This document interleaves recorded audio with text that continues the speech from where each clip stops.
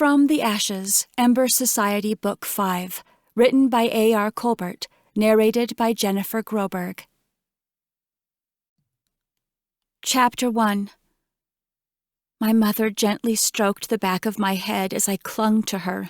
I was 5 years old again, with bloodied knees and elbows after falling while chasing Cato down a hilly sidewalk.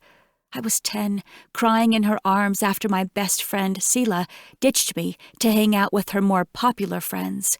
I was 14, and mortified after Sully Bryant laughed at me and told all his friends after I tried to hold his hand in the lunch line at school. I was broken, hurting, confused, and afraid, just a girl who needed her mom, as I had been so many times before, and here she was, alive. I pulled back to look at her once more, just to be sure I wasn't having some kind of delusion. It still didn't seem possible that she was the person standing in the opening of the hoverjet, the leader of our nation, Emmeline's commander, our greatness. She smiled, her hazel eyes brimming over with tears, and she took my hands in hers. A strange sound escaped my lips, something between a laugh and a sob, and it fit this indescribable mixture of emotions rolling through me quite well. But it was only a moment before I remembered the truth of the situation. My mom was alive, and that was something to rejoice, but she was also the anonymous supreme leader of New America, and she couldn't be trusted.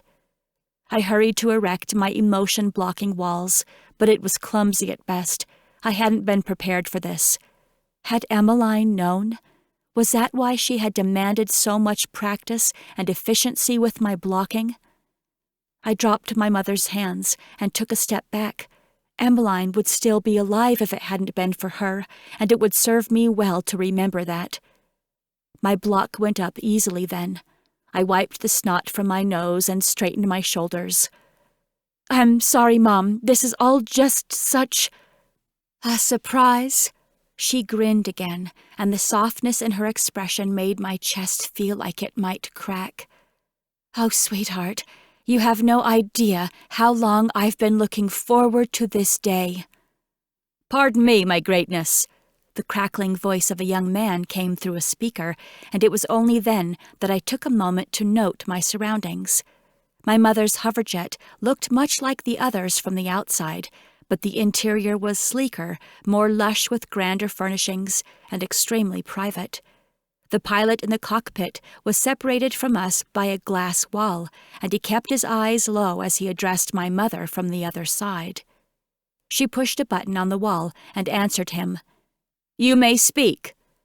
Her tone had morphed into something entirely different than what she'd used with me. She spoke to me like a mother. She spoke to the young pilot like his superior, rigid and formal. "The other jets are lifting off now. Would you like me to follow them back to the capital, or should I give you a moment longer?" My mother turned toward me, and the corners of her eyes crinkled. "What do you say, Claire? Will you come back to the capital with me? There is so much we have to catch up on. I want to know everything about you, my love. I've missed you." I glanced back at the pilot through the glass window, startled once again by her abrupt change in tone. But the pilot hadn't moved. He remained straight-backed, eyes focused on the floor. "He can't hear us in here," my mother added. "He can't see us either. You may speak freely." I toyed with the hem of my shirt, stiff with dried mud. I must have looked a mess, just like all the other embers standing outside of our hoverjet. It felt selfish to leave them behind, knowing the comforts of the capital were awaiting me. But if it were up to me, I would stay with them. I'd rather sleep on the ground, under the stars, surviving on river water and trapped squirrels, if that's what was necessary. But that would mean leaving my mom. "I'll go with you." I met her eyes, which were almost an exact reflection of my own. I knew who she was and what she'd done, but looking at her now, all I wanted to do was wrap myself in her arms and let her tell me everything would be okay. "Thank you." She smiled again, and it seemed genuine. But I wouldn't allow myself to feel too much joy. not until I knew exactly who she had become and how I would be expected to proceed. I couldn't look at her as my mother, for now she would have to remain nothing more than the supreme leader. I double-checked my block, ensuring my walls were strong against any attempts to read me. Then I moved closer to the partition between us and the pilot, watching as he worked the control panel after my mother instructed him to lift off. Our craft rose slowly into the air, and I could just barely make out the faces of Rafe and my dad, shielding their eyes from the morning sun as they tracked us through the air. Beyond them, Emilio and Felix stood near the tree line, though they were more difficult to make out with the smoke still billowing through the woods. "What a disaster!" My mother joined my side. "I hate to see so much destruction." "Me too. A lot of lives were lost last night, but at least the war is over." "You can confirm that the rebel leaders were slain? We saw you eliminate Frank Dalton and his accomplice. Was Milo Johansson also killed?" Emmeline was so much more than just Frank's accomplice. She didn't have to die. And knowing what kind of relationship they'd once shared, I wondered how my mother could so flippantly refer to her as a mere accomplice to the anarchists. Maybe she never really knew Emmeline at all. I pulled the straps of my bag tighter around my shoulders, as though the small gesture could protect Emmeline's memory somehow.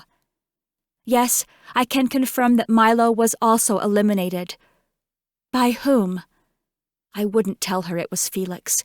I couldn't have him associated with the Embers. It was one thing for me to go outside and fight, but it would be entirely inappropriate for Felix to do it without direct orders from the supreme leadership. "By one of the outsiders. They were fighting against the anarchists just as hard as we were. They've suffered as well." I wouldn't try to sway her into opening the city walls to the outsiders just yet, but I did need her to know they weren't associated with the attacks on her people in any way. The Embers were good. One day I would prove that to her. It just wouldn't be today. "Very good. We can talk more about that later. Right now, you need rest." She set a hand on my shoulder, giving a quick and gentle squeeze. "I'm proud of you. So proud." I couldn't help the smile that pulled at my lips. Oh, how I'd longed to hear my mother's voice for so many years. It still didn't feel real. And to hear that she was proud of me tugged at my heart in a surprising way. But then again, if she'd known I was alive, if she'd seen me working in the leadership and rising through the ranks, why hadn't she reached out to me before now? My smile faded, and I turned back to watch my father and friends disappear below. I couldn't see Felix at all anymore. "Your father is still alive." It was a statement, not a question, and I followed my mother's gaze down to where he stood with Rafe. Her expression was unreadable. I didn't know how I should respond. "Yes, I found him outside." "Is he well?" I faced her. "As well as he can be, considering the circumstances." She frowned. "He's strong. It's not surprising that he has survived outside, though I do wish it could have been different. It's a shame he wasn't able to see the truth." "And what is the truth, Mom? How did you end up here?" "Come, let's sit, and I can tell you all about it. Would you like me to take your bag?" My fingers clenched tightly around the straps. "No, thank you. I'll hold on to it." Emmeline had been very clear about me not allowing her journal to be discovered. I pictured it now at the bottom of my bag, right beside Cato's letter that had instructed me to trust no one. If only he'd known our parents were alive and working against each other. Who do I trust now, Cato? I buckled into my seat, working to keep my breath steady as I reenacted the same motions I'd gone through with Emmeline just a couple of hours earlier. She was really gone now, because of me. And that was exactly why I had to go through with her plan. I would take my place in the supreme leadership and tear the system down. I'd do it for Emmeline and Cato, and all the other innocent people who had lost their lives in this ridiculous power play. Well, I'm not sure where to begin. In some ways, this was a long time coming, and in another way, it all seemed to happen overnight. I watched her as she spoke. It had been years since I'd last seen my mother, but everything about her was still so familiar. Her mannerisms hadn't changed a bit, even with her new powerful role. Her left eye still closed a little more than her right eye when she smiled. She still inclined her chin and waved her hands as she spoke, as animated and alive as she'd ever been. Alive. I could just pinch myself. I suppose it all started when I was working back at the medical center in Morton Borough. The supreme leader at the time sent a team to Claren City to investigate a supposed uprising in the rebel community outside. They were worried the violence could spread to our people, and looking back now, they were right. Her expression hardened for a moment before she continued. It was just a flicker, and then it was gone. There was a man named Henrik Hale, who served as the second-in-command to our greatness at the time. He was injured, attacked by the rebels, and he was brought into the medical center within inches of his life. It took quite some time to restore him to good health, and I was required to stay with him every minute that I worked. His life was very valuable. As he recovered, we began to talk. He recognized my empathic abilities very early on, and in many ways, he helped me hone them. The days turned into weeks, and the weeks turned into months, and we found ourselves growing close in the hospital room. She looked out the window, lost in a memory that I was grateful not to be a part of. I didn't like the way she spoke of this Henrik man, in the same way I didn't like to see my father hold Carmen. But my parents were people too. They were just as flawed as the rest of us. I only hoped my mother never pursued anything with this man while she was in an active relationship with my father. Henrik said he owed me his life, and he wanted to return the favor. He warned me that Claren City would continue to grow more dangerous. He wanted me to join him in the supreme leadership. I didn't want to go at first. I thought the idea was preposterous. But when Frank attacked me in our own home, it was Henrik who I called upon for help. Frank was the outsider who attacked you? My mouth hung open. He was. I didn't understand why at the time. In fact, I never really knew why I was a target until now. You see, Madame Fraser was very skilled, one of the greatest empaths who has ever lived. She hid her relationship with Frank from me. It wasn't until I saw the footage from your hoverjet earlier that it all came together. Thank you, Claren. Emmeline was a poison that could have destroyed everything we stand for. I might have never known if you hadn't taken action when it really mattered. She smiled again, truly grateful that I had murdered Emmeline, though I could have sworn I saw a touch of sadness behind her well-intentioned mask. And it was good for me to see that my mother was still human. I forced myself to return the smile, burying the memory of what I had done for the time being. Emmeline had dedicated her life to this cause. If she was a poison to the supreme leadership, I would be an explosive. I would finish what she'd started. I just hoped I might be able to save my mother before it all came crashing down. So what then? You just left? Oh, darling, it was the most difficult thing I'd ever done. I cried every day for the week I spent in the medical center on the Capitol Island. I wanted so desperately to call you and tell you that I was all right, but I couldn't. They forbade it. But as soon as I was well, Henrik agreed to go back for you and Cato. What happened? Frank happened. Henrik was murdered. And I knew then that I could never go back. I had connections in Claren who would keep an eye on you. As soon as you two were old enough and mentally prepared, I would bring you to the capital with me, and we could work together on eliminating Frank and the outsiders before they destroyed everything good in the world. Just Cato and me? Your father was too far gone, I'm afraid. He sympathized with the outsiders. He got caught up in their affairs, and I had to wait until I knew for sure that you would make the right decisions with your life. It's been so hard. You cannot begin to imagine how much I have suffered watching and waiting. And when I thought you'd been killed, I felt like a part of me had died as well. But you're here now, with me, and together, my darling, we can do anything.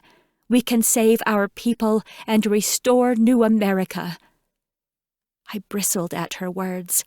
She thought she had suffered, that she had struggled. She was busy climbing the ladder to the most powerful position in our world, while Cato was murdered by her own people, and I had come close to death so many times I'd lost count. I was not only battered and bruised, but completely broken, barely pieced back together enough to move forward at all. And yet hope flickered inside me as well, because behind all the bravado sat the woman who had nursed me back to health so many times before. Could she do it again, or was I a fool to think she could still be redeemed? The one thing I knew for certain was that she was right. Together, we would be unstoppable. Now I just had to get her on the right side. And maybe there would still be hope for our country yet. Chapter 2. The flight back to the capital wasn't long, much faster than it had been the last time I flew in by plane. While the other hover jets veered off in different directions low on the island, ours soared to the top of the hill, coming to rest on a large platform on the roof of the Capitol building. The only thing higher than us was the enormous gold dome, which sparkled so brightly in the late morning sunlight that I had to shield my eyes. We could see the entire island from our landing pad and the miles of ocean beyond. No other land was in sight. The pilot exited first, disappearing through a doorway at the end of the platform. Only after he was gone did my mother feel comfortable opening our door and dropping the ramp.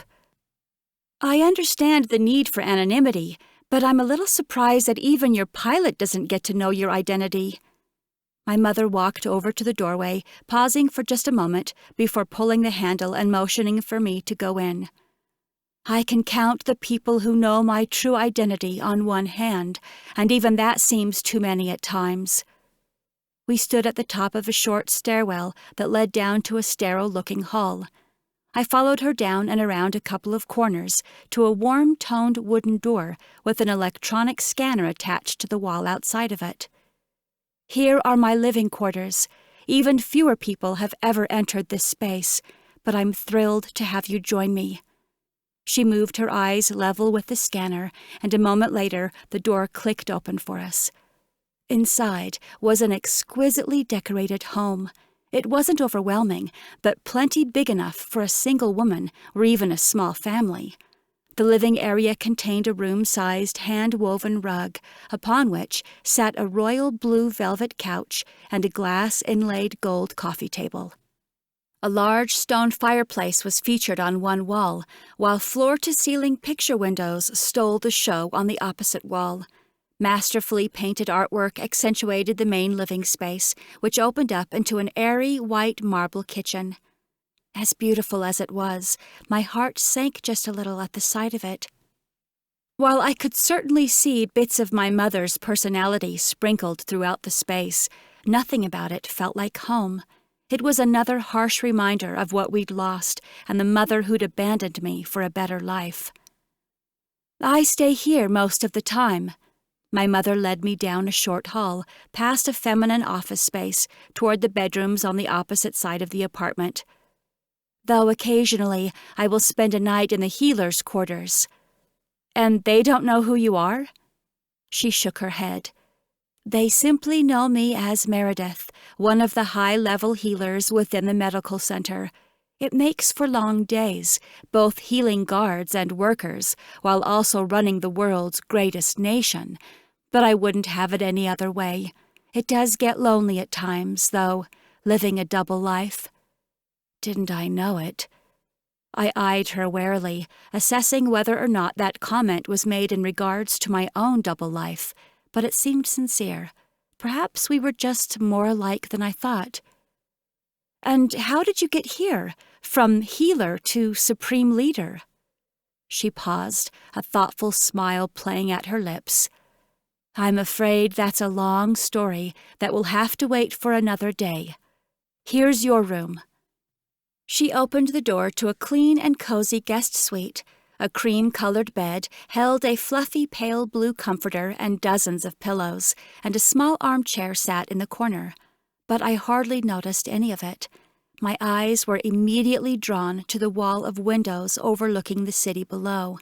It was alive with people walking to and fro, and ships sailing in the bay. The capital island was like its own little ecosystem, fully functional all by itself in the middle of the ocean. "I know you must be very tired." Her gaze shifted to the bags I knew hung low under my eyes. "Please, feel free to shower and sleep. We have much more to discuss, but your rest is most important for now. I must go into the medical center for a couple of hours, but I will be back with dinner and something to help you regain your strength. No one will bother you, but you can page me by pushing this button if you have any emergencies." She lifted a glass cover on the bedside table to reveal a simple control panel built into the surface. A small circular lens was tucked into the surface as well, and I realized her entire apartment was probably monitored. That would certainly make things more challenging.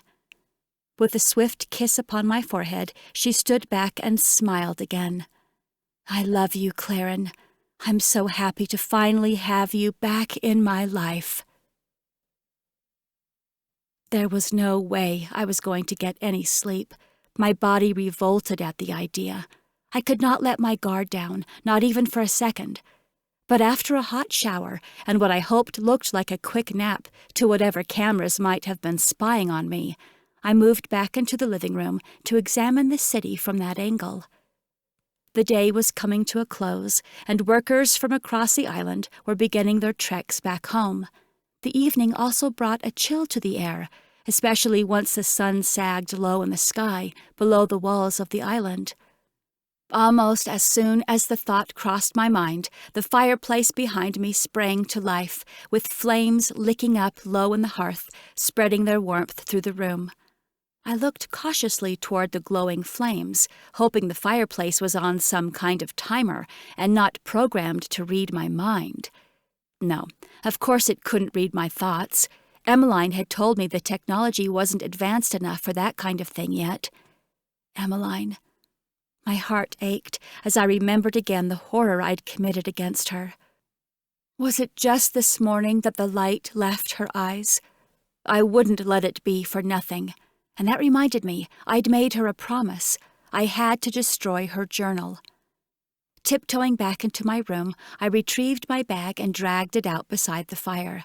I didn't see any other cameras focused on the living room, but I wasn't foolish enough to believe I wasn't watched somehow. I reached in for a piece of the bread Carmen had prepared for us before the march yesterday. It seemed like it was so long ago, much longer than a single day. But the bread was still somewhat fresh, if not a little squished from the other contents of my bag. I made a big show of smelling the crust, removing a cloth to taste it, then muttering aloud something about how it would be better warmed. I inched toward the fire. With Emmeline's journal in my hands below the loaf, I extended my arms, ripping out clumps of the worn pages from her notebook and dropping them into the flames as I pretended to warm the bread. The heat seared my fingertips and burned against my face, but I wouldn't back away. Perhaps it would be hot enough to dry the salty tears that rolled down my cheeks. Perhaps it could burn away the death and regret that I couldn't fully scrub off of my raw skin in the shower. I won't let you down, Emmeline. I stayed there, blocking the view of the fireplace from the rest of the room with my body until my bread was smoldering hot and burnt around the edges. Then, trying my best to conceal the empty leather binding, I tucked what remained back into my bag and picked at the hot loaf in my hands. Another half an hour passed, my bread hardly more eaten than when I began, and my face tight from the heat of the fire, when the front door of the apartment clicked open. "Claren, are you in here?" The sun had fully set, and the room was dark save for the glow of the fireplace. I sat on the floor in front of it, staring up at the concerned face of my mother as she scanned the dim room.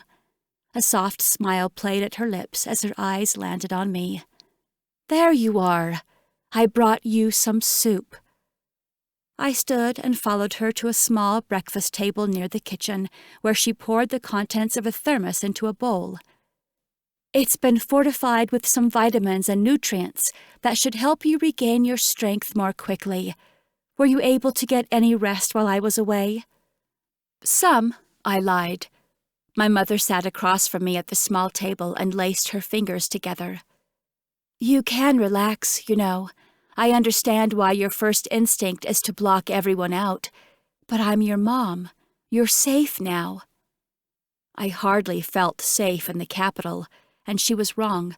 My first instinct was to relax around her. It was dangerous, and it was exactly why I needed to stay vigilant in keeping my walls firmly in place. I had no idea how skilled my mother was as an empath, and I didn't want to find out, not by letting her in, anyhow. "Thank you."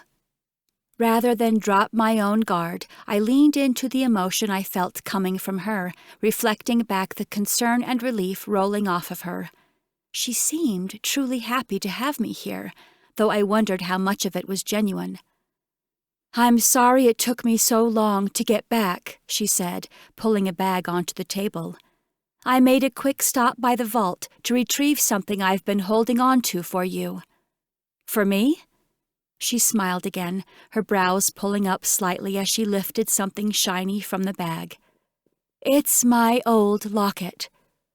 I took the heart-shaped necklace from her. It was the only piece of jewelry she'd ever owned, a gift from her parents for her marriage to my father.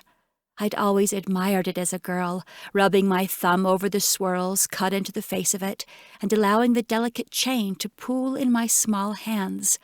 Muscle memory took over, and my now calloused hands went through the same motions. "Open it." I brushed my finger over the clasp that held it together, pushing it open to reveal a faded image of our family. My mother and father stood with arms wrapped around each other. Her face was lifted to the sky, laughing, as a very young Cato had a straight arm extended into my shoulder to keep me out of the picture. We scowled at each other, and I remembered that shortly after the photo was taken, I'd wrestled him to the ground. Our parents had laughed, and we turned on them next, working together to tackle the whole family to the ground, where we'd fallen into a heap of giggles, trading out tickles and playful jabs. I'd always wondered why she didn't pick a different shot, one of us all smiling. But looking at the image now, I was so grateful that she hadn't. This was real life. This was what I missed. This was the kind of joy I'd never experience again. A tear fell to my shirt, and I quickly wiped it away, building up my wall again as quickly as she'd torn it down with this picture. "I miss those days too, Claire. It's why I'm here, you know. I saw the trauma and destruction caused by outsiders back in Claren City, and I decided then that I would make our country a place where you and Cato could one day be safe enough to raise your own families without fear of attacks from rebels." I handed the necklace back to her. "I want that too, a life free of fear, a safe place to raise a family." I bit down the rest of my thoughts. It wasn't the time to preach to her about the embers. Soon, but not now. "It's yours." She brushed my hand away. "Keep it. Let it guide you to continue making the right choices. One day we'll get there. I know it."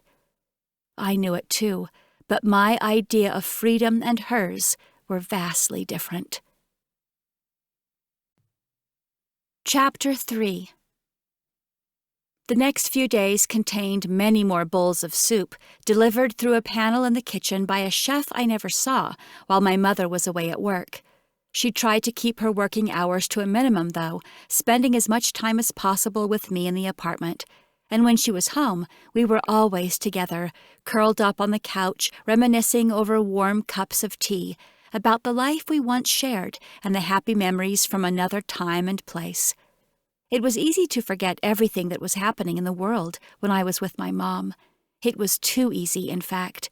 Being with her again was comfortable, and she fit back into my heart like a puzzle piece I thought had been lost. Ruffled a bit around the edges, perhaps, a little bent in the corners, but she was the missing part of me I needed to be complete again. And whatever medicinal concoction she'd added to the soup was some kind of magic. I grew stronger, happier, and healthier in those 3 days than I had been in a long, long time. I'd missed my mom more than I knew. But we couldn't pretend life was so simple for long. After those few short days, it was time to have the conversation neither of us looked forward to. "I think it's time to get you integrated with the others here." My mom cupped her hands around her mug, steam from the tea framing her pretty face. "In what capacity?" We still hadn't discussed what kind of role she wanted me to take on in the supreme leadership, or if she wanted me involved at all. "I'd like to make you a district liaison, and given our relationship, I'd also like to ask if you will be a part of my inner circle." "Of course I'm happy to support you." I took a sip of my tea and placed the mug on her table. "But what would the role require?" "Do you remember Madame George?" "Yes." Cynthia George was the woman who'd essentially set me up to lose. I hadn't seen her since I'd arrived at the capital again. I hadn't seen anyone other than my mom, really, but I couldn't imagine she would be too thrilled to have me around here again. She and Madame Fraser had been working in tandem to get the districts on board with some new mandates. I'd like for you to fill the vacancy and work alongside Madame George to ensure the success of the new programs we've designed. I don't want to get too far into the weeds until you can meet the others, but in short, I want to find a way to reunite those living outside the cities with the rest of our citizens, if possible. My chest fluttered. Could this be true? It seemed too easy, like she was feeding me lies, telling me what I wanted to hear just to get on board with her schemes. But I reached out with my awareness, sensing anything I could read from her, and she seemed genuinely excited about the potential, hopeful even. I stammered, unsure of how to respond. "You can think about it. We meet in the morning, and I would love for you to join us if you're ready. Otherwise, I'm certain we can find another role for you here at the capital." Another role wouldn't cut it. If she was serious about getting the outsiders reintegrated with the rest of the country, then of course I had to help. This was the goal, after all. But if we were going to make it work, I would have to help guide them on some things. The Embers I knew would rather struggle in the wilderness than submit to life under the thumb of an oppressive government. But if I were part of the government, maybe we could change the system enough to give everyone the freedom they deserved, especially if the walls were taken down around the cities and people could choose where to live once again. "I'm in. I'll be there," I smiled. Despite my reservations, hope was winning out.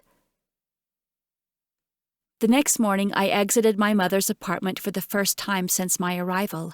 I'd forgotten how stark and sterile the halls were after enjoying the luxurious accommodations of her home. But it was good for me to get back to business. There was work to be done. The walk to the Inner Circle's conference room was short, and the door looked much like all the others we'd passed.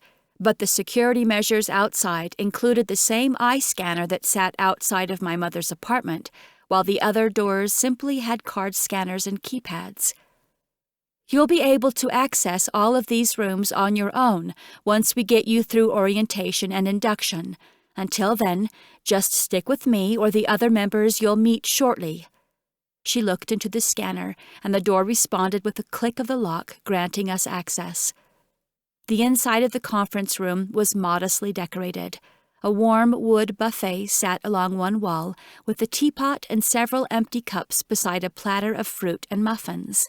The far wall was full of windows overlooking the city, and at the center of the room sat a long glass-topped table with screens built into its surface. 4 other people waited in the room, all standing and dropping their chins in small bows to my mother when we entered. As their eyes lifted, I took them in. There was a woman, young, with impossibly long, thick, glossy dark hair that rolled in waves down to the small of her back. Her crystalline eyes were almost turquoise, and they popped dramatically alongside her dark hair and mauve-tinted lips. She was the most beautiful woman I'd ever seen. Across from her stood 2 men. One was broad-chested, with salt and pepper facial hair neatly trimmed around his bulbous nose. 2 beady, bloodshot eyes watched me cautiously beneath bushy gray brows. His mustache twitched as I approached the table. The second man was shorter than everyone else in the room. He was dark-skinned and wiry with closely cropped hair, and though he smiled politely, his large brown eyes were full of cunning intelligence. He may have been the least physically intimidating, but I imagined he was the one I'd need to keep the closest eye on. I could already feel the gears in his mind turning, calculating against me. And finally, at the opposite end of the table, sat the smug-faced woman I'd get to call my partner. "Hello, Miss Greenwood. I wasn't sure we'd be seeing you again." Madam Cynthia George crossed her thin arms over her chest, sizing me up only briefly before my mother shot her a look of warning. I bit my lip to keep from smiling as she quickly returned to a more respectful stance. There were only 2 empty spots left for my mother and me. I moved for the seat next to the young girl at the back side of the table, assuming the head seat was reserved for my mother. "There's no rush, dear. Feel free to grab some tea before you sit down. We could be here for a while." My mom casually walked over to the buffet, unaware of, or perhaps just unconcerned about, the way the air in the room went cold when she called me dear. But I was aware of it. I could feel their eyes burning holes into my back as I poured the hot water over a tea bag my mother already had waiting for me. Cynthia's smirk had returned when I spun to face the room again. I quickly looked away, stepping around the pretty brunette on my way back to my seat. But I was just distracted enough not to notice the girl's heel jut out into the walkway. I stumbled over it, spilling scalding hot tea all over my hand and hissing as I tried to shake off the burn. "Sorry," the girl said flatly. My gut clenched. There must be mean girls everywhere, even at the top of the food chain. But if I could handle Georgia Hines and her wretched mother back home, surely I could handle this prissy little thing. "Anise, you should offer to get her another cup." My mother remained cool and calm, but I could see the fire in her eyes. Anise, the brunette girl who had tripped me, saw it too. She rose from her chair with a tight jaw, not daring to say a word. "It's fine," I said, taking my seat. "I feel pretty awake now." I felt a flicker of relief off of Anise before her walls were erected again. It was then that I realized what dangerous territory I was in. These 5 people around me were some of the brightest, most highly skilled empaths in the nation. There was no room for errors in their company. I would have to remain stone cold, emotionless. "As you are all aware, this is my daughter, Claren Greenwood. She has agreed to fill the district liaison vacancy left open by Madam Fraser. I'm not normally one to rule with nepotism, but I think you can all recognize the value that she will bring to our team. She has already proven herself physically adept, mentally capable, patriotic, and morally pure, as evidenced by what I'm sure must have been a very difficult execution of the traitor who sat in her very same seat just a week ago." Her voice almost cracked when she mentioned me killing Emmeline, a waver in her tone so small it would have been imperceptible to anyone who hadn't lived a life with her. It wasn't a clear hole in her mental block, her shields were strong, but there was some other innate feeling inside me. I knew she wasn't over Emmeline's death. Traitor or not, they had been friends, just as we had been friends. She might believe the murder was the right thing to do, but that didn't mean she had to like it. And seeing even that tiny glimmer of emotion only ignited my hope even further. If there was just a small sliver of my mom left in there, the kind, thoughtful, loving woman I knew, then I could still break that shell and get her to see how valuable freedom for the Embers truly was. Not just the ability to live within the cities again, but to tear down the systems that had been silently oppressing our people since New America's inception after the Great War. It was time for change.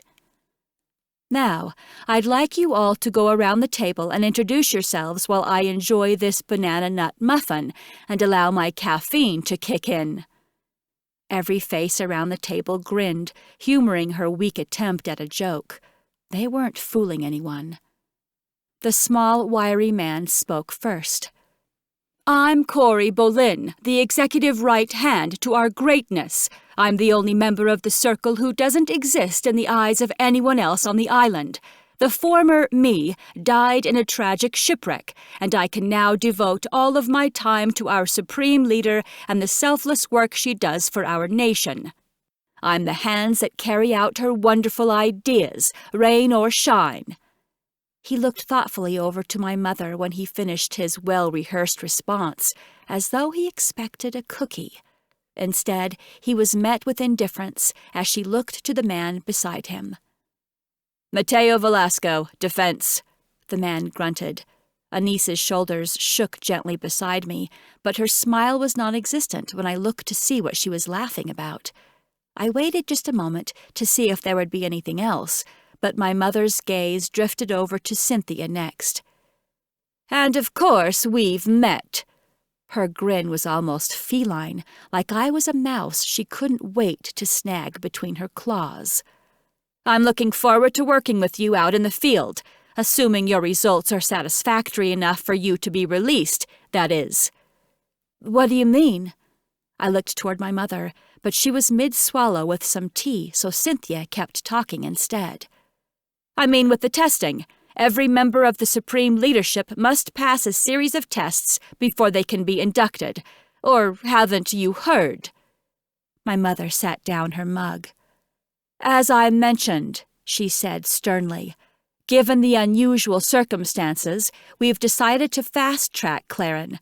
She has already proven herself quite worthy of the title.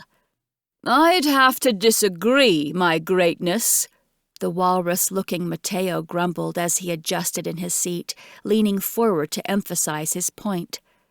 It would not set a good precedent among the other members of the leadership. Obviously, we, in the inner circle, would have no problem trusting your judgment. We know you. But to the rest of the island, it will look very suspicious to have a new member inducted without the proper protocol. I can take the tests. If that's what everyone else does, I can do it too. No problem. My mother's deep-set frown lines said she disagreed, but I didn't expect or desire any special treatment just because I was her daughter. If I wanted any chance of success in changing the systems these people had in place, I would have to get them to trust me first. Really, Mom? I touched her hand, and it felt as though all the air was sucked out of the room. It took me less than a second to realize the grave error I'd made. I yanked my hand back into my lap and dipped my chin. My greatness, I mean.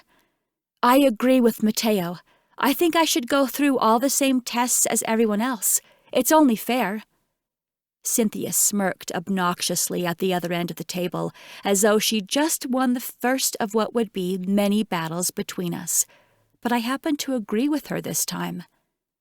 Very well, my mother frowned. Anice, note the changes in the lab schedule. Oh, and introduce yourself, please, she added with a wave of her hand.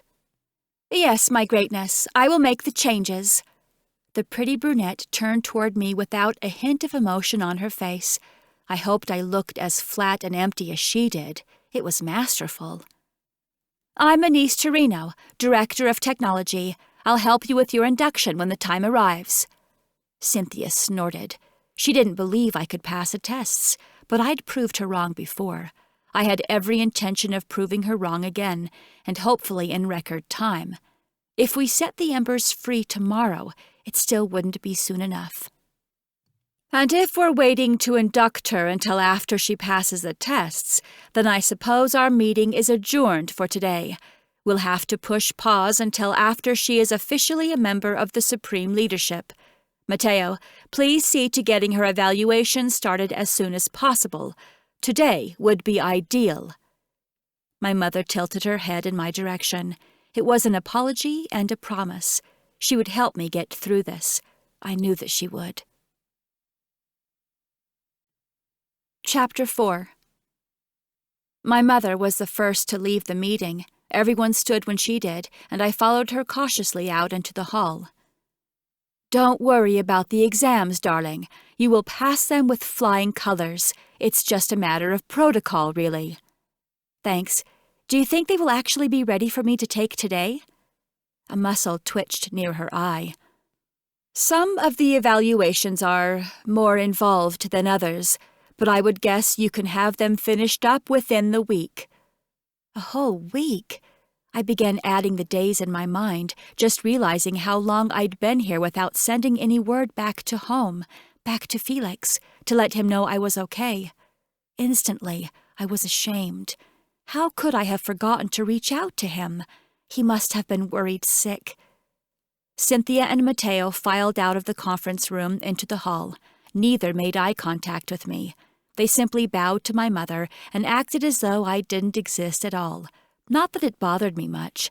I wasn't in the mood to deal with them right now anyway. I waited until they were out of earshot before speaking again.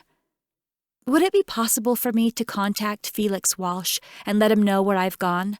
I'm sure you know we were recently matched, and he must be wondering. Not to mention I was still working for him and the rest of the senatorial staff and the leadership back in Claren City. I should probably explain my absence."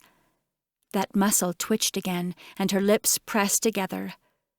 "We typically don't allow for any communication until after the official induction, but I can have our people reach out to his office there and let him know you're safe and that you've been promoted." Anise and Corey exited then, but unlike the others, they paused near us. Corey looked up at my mother like an eager pup, awaiting his next orders. Anise was as unreadable as she'd been since she tripped me in the meeting, and I suspected she was waiting to ask my mother about something I wasn't welcome to listen in on. I hesitated, not wanting to speak in front of them either. But it was clear they weren't going anywhere, so I pushed just a little further with my mom. "Thank you. I just hoped that since we are matched, I might be able to speak to Felix directly, only for a moment."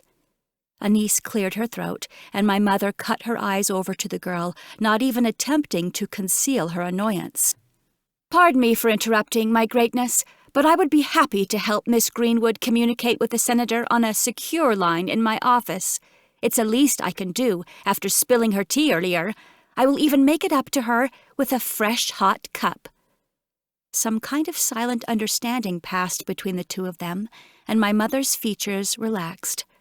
"Very well, but you will want to keep the conversation brief. Claren has some studying to do." The left side of my face felt hot, and I turned to find Corey's brown eyes burning a hole through me. He didn't like the attention I was getting, and I couldn't blame him.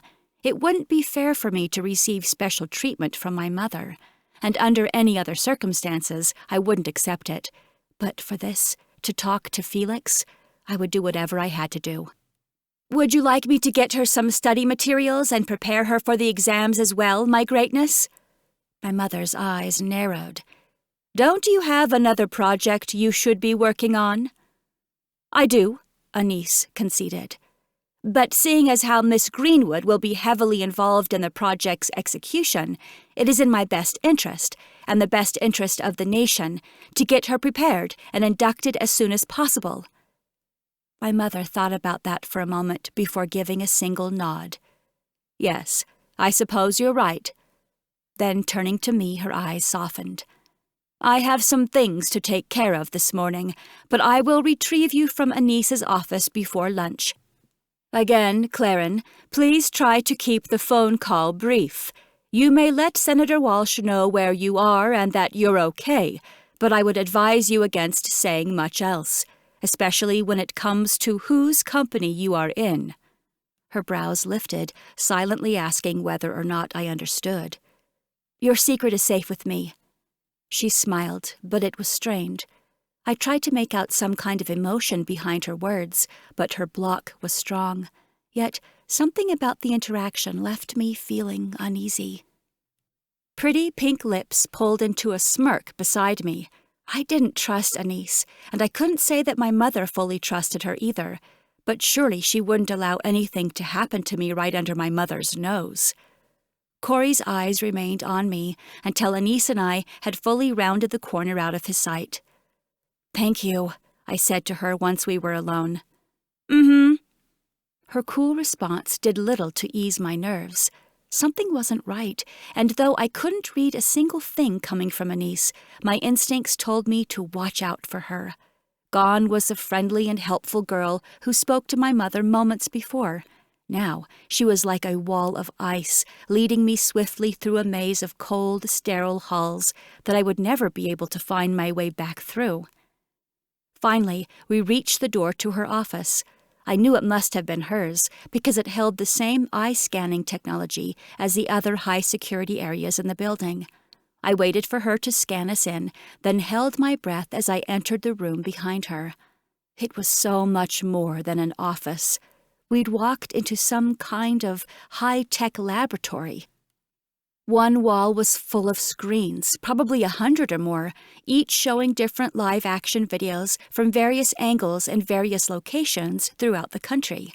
I saw mountains and beaches and plains, trees and cities, and the inside of homes. And there were people, lots and lots of faces I didn't recognize. There were no immediate connections between them as far as I could tell. Other walls contained towering glass cabinets full of electronic devices and technology I couldn't name if I tried. There were several workstations set up around the perimeter and a long table running down the center of the room, with stray pieces of metal and coil and wire scattered across its surface. This was the only room I'd seen within the Capitol that did not have a wall of windows overlooking the city. "You're not supposed to know this exists," Anice said, "so it would be wise of you to forget it, at least until you are fully inducted." "Understood," I said. But there would be no forgetting this. It was like nothing I'd ever seen. She walked down the length of the table toward the back of the lab, scanning a card through a lock on one of 2 other doors waiting there. With a click, the door swung open to reveal a small but lovely office decorated in muted blues and greens. Anice pulled a throw pillow off of a cream-colored velvety armchair and pointed at it. Then she took her own seat on the opposite side of a pale wood desk. She stared at me for a minute, lacing her fingers together and resting her chin on top of them, elbows on the desk. I sat tall, shoulders back, refusing to let her intimidate me. Her turquoise eyes locked onto mine, and I got the same sensation I used to feel with Emmeline sometimes, like she was actively searching through my brain. I checked my walls, locating my peace point and blocking out any trace of emotion. Then I turned my focus to her, looking just as hard for any crack in her shell. 2 could play at this game. Unfortunately, she played it just as well as I did. "Drop your block," she said after a couple of minutes. "No." She sighed, and a flicker of annoyance flitted across her face. "I'm not out to get you. I just need to confirm what I was told." And what was she told? I was sure Cynthia had plenty of not-so-nice things to share about me. Lies about how I was a backstabbing terrorist, maybe? Dishonest? Unrefined? I'm sure she had a long list of things to tell them. But I didn't care what she thought of me. There wasn't a chance I would drop my block for Anice. After another minute of silence, Anice gave up. She dropped her hands and pulled open a thin drawer built to blend in with the decorative molding on her desk, a secret drawer. I became laser-focused, a hawk circling its prey, as I glued my eyes to her hands, waiting to see what she had hidden inside. But I never would have expected her to pull out 2 golden hairpins, exactly like the ones I'd been given by Emmeline. I swallowed down a gasp, trying my best to keep my expression flat. Anissa's turquoise eyes met mine again, waiting for a response, I realized. Had she stumbled onto what Emmeline was doing? Did she know that I was working with her? My pulse quickened, despite my best efforts to remain calm. "You know what these are, don't you?" It wasn't a question, not really, and she'd know in a heartbeat if I lied. "They look like hairpins," I said, avoiding the real answer. "I made them." Her lips pressed together, forming a thin line. And there it was, out in the open. Was she admitting to working with Emmeline as well? Or was this bait, a trap for me to implicate myself? I looked down at the tattoo curling around her neck, noticing its details for the first time. It was a lovely floral design, with vines and leaves dancing around the edges of the navy blue blooms. I knew what those tattoos meant. I knew someone would be aware of every word that was spoken between us. I wasn't about to fall for her trap. "They're lovely," I said, meeting her gaze with a fierce determination. She'd have to try harder than that. I didn't crack easily. "They are," she agreed, glancing lovingly at the intricate metalwork, hiding the microtechnology within. "And I hope they were useful for you, especially outside." There it was again, another opening for me to admit where my loyalties lay, or another set of metal teeth waiting to clamp down on me the moment I took the cheese. I didn't answer this time, choosing instead to monitor the expressions of Anise. I wished she would give me something, anything, to let me know where she stood in all of this. But she was a blank slate, just patiently waiting for me to speak. If she made the hairpins, then she must have known about Emmeline's enhanced abilities. She must have known that Emmeline could read the thoughts of whoever wore her matching hairpin, and she knew it was me. Yet she hadn't reported Emmeline's actions to my mother. I knew that was true, or else Emmeline wouldn't have been sent to retrieve me from the Ember March on the anarchists. We wouldn't have gotten to Frank, and she would have been executed for treason long before I accidentally ended her life. Anise knew Emmeline's secrets, and she kept them. A small smile played at the corners of her mouth, and I felt her crack then. It was small, but I seized the opportunity to glean as much as I could from that minuscule window into her mind. She was relieved. "I monitor all of the stats and communications through the Supreme Leadership's marks, you know. Everything goes through me, and unless our greatness is in the room with me when the transmissions come through, she's never any wiser, not until I bring something to her attention. That's my real role in the inner circle." "You spy on the rest of us?" I raised my brows, but Anise just laughed. "Spy, protector, confidant, you can call me whatever you want, but Emmeline called me a friend." Her expression hardened then, shooting me an accusatory glare. "I didn't mean to kill her." My voice was a whisper.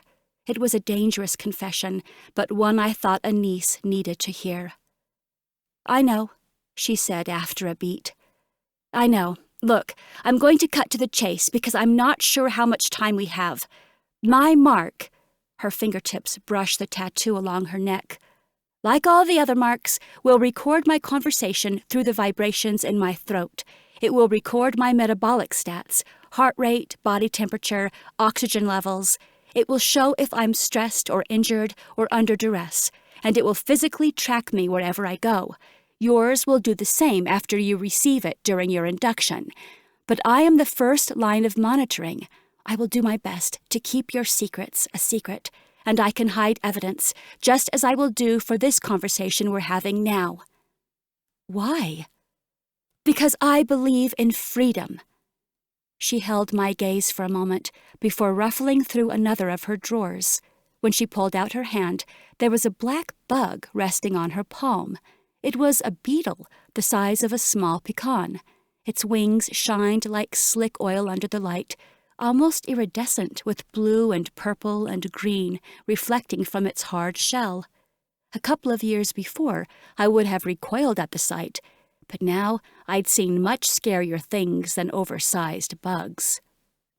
"This is a camera. They fly out in the wild, settling on walls and trees, climbing high into the shadows, and recording any footage that may be valuable to the leadership here. They look real enough that no one has been able to identify them as nefarious. Outside, you can't tell the difference between these and a real insect. But I will tell you, they follow our trackers." Her gaze flicked down to my bare neck.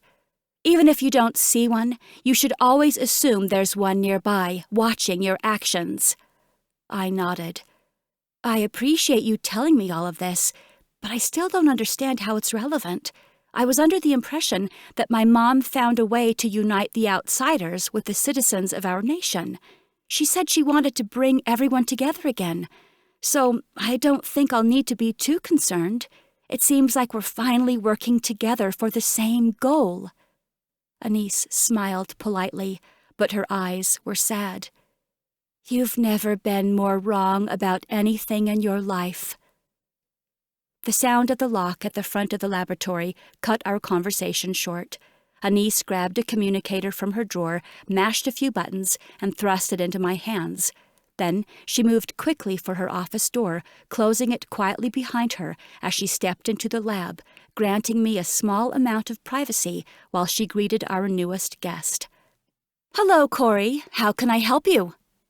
I leaned closer to the door, listening for anything that might have been useful, when the communicator lit up in my hands. "Claren!" I looked down, and my heart cracked into a million pieces. I'd never been so happy to see the glistening blue eyes of Felix Walsh. Chapter 5. Felix. His name tasted sweet on my lips. I hadn't realized how much I'd missed him. "Are you okay?" His eyes darted back and forth over my features, searching for any signs of danger. Then he took in my surroundings, unable to see much other than some art on the wall behind me. "Where are you?" "At the Capitol. And yes, I'm in good hands." His brow wrinkled, but he bit down on the words he wanted to say and nodded instead. Felix knew the game better than any of us. He knew everything he said was going to be recorded, and there were plenty of people looking to remove him from his position. Cynthia and Justice Hines, just to name two. He wouldn't say anything to jeopardize his position or mine. "How are things there?" I asked the question, but he wouldn't be able to tell me what I really wanted to know. "Great, actually. The rebel leaders were eliminated, and there have been no additional attacks. Claren City is ready to get back on its feet." "That's wonderful news," I grinned, playing my part. None of this was new information, but Felix couldn't reveal that he was at the march. He couldn't allow anyone to discover that he was the one who had killed Milo, or else he would be identified as a rebel sympathizer. So we would maintain an awkward but pleasant conversation instead, keeping our topics at surface level, shallow. The real words we wanted to speak were conveyed through our eyes, our breathing. He looked well, a bit stressed perhaps, but weren't we all? We'd successfully removed the anarchist leaders. What was next? He'd have to deal with Justice Hines, most likely, but I was going to be part of the supreme leadership soon. I could see to it that he would be safe. And soon, we'd unite the Embers and the citizens, and all would be well. I wanted him to know that all would be well. I would make sure of it. "Will you be coming back soon?" Felix's throat bobbed. "Actually, I've received a promotion. I'm not sure where—" The door opened, and Anise popped her head inside, circling a finger in the air and signaling for me to wrap it up. I wasn't ready to end the call. We'd just barely gotten started. Swallowing a lump in my throat, I looked back to the communicator, back to Felix. "I'm sorry, Felix. I have to go." He nodded, but the look in his eyes said it all. He knew I wasn't coming back, not until all of this was over. We both knew it, whether I chose to accept it or not. I understand. Be safe. I hope to talk to you again soon. I touched my fingers to the screen, resting them on his face until the image blinked out. Anise opened the door again, her impatience clear. Are you done? Yes. Good. I got rid of Corey. He really is a bothersome little gnat, but I'm sure he won't be gone long. Your mother has arranged for you to have your first evaluation this morning. She's getting everything set up for you now. I don't get time to prepare? There's no way to prepare for this one. It's your psyche eval, Anise grimaced. But you'll do fine. She'll see to it that you pass. There are some things you need to know before you get out of here, though. I followed her over to a filing cabinet near one of the workstations. She continued talking as she rummaged through a couple of the drawers, pulling out the occasional file or pamphlet. First of all, keep your distance from Cynthia. She's a vicious old bat, and I wouldn't put it past her to attack you in your sleep. Seriously? I knew she was mean, but I didn't think she'd have the gall to actually attack me. No, not really. She loves her job too much to do anything like that, but she is a horrible person. Don't trust her. Also, you're going to get your mark soon, just like the rest of us. I can't prevent the monitoring, but I found a way to make the technology less sensitive when we marked Emmeline. I can do the same for you, and like I said before, I will try to filter out anything that might get you in trouble, but you should never count on me for full protection. If your mother is in the room, as she often is during more involved missions, there is nothing I can do to prevent her from hearing everything you say and watching everything you do. Keep that in mind. I'm really not worried about her, I said.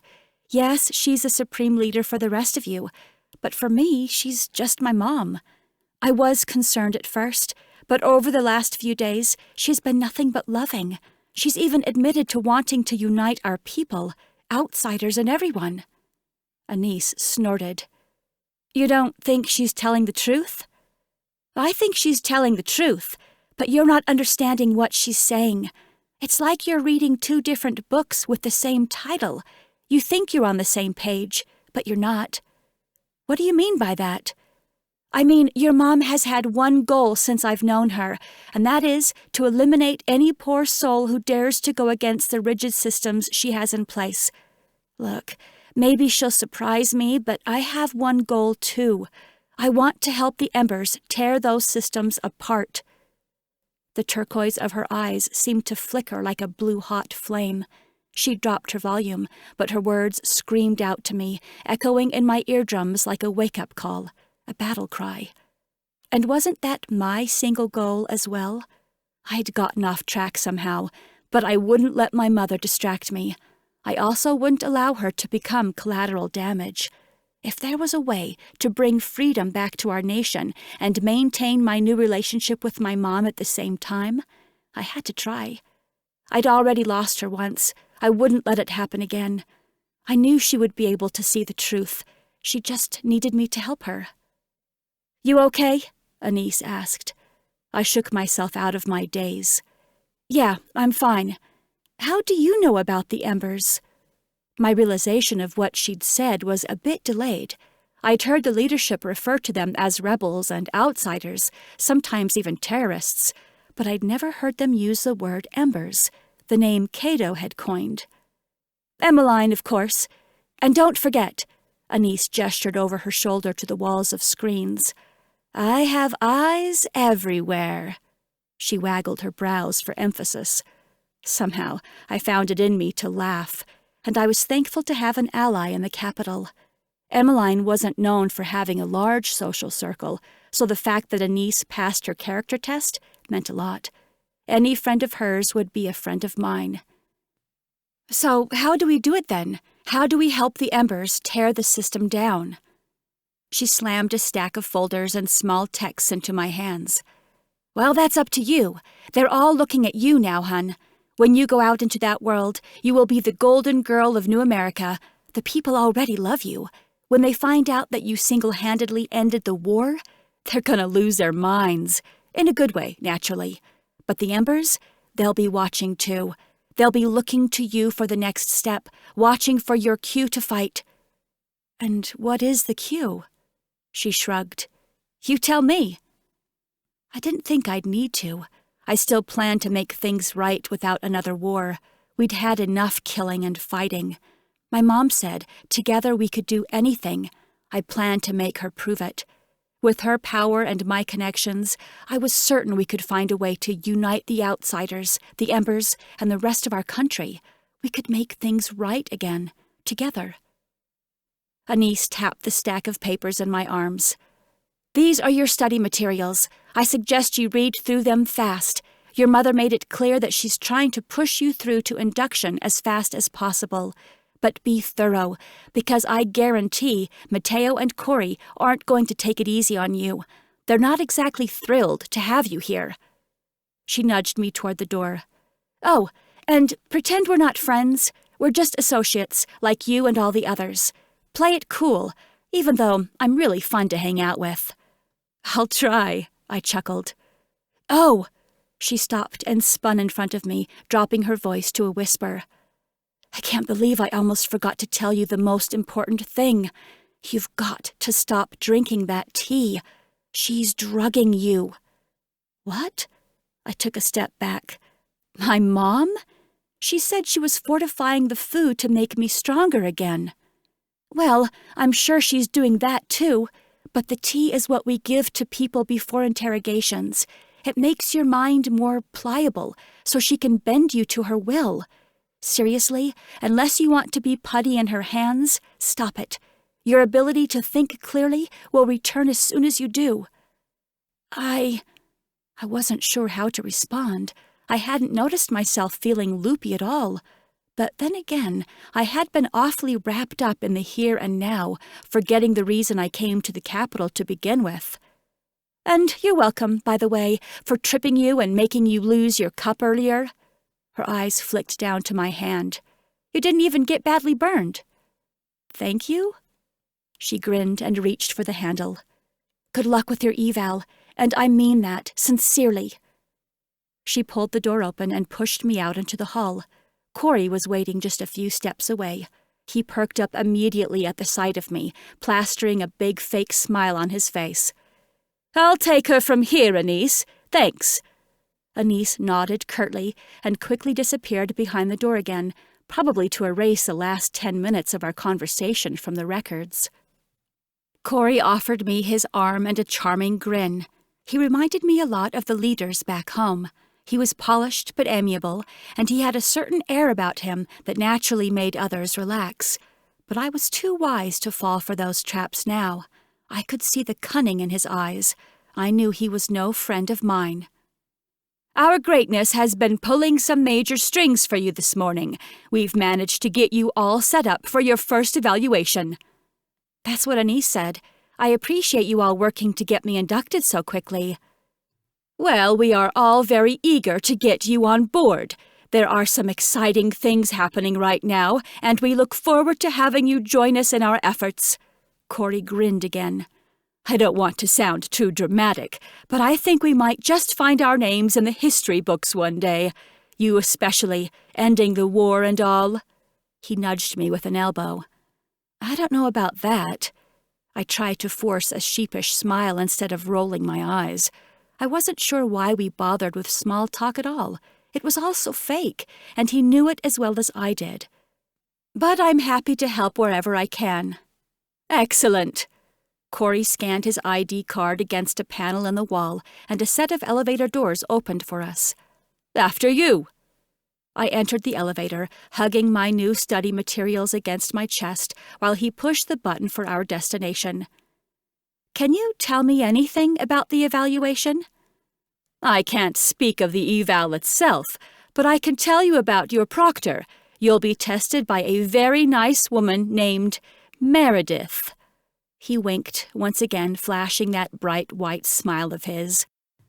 Obviously, you cannot reveal her true identity to anyone. It's difficult not to refer to her as our greatness in front of the others. It feels a little wrong, if I'm being honest, which is why I chose to end my other life and devote myself wholly to my new line of work. No one may know her true identity outside of the inner circle, and the rest of the island doesn't even know the inner circle exists. What happens if I accidentally slip and say the wrong thing in front of the others? I wasn't worried about revealing her identity as a supreme leader, but it would be awfully difficult not to call her Mom. Corey chuckled. Please just don't. The cleanup involved with a slip like that isn't pretty. He winced, but never dropped that smile. My stomach clenched as my mind raced with too many possibilities for what that might mean, each one darker than the last. But I shook it off. The elevator had stopped, and I still had a question. I reached for the button to hold the doors, ignoring the shock that registered on Corey's face. Sorry, I said. I just need to know what the people know about me. Do they know who I am, or am I supposed to play a certain role? Corey's smile took on a dangerous tilt. We would never ask you to pretend to be something you're not.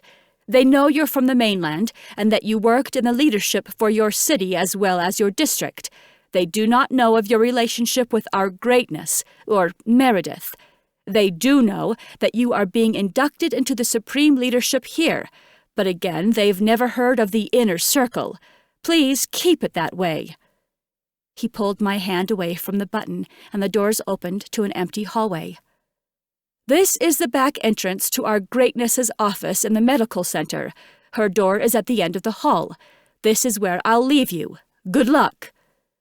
I took a cautious step away from him, and the elevator closed again the second I was fully in the hallway. I paused for a moment, welcoming the opportunity to breathe and relishing the quietness of being alone. It was too short-lived, but I knew my mother was expecting me. I could feel her impatience from here. Steeling my nerves, I forged ahead, giving 3 quick raps to the wooden door at the end of the hall. It swung open on the third strike, and I was surprised to see my mother wearing yet another mask. She didn't hold the same love in her eyes as when she was playing my mother, but she wasn't quite as cold as when she played the supreme leader either. Come in, she said. The metal name tag reading Meredith on her crisp white lab coat reflected the fluorescent lights overhead as she turned to direct me through another door to a small office. My assistant, Sable, will be here to help get you set up momentarily. Did Corey advise you on how to address me in the presence of the rest of the island? He did. Very good. Please, take a seat in the red chair near the table. We'll get this started as quickly as possible. She offered what I think was supposed to be a reassuring smile before exiting the room, but I couldn't deny the chill that crept its way up my spine in her absence. Anisa's words rang through my mind again and again. Who was this woman when she wasn't wearing a mask? Was she my greatness, my mom, or just simply Meredith? Whoever she was, I could only pray that she had my best interests in mind, because, like it or not, it looked like I was going to be putty in her hands, at least for the time being. Chapter 6. It wasn't long before a young woman entered the room. She had mousy brown hair and a smattering of freckles across her nose. Her eyes were bright and her smile was warm. Hi there. You must be Claren Greenwood. I'm Sable, and I'll be assisting with your evaluation this morning. She extended a pale, freckled hand, and it was cool in my palm as we shook. It's nice to meet you, Sable. So, I hear you've been promoted to the Supreme Leadership. What an honor! The girl took hold of a gray metal rolling cart with the drape hung over the contents of its shelves and tugged it closer to my seat. And from the mainland to the capital island? You must be pretty special. I smiled. Sable was certainly not an empath. She had no walls, and her emotions were written on her face like a storybook. But she meant no harm. She was truly impressed by whatever she thought I had accomplished to earn such a position. Thank you, I said. She rolled the cart to a stop right next to me, plugged something into the wall, then pulled the drape from the top. All sorts of unusual machinery lay beneath it, and I watched as she expertly sorted through all the cords and pieces. A large flat screen was laid upon my mother's desk, with a cable stretching back to a central unit of some kind. Sable reached to a lower shelf and retrieved a small clear plastic bag with more cords and what looked like white stickers inside. "You've got one of the island's best healers administering your evaluation today. Her name is Meredith, and she's been running these tests for the last couple of years now. I think you'll really like her, and I know she will do an excellent job."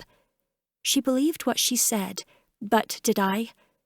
It seemed awfully suspicious that my mother had personally administered all of the psych evaluations over the last couple of years. Then again, if that's how long she's been in her position as a supreme leader, I supposed it made sense. She would want to see firsthand what kind of people she may be working with.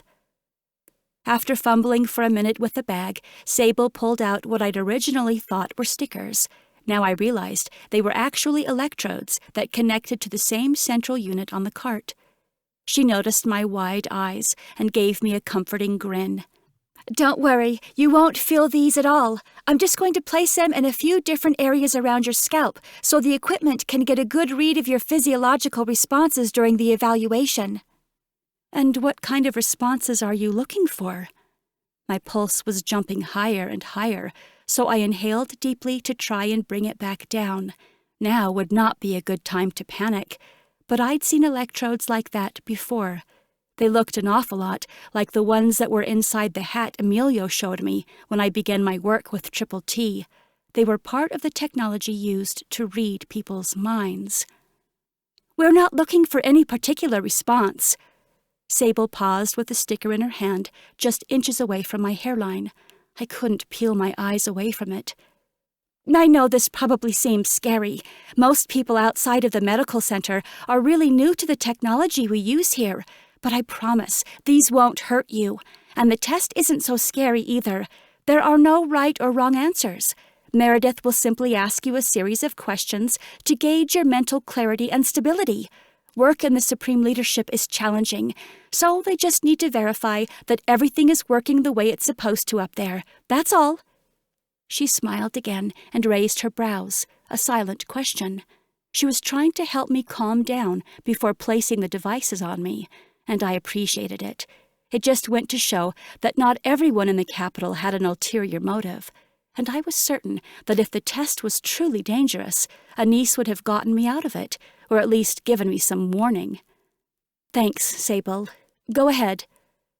She got to work sticking the little white circles bilaterally on my scalp, starting near my temples and extending them back in what felt like a random pattern all the way to the nape of my neck. Each electrode was connected to the main unit by a thin cord, and by the time she was finished with me, I looked like I had a head full of snakes winding back down to the cart. "There," Sable said when she finished. "That wasn't so bad. Now you can try to relax. Would you like me to get you some tea?" "No, thank you." I wasn't about to risk the small slice of clear thinking I still had. "Okay, well remember, you can't get any of these questions wrong. Just say the first thing that comes to your mind, and I know you'll do great. I'll be sitting right over there, so you let me know if you need anything, okay?" I nodded. "Great. I'll go let Meredith know you're ready." Inhale, exhale. I couldn't help but jump to the worst-case scenarios. They played on a reel through my brain, and I saw every way the situation could go wrong. If my mother was somehow able to see inside my mind, she would know right off the bat that I was a traitor and a liar. She would see where the Embers were hiding, and she'd see their plans. She'd see Anise working against her. She'd see the faces of everyone I cared about, my dad, Rafe, Felix, and I knew she would use them against me if what Anise said about her was true. I wiped sweat from my brow and noticed my fingers were trembling. Sliding them under my thighs, I breathed again. Inhale, exhale. The breaths made my lungs ache. They stretched against my ribcage until I felt as though it might pop. What was I doing here? This was a mistake, all of it. I tried to stand with the intention of yanking the cords out of my hair and slipping back through the door before my mother and Sable returned, but my hands were too shaky to be of much use, and I was tethered too tightly to the machine. I could barely move. I could barely breathe. The room spun around me, and I closed my eyes, turning inward instead. I had to find my peace point before I spiraled completely out of control. It was there deep inside, a mere flicker in the storm brewing in my chest.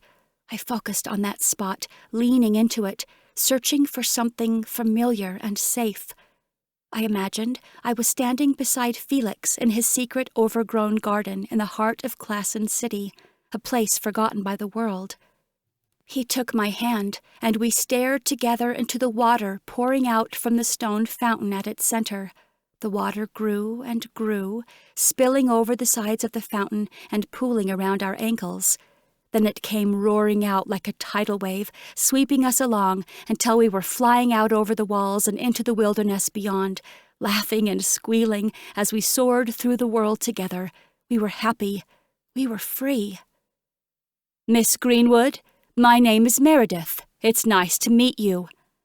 I opened my eyes to find the face of my mother staring back at me. "The pleasure's all mine," I said. Emmeline's trick worked. Mostly. I could breathe again anyway. My peace point had helped me escape the shackles of my emotions once again. I wouldn't allow myself to be ruled by feelings, not by fear and not by panic. I was stronger than that. My mother, Meredith, extended her hand. I wiped my clammy palms across my thighs and gripped hers with a smile, as though she wasn't the woman who had raised me from birth. I would play the part, pretend to be the unsuspecting newcomer, and perhaps it wouldn't require much acting at all. The woman was like a stranger to me now. She explained how the test would work and moved to her spot behind the desk across from me.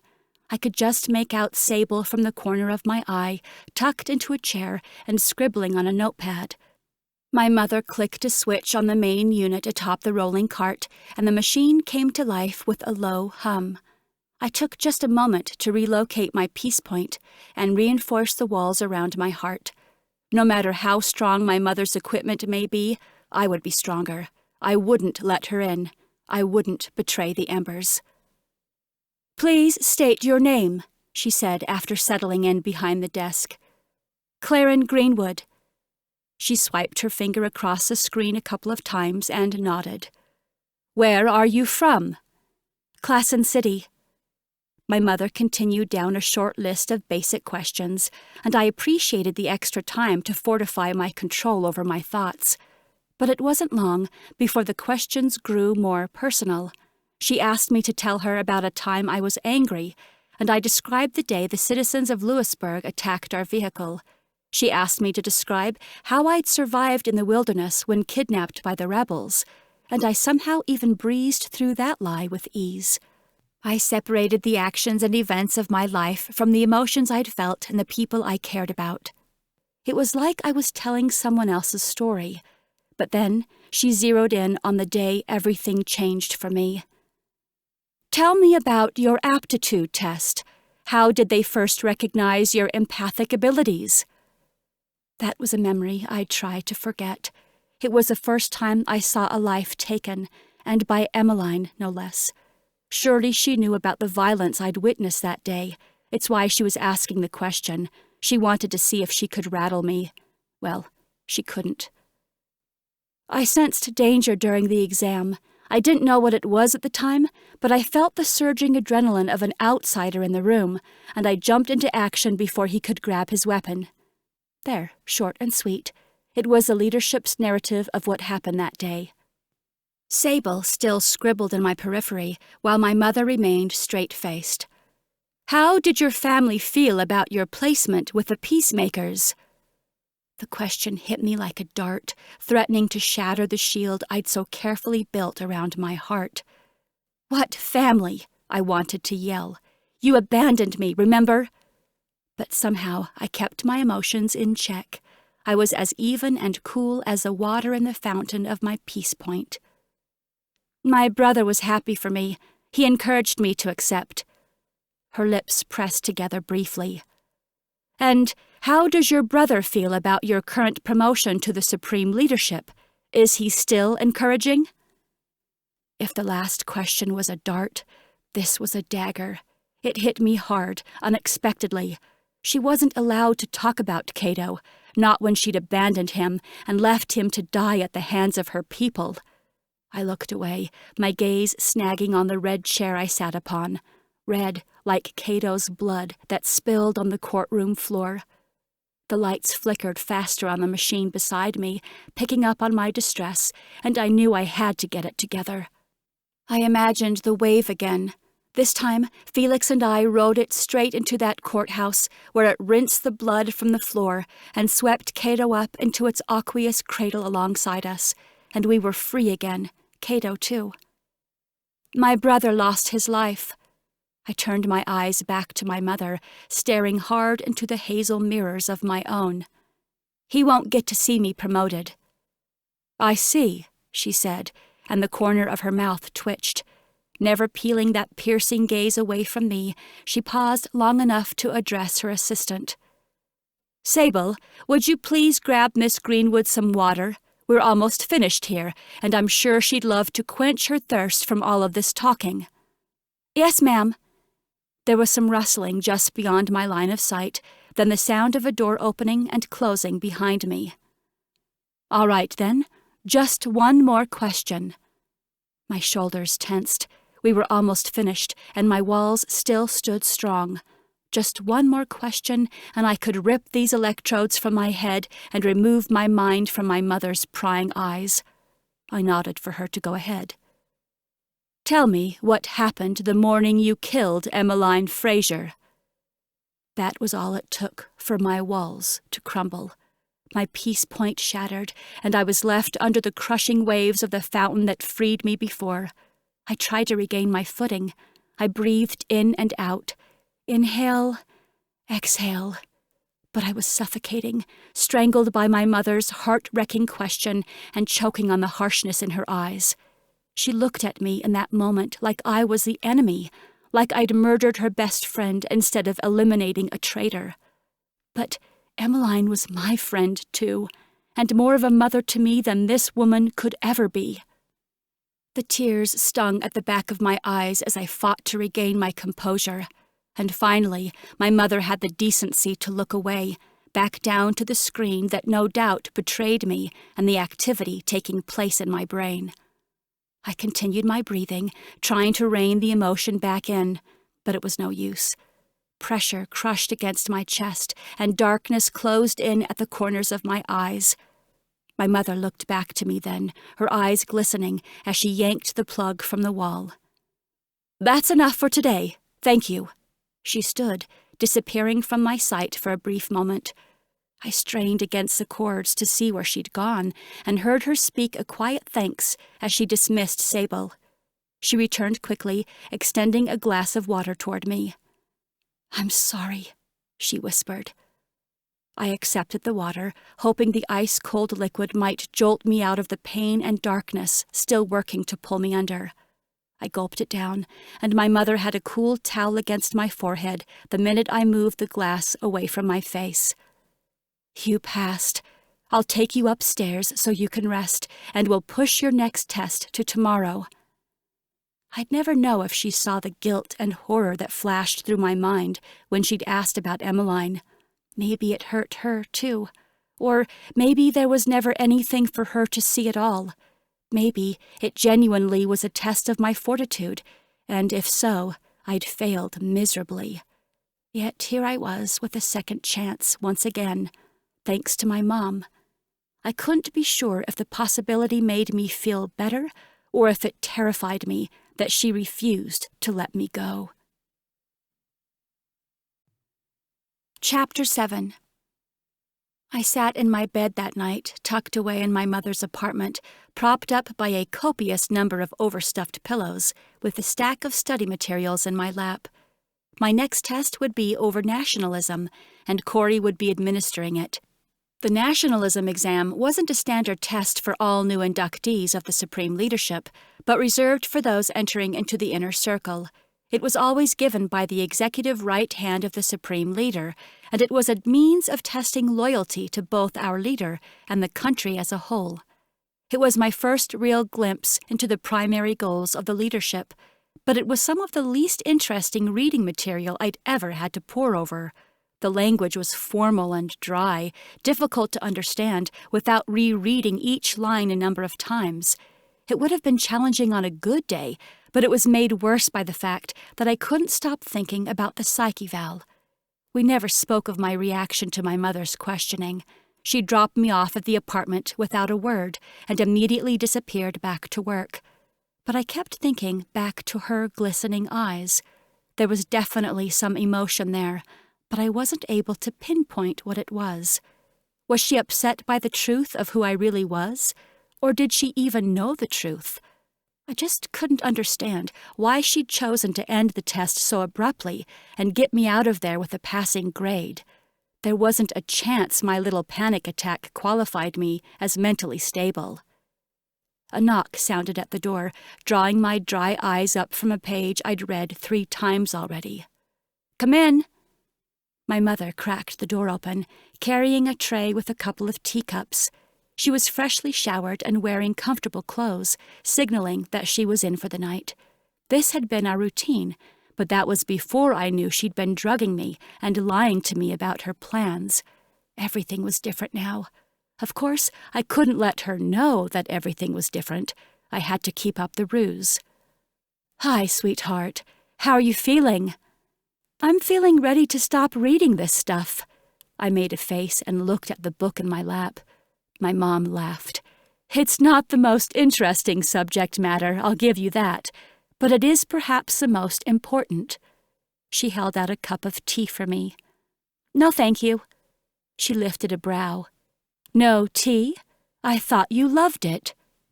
"Oh, I do, as long as it's not drugged. I think I've just had a bit too much lately." She looked unconvinced. "Seela and I got into a big tea kick before the aptitude tests." I smiled, remembering my vibrant friend from a time when things were simpler.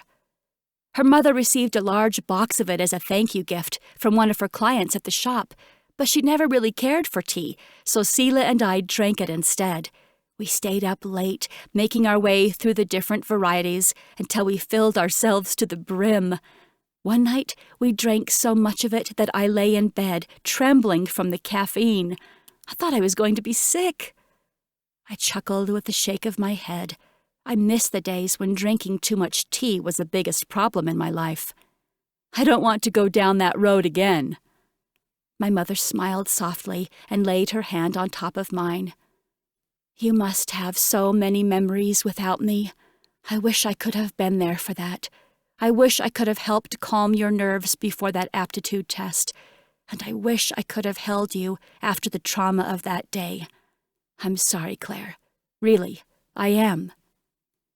I met her eyes searching for the truth. With so many masks, so many different roles that she played, I didn't know what was real anymore. Was her apology after the psych eval earlier genuine? Or was it just wishful thinking on my part that we could ever have a real relationship again? Because even though I knew better of it, there was still a very large part of me that wanted to believe her. I was still just a little girl inside who needed her mom. "I'll make it up to you," she whispered. "I promise I will take good care of you now." Foolishly, I hoped that she would. The nationalism test wasn't as bad as I expected. I winged most of the questions, answering what I expected my mother would believe, based on Anissa's assessment of her goals. As long as I kept my rhetoric heavily anti-rebel, I did fine. Never mind the way the words felt like poison on my lips, or the way my chest tightened with every lie I told about wanting to eliminate them. Though Corey didn't seem thrilled about it, I must have said the right things because he gave me a passing score. The following 2 days were filled with the defense review with Mateo. That was probably the easiest subject matter for me of all. After all, I'd personally fought in more battles than I could count. I knew both the Ember's defensive tactics as well as the strategies of class and city, and our district as a whole. The physical exam was even easier. If anything, I held back my true skills in the combat portion of the test. I didn't want to reveal just how lethal I could really be. and every day that I went without the tea, the fog in my brain cleared a little more. It was amazing how quickly the drugs had affected me, and how slowly they seemed to leave my system. I was grateful to Anise for letting me know, but I never had the chance to tell her. We hadn't been in the same room since I left her lab the day I spoke with Felix. Part of me wondered if she was okay. If my mother had somehow stumbled across the records of our conversation, Anise would have been executed immediately. The stakes were high, and I couldn't take her risks for granted. She went out on a limb to make me aware of the truth, and I wouldn't let her down. I had to keep reminding myself of that while my mother grew more loving and kind toward me each day. When I was with her, it felt like old times, laughing and joking with one another. We chose not to speak about the more pressing issues facing our nation, and enjoyed each other's company instead. It was just a small drop in the ocean of lost time, but it made me feel good.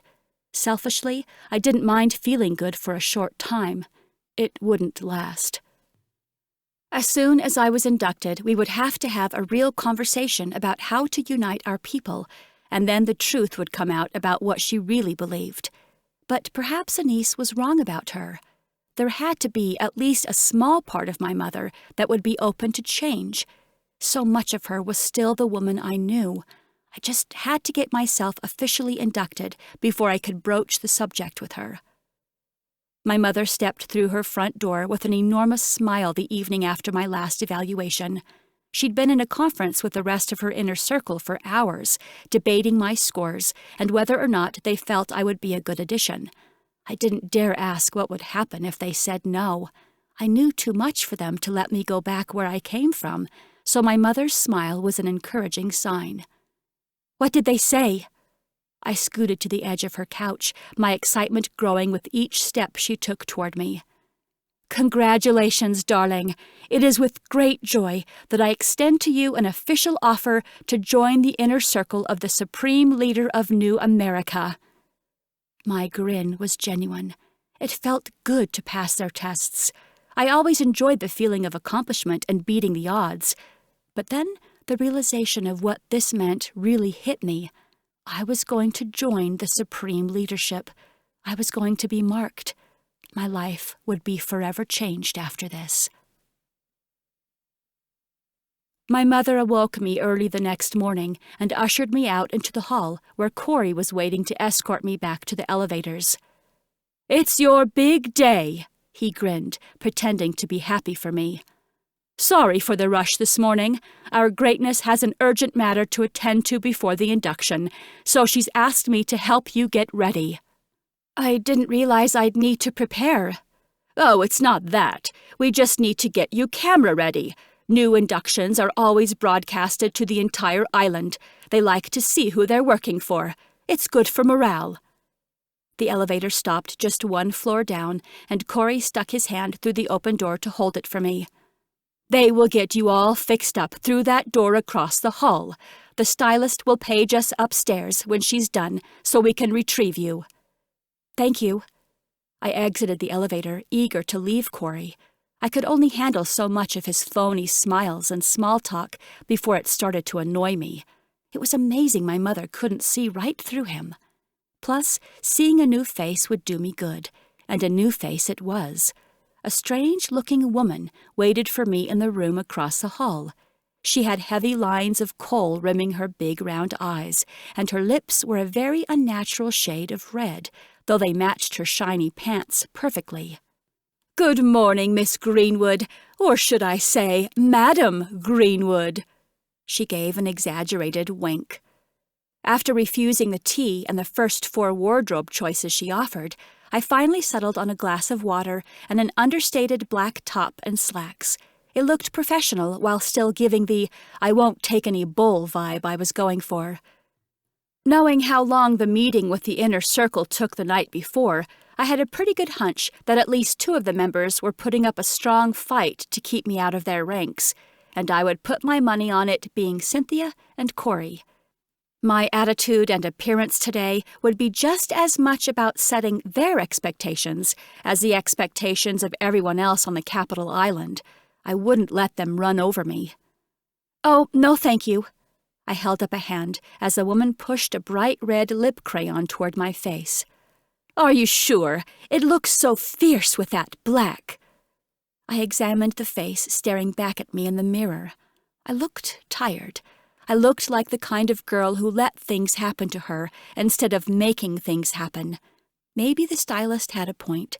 I needed to be a little more fierce. "You're right," I nodded. "Go ahead." Judging by the faces of the rest of the inner circle when I got down to the media room, I made the right call. Cynthia's scowl gave me a little boost in my step as I crossed the stage.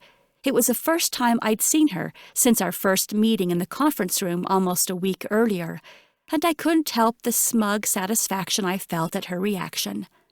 I made eye contact briefly with Matteo, who offered just a simple smile and respectful nod of his head.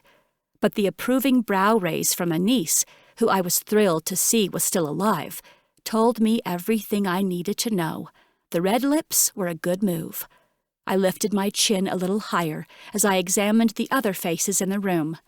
It wasn't a very grand space, only about the size of a large classroom. Chairs sat neatly in 3 rows on either side of a central aisle, filled with all the other members of the supreme leadership. There were maybe 50 of them in total. I recognized no one other than those from the inner circle, and they sat scattered throughout the crowd to keep their identities a secret. Corey, of course, was nowhere to be found. He was likely tucked away upstairs somewhere with my mother. The ceremony was a bit of a blur. I did little other than stand and smile while the speaker read a letter from Our Greatness, commending me and my efforts for the nation. The speaker then swore me in with an oath that I repeated back word for word. But the words were meaningless to me. Oath or not, I had one allegiance, and it wasn't to a nation that wanted half of its people dead. With a smile and a nod to the cameras recording the whole event, I exited to a roar of applause, following the speaker into a secluded hall behind the room. "It was an honor to induct you, Madam Greenwood," he said. "But you're not quite finished yet. One of the lab assistants will be here soon to take you to be marked. I've been asked to leave you here alone. But is there anything you need before I go?" I glanced down at the thick lines of the tattoo wrapped around his neck before meeting his eyes again with a polite smile. "I think I'll be okay. Thank you." "Very well. I look forward to working alongside you. For the greater good." He placed 2 fingers from his right hand on his left shoulder. "For the greater good," I repeated, saluting him in return. The elevator doors opened the moment the speaker disappeared from the hall, and I wondered how long Corey had been waiting there for him to leave. I'd learned that Corey had quite a knack for hiding in the shadows and conveniently making himself available at all the most opportune times. "Are you ready for your mark?" He grinned widely and lifted his shoulders as though he could barely contain his excitement. I joined him in the elevator, working to control my heartbeat as the doors closed behind me. "I've never been more ready for anything in my life," I lied. The only thing that kept me moving was knowing that Anise would be the one administering my mark. I trusted that she wouldn't hurt me. We walked through the sterile halls of the top floor of the Capitol building toward Anise's lab. Corey didn't knock before unlocking the door with a scan of his eyes and pushing open the door to reveal the rest of the inner circle waiting around the table in the center of the room. My mother stood immediately, clasping her hands in front of her chest, smiling at me with those glistening hazel eyes. "I'm so proud of you, sweetheart." The others stood as well, though they looked much less excited to see me. Cynthia didn't even attempt to hide her disdain, and I couldn't help but wonder how my mother felt about her open display of disrespect. But it was fleeting. By the time I'd made it to the back of the lab where Anise was waiting, everyone was silent, and the great anticipation in the room left me feeling buzzy and alive. Anise turned slightly to the side, and the lights overhead reflected off of a shiny gold hairpin tucked into her dark hair. It was a piece she'd created for Emmeline. She flashed me a sly smile and pulled open the door to the second room at the back of her lab. It was the only space I hadn't gotten to see the first time I was here. "Go ahead and take a seat on that bed in the center of the room," she said. It's time to make your mark. Chapter 8. My shoulders relaxed as Anise closed the door behind her. I wasn't thrilled about having an audience while Anise made my mark, but more than that, I was hopeful I could speak to her privately. That thought was quickly shot down, however.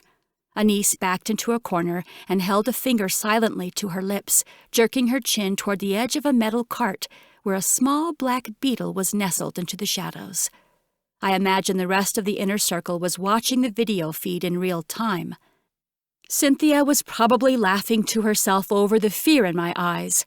Corey was likely hoping Anise's knife would slip as she was working on me, and my mother? I didn't know what my mother might be thinking. I quickly averted my eyes and plastered what I hoped looked like a nervous smile on my face. It seemed life in the capital would require me putting on a show at all times. I'd never be able to truly let down my guard here. So, what should I do? Just lay back here? First, we need to pull up your hair so I can put some antiseptic around your neck. Here, let me help you. Anise pulled an elastic band from her drawer and wrapped it around my hair, piling it high on my head. Then she revealed a gold hairpin from the pocket of her lab coat and slid it into place on my scalp, ensuring that the small silver disc on the underside was adhered to my skin. "Can you hear me?" her voice called out in my mind. I closed my eyes for a moment, willing the joy I felt inside not to be visible through the expression on my face. Yes. Good. Hold that thought. My mind went quiet as Anise began to explain the procedure to me out loud. The pigments in the mark were designed to pick up on fluctuations in my vocal cords, effectively recording every word I said. It prevents you from having to make as many notes in the files you're working, and it's great evidence to present to the peacemakers in case anyone claims you didn't inform them of their rights, Anise said. The mark also contained technology that would record my vital signs, so the monitors at the Capitol would be able to detect any undue stress and send backup to help me. And the tracking chip in the back of my neck would allow them to find me at any time in case a search and rescue ever became necessary. It was amazing the way she framed everything to sound like it would be beneficial to me, when in reality it was my mother's way of watching over every move of her people. It was just another mechanism for total control. "Now for the fun part," Anise said with a smile. "You get to pick your design. Have you given any thought to how you want your mark to look?" I nodded. I had given it lots of thought, as a matter of fact. I just wasn't sure how well it would be received. "I'd like a circle of flames." "Flames?" The corners of Anise's mouth perked up. "Yes, please, if it's possible, that is." "Anything is possible." She laid me back onto the medical table and pulled a large light over me, adjusting it to illuminate my neck without blinding me. "I apologize in advance. This is going to hurt." She wasn't kidding. I bit the inside of my lip as the needle first made contact with my skin, drawing blood as my teeth dug into the soft flesh. But that pain still wasn't enough to distract me from the needle tap-dancing its way across my throat. Anise's eyes were sad as she worked. "I'll try to make this fast for you. I don't want to cause more pain than is necessary, but I want to do your design some justice. I can't think of a better choice to make a bold statement to the embers." "Take your time," I responded in my mind. "Let's make it count." I put my walls up then, blocking out the lights and the pain and the buzz of the machine. I ignored the cold air blowing down from the vent in the ceiling and the smell of antiseptic that lingered in my nose. I blocked all of it out and focused on my peace point, on Felix and the garden. He stood there beside me, holding my hand as he often did when I imagined us together in this place. But we moved away from the fountain today. He led me back down the path, and in a flash we were in his office. The image became blurred then, and I couldn't see him anymore, only feel him. I knew that he was safe and well, but he was also uneasy about something. And somewhere in the back of my mind, I realized this wasn't in my imagination. I don't know how I knew what he was feeling, but I did. "Turn over, please." Anissa's voice shook me back into reality. "I'll finish the mark along the back of your neck, and I'll add your tracking chip. It requires a small incision, so I'll give you a little anesthetic first." I did as she asked, and squeezed the edges of the table until my knuckles went white as I felt a large needle enter the back of my neck. A cold sensation rushed down to my shoulders, and then it went numb. I tried to jump back into my peace point, back into the vision I had with Felix, but I couldn't. Anissa's voice called out in my mind. "Are you okay?" "I'm fine," I answered. "Good, I'm almost finished. They're going to parade you in front of the cameras when we're done. I know that you will play your part well, but when the press leaves, your work will really begin." She worked as she conveyed her thoughts to me, and I was grateful that the anesthetic prevented me from feeling anything. I remembered watching Emmeline cut her tracker from her own neck and bit down on the raw emotion that still tried to erupt at her memory. "I'm ready for it," I thought. "I'm ready to get back to work." "No, I don't think you understand." Anissa's voice had a slight tremor, even as she silently spoke the words in my mind. "They are taking you out of the capital first thing tomorrow morning. The plane is fueling up as we speak. Cynthia still doesn't trust you, so she's worked out some kind of agreement with your mother for you to prove your loyalty. We've done this before. This is Cynthia's way of trying to tear me down before I even get started, isn't it?" "I don't know the details." Anise paused, her work complete. She dabbed at my neck with the cloth, though I could only feel the slightest bit of pressure. "I just want you to be careful. Watch your back around her." "All finished," she said out loud. "Let me just spray something on to speed the healing and lessen the swelling and redness." "Thank you." I hoped she knew my gratitude was for far more than the mark she'd given me. Anise winked and grabbed an aerosol can as well as a mirror from the table behind her. As soon as I was cleaned up, she allowed me to see my reflection. Tears flooded my eyes, and I didn't even attempt to hide them. The others could believe I was sad or afraid, or maybe moved by the honor of it all if they were feeling optimistic. I didn't care what they thought. The truth was that I'd never seen art so intricate and meaningful before in my life.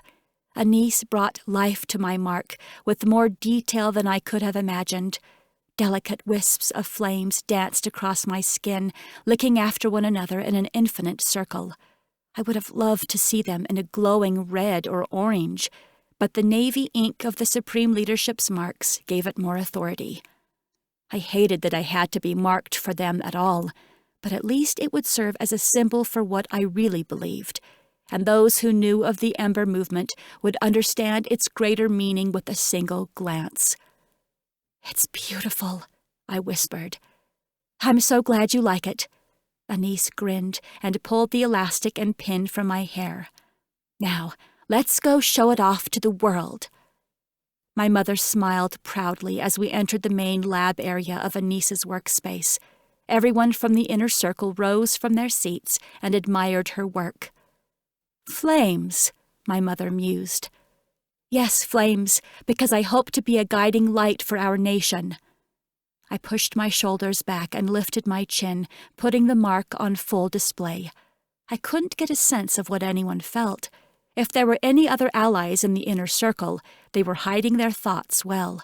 Even Anise was a blank slate behind me. "Let's get your photos," Corey said, stepping forward to loop my arm in his. "I'll bring you back down to the stylist. We'll snap a few quick shots to send out to the districts and for our people here on the island to see. Then we'll get you back up here for your first official meeting with the inner circle. How does that sound?" "I'll see you again soon," my mother said as we exited the room. The photos were quick. I tried to play my part, just as Anise suggested. Broad smiles, proud looks over my shoulder, and plenty of salutes were made as a stylist and photographer circled around me, capturing my new mark from every angle.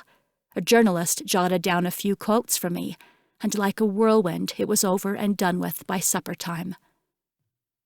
Corey rolled a cart full of dinner plates into the conference room as we all took our seats around the table. "How about a meal to celebrate the newest member of the inner circle?" "That sounds marvelous. Thank you, Corey." My mother sat tall in her seat, ever the portrait of authority behind her polite smiles. We all nodded our agreement, like dutiful little soldiers, following my mother's every command. Corey began placing the dishes before us in no particular order. "Ooh, you got lots of tomatoes on your salad," Annie said, looking over at my plate. "I hardly got any." "We can trade plates if you'd like." I pushed my dish a little closer to her. "No," Corey said. "You probably shouldn't. Our greatness mentioned that you don't care for onions, so the chef made your plate to order, just for you, Claren." A sick feeling twisted in my gut, but I shoved it down and met my mother's watchful gaze with a thoughtful smile. "Thank you." Cynthia snorted and rolled her eyes. My mother was right. I hadn't cared for onions when I was a child, but I was grown up now and had been eating them for years. Not that it mattered. The plate wasn't made for my taste anyway. It was made to drug me, and I was a fool for not realizing it on my own. I didn't dare meet Anissa's eyes, but I hoped she knew once again how grateful I was for her. She'd saved me already on more occasions than I could count. I worked to keep my pulse steady and my nerves calm so my vitals wouldn't show any signs of stress when my mother reviewed my records later. And I pretended to eat, pushing the food around on my plate, cutting my chicken into bites and burying the lettuce underneath it to make my plate look emptier. I engaged in conversation with the rest of them and breathed a sigh of relief when Corey finally took the dishes away. "Did you get enough to eat?" my mother asked me, her eyes too sharp for comfort. "I did, thank you." She watched me a moment longer, and I refused to look away. This was the first time we'd been together as colleagues.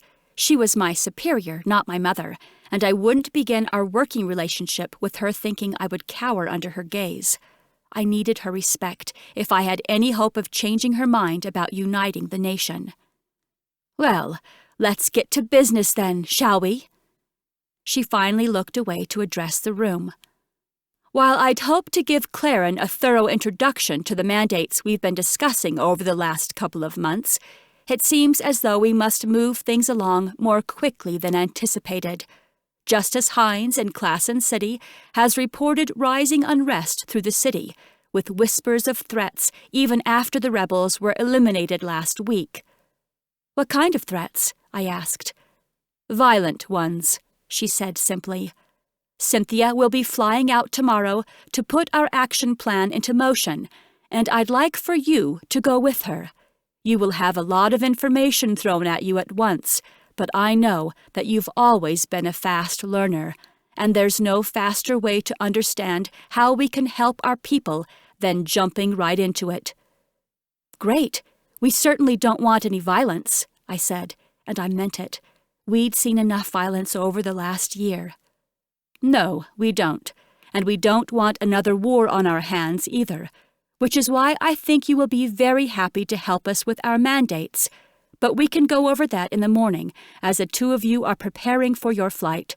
You've got some packing to do, and after the long day you've had with your induction ceremony, I imagine you could use some rest." "As could I," Cynthia said with a cold grin. "Anise, how many vials do you have ready for us?" my mother asked. 2 cases, 12 vials total." My mother's lips pressed together. "I was hoping for more, but I suppose that will be enough to start with. Mateo, please have 2 of your best men prepared to fly out with Cynthia and Claren in the morning. And Corey, I'd like for you to stay after the meeting to help me work out a few of the final details. Does anyone have any questions?"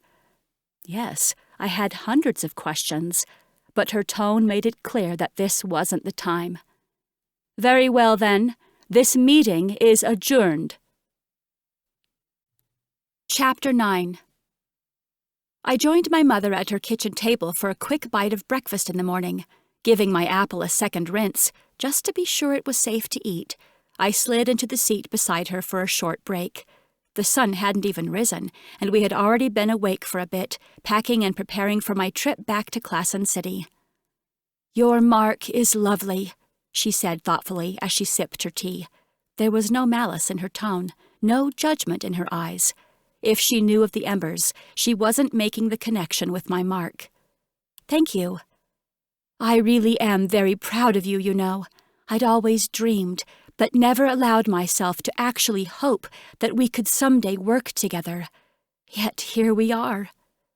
She smiled softly and stared for a moment at the blank wall in front of her before meeting my eyes again. "I don't want another war." "I know, Mom. No one does.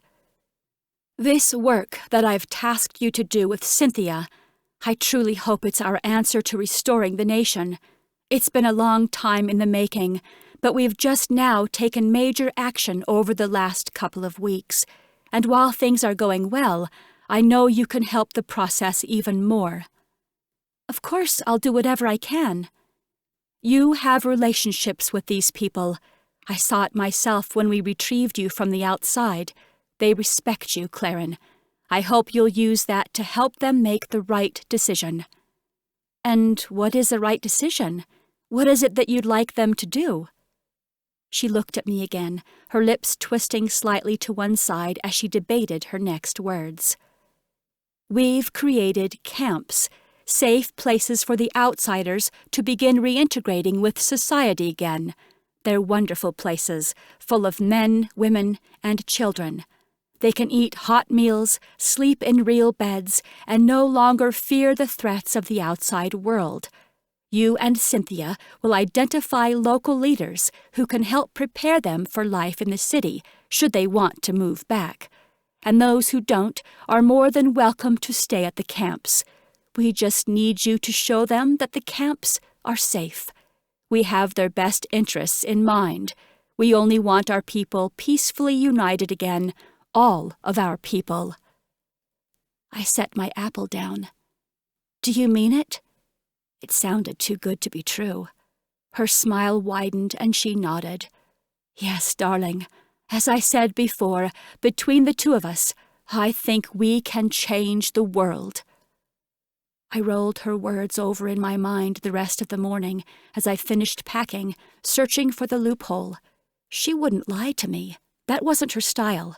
Perhaps I'd had more of an effect on her than I thought over the time I'd been here. I knew there was hope for her, even if Anise didn't see it. After all, she was my mother. I knew her better than anyone, and I knew, no matter what she'd experienced in her life, at her core, she was good. The sun shined brightly from its low perch in the eastern sky, its morning rays stretching out from behind the Capitol building. We stood on the docks, preparing for our short boat ride to the airline carrier just off the coast of the island. It was just Cynthia and me now, flanked by 2 protectors chosen by Mateo for our trip. My mother wished me well before I left her apartment, with a gentle kiss on my forehead and a brief embrace. It was more affection than I'd received from her in years, and it triggered a surprising emotion in me. I longed to be loved by her, and I couldn't deny the hope our conversation that morning had sparked within me.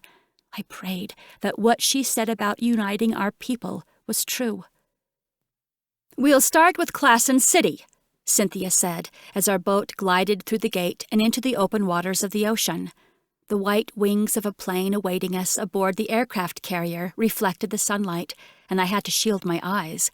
I hadn't been outside in almost 2 weeks, maybe longer.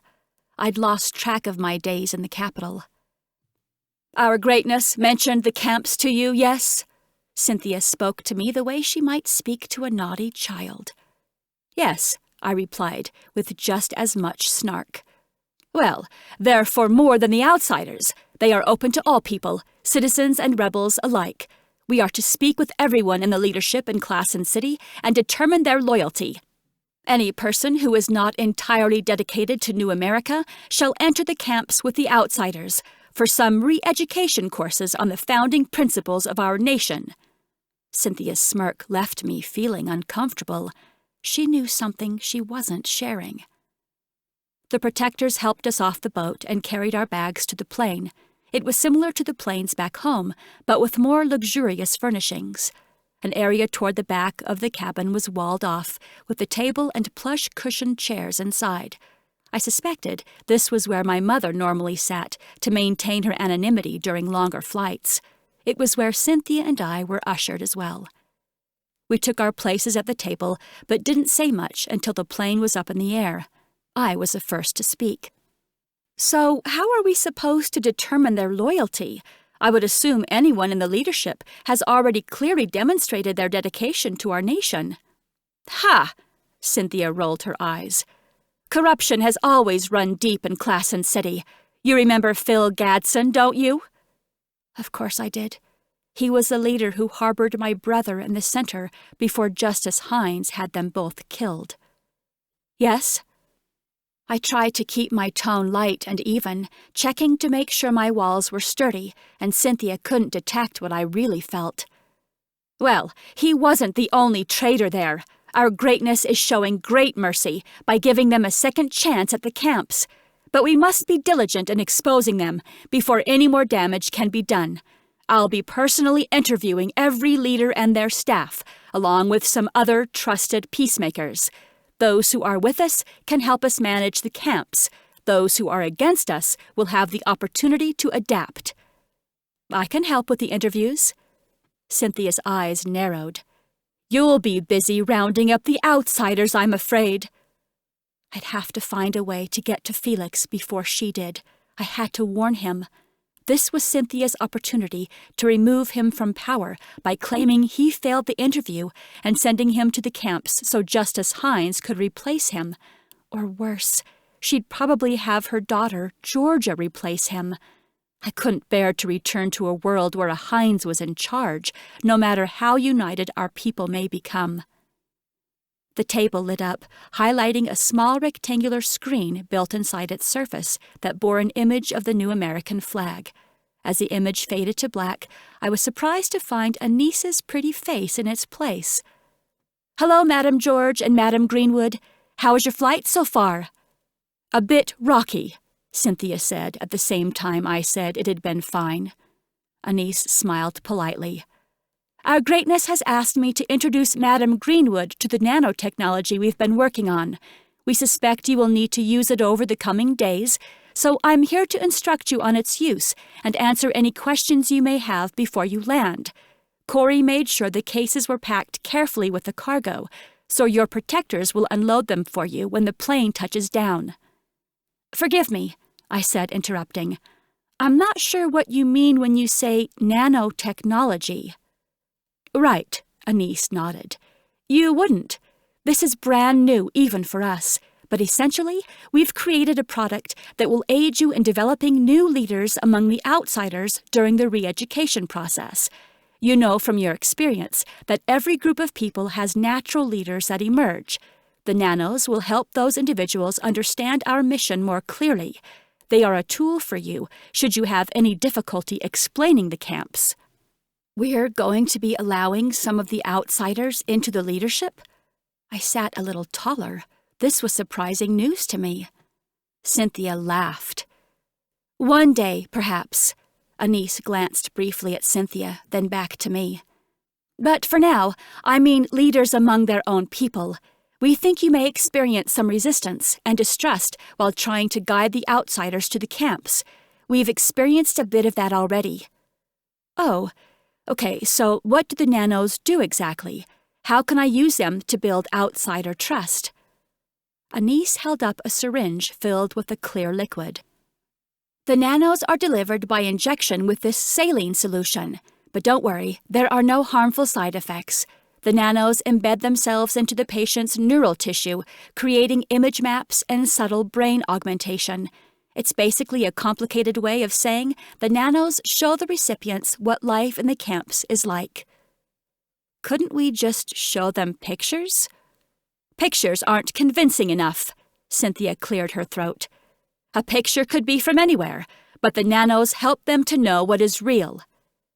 "They're brain-machine interfaces, or BMIs, Anise said.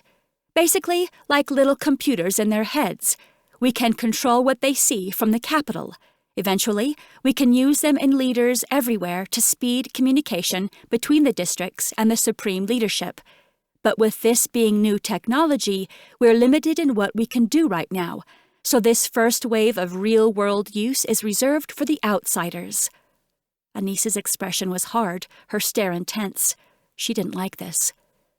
Being raised in a world with zero technology, it was difficult for me to understand the concept at first, but I thought about what she'd said, repeating the main points in my mind.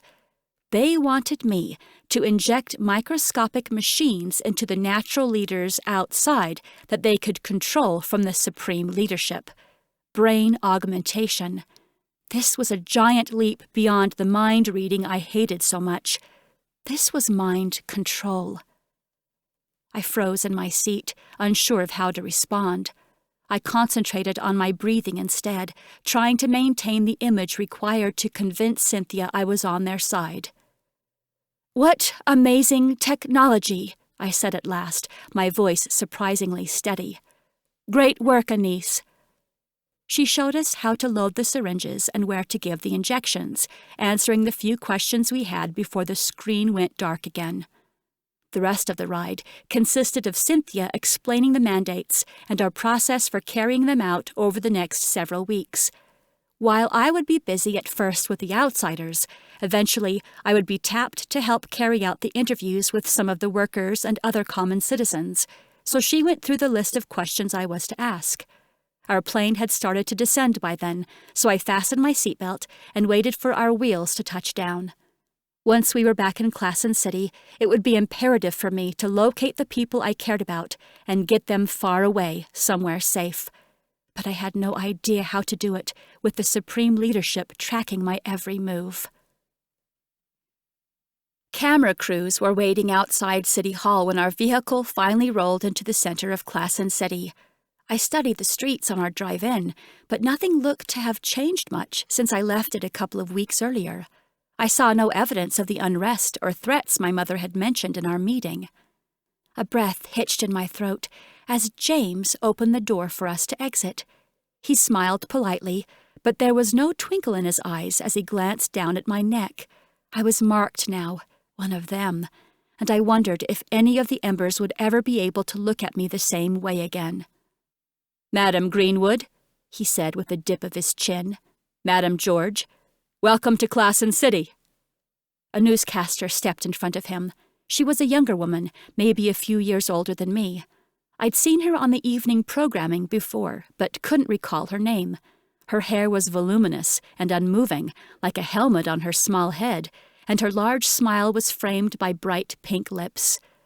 "Madam Greenwood, welcome home. It is such an honor to have you back here with us again, and your mark looks even better in person than it did in the photos we received. Tommy, zoom in on it, please." She stepped back and allowed the cameraman to get a direct shot of me and my neck. I forced a smile and continued up the steps behind Cynthia. "Wait, please. We'd like to get some footage of you walking up the stairs. The people here are so excited to have you back. You're a bit of a celebrity around here now. Our own hometown girl, flying through the leadership and now sitting at the very top. I hope you'll tell us all what the Capitol is like." "I'm sorry, I'm afraid I can't. But thank you for the welcome." I tried to move ahead again, but the newscaster stepped back in my path. Cynthia let out a groan as she turned back to wait on me, but I felt just as put out as she did. All I wanted to do was get inside and find Felix. "I know you must be very busy," the newscaster smiled unapologetically. "But can I ask just one question? How did it feel to single-handedly end the war that killed so many innocent people in our nation?" I paused on the steps and met the woman's eyes. How was I supposed to answer a question like that? I deserved none of the credit. It was all Emmeline. Emmeline ended the war by leading me to Frank. All I had to do was pull the trigger. But I got all the glory. All she got was death and a name forever marred in the history books. "I am glad the war is over," I said carefully, "but I would never claim to have done it single-handedly. I am backed by the greatest leadership in the world, and now we begin the process of rebuilding." "Speaking of the leadership," The woman climbed the steps beside me, unwilling to leave me alone. "Are you excited to see your match now that you're back in Claren City?" My smile was genuine. "I am very much looking forward to seeing Senator Walsh."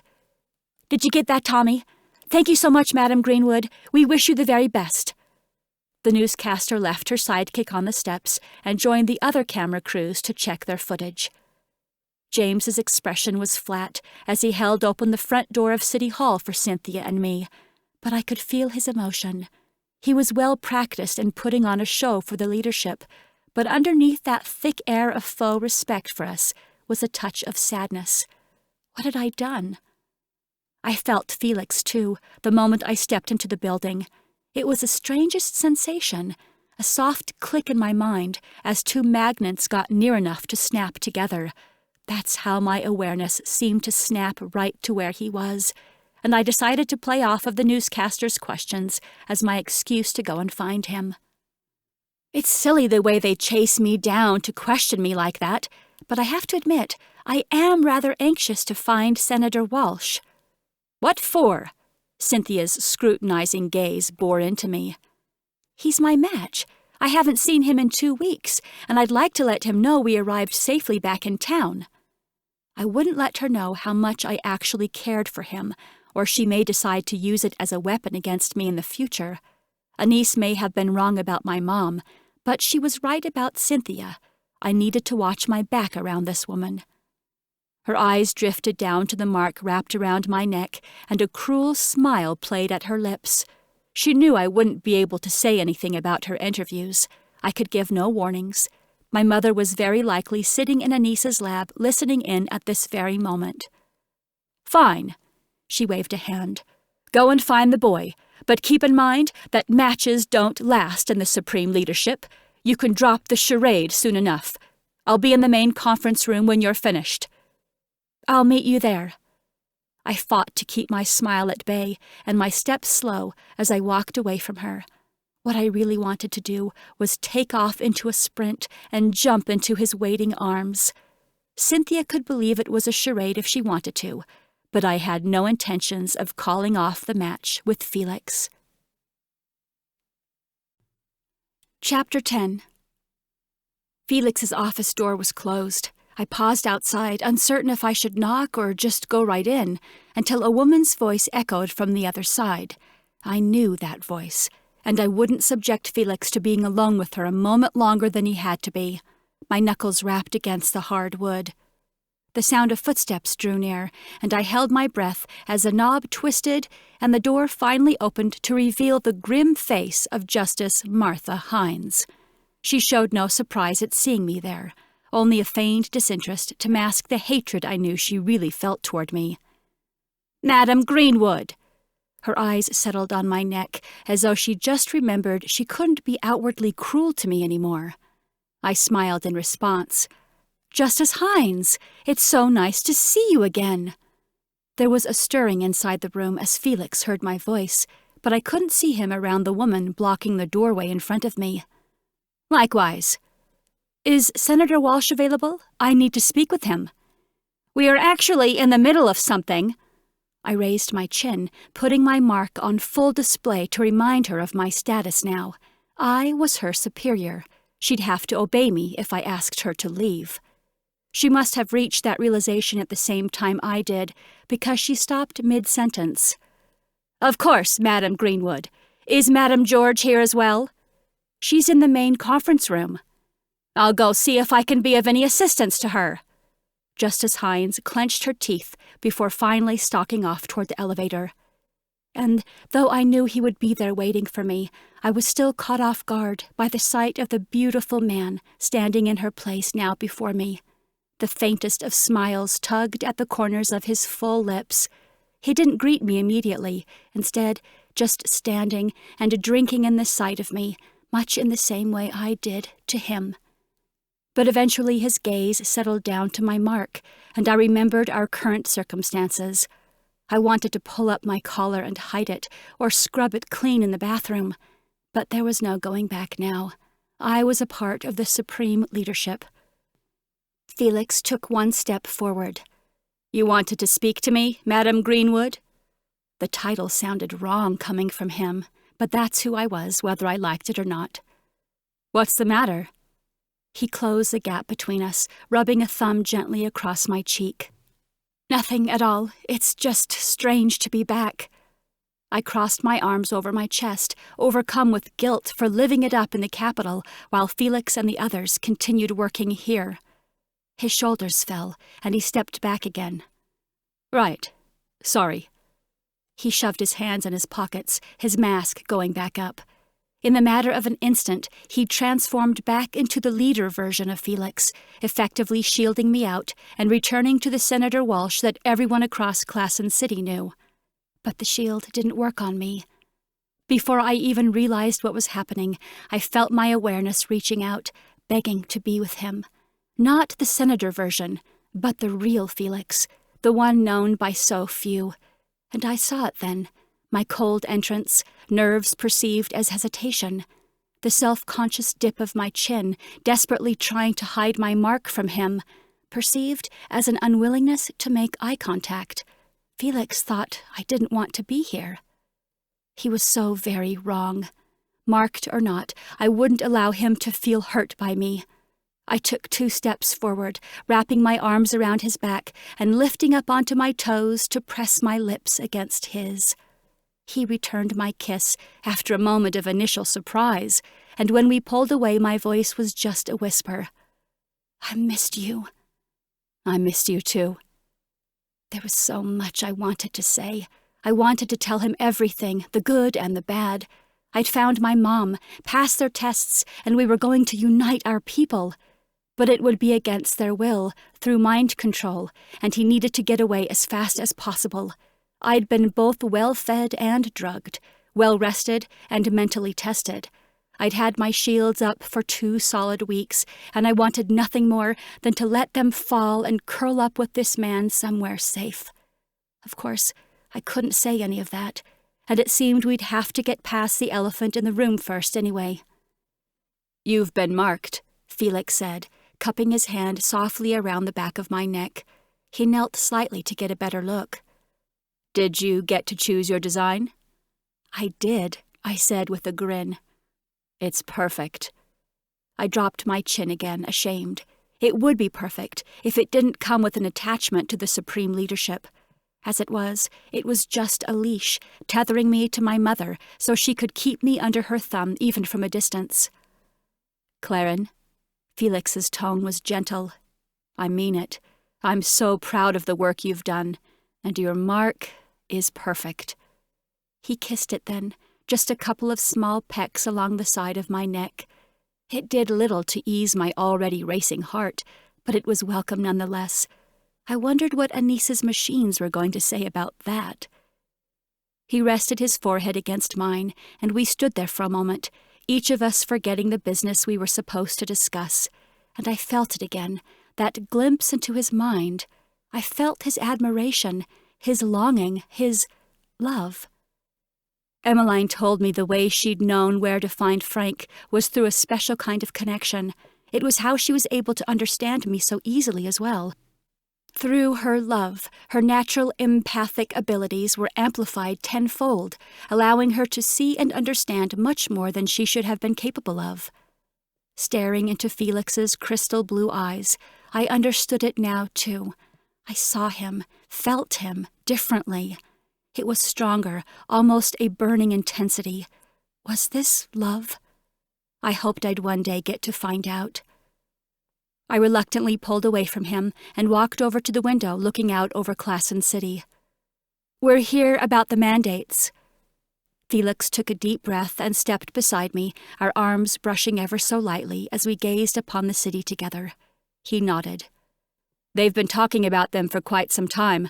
I heard the camps were almost finished." So he knew. I remembered hearing about the mandates before we marched against Frank and Milo, but I had no idea what they entailed at that time.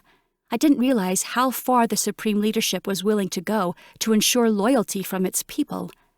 We were mandating that every citizen aged 16 years and older would have to undergo an interview to test their nationalism. Once Cynthia tested all of the upper-level peacemakers, they would spread the load among themselves, working their way through the city until every citizen had been tested. Those who passed could remain in their homes, living life in the city as they always had.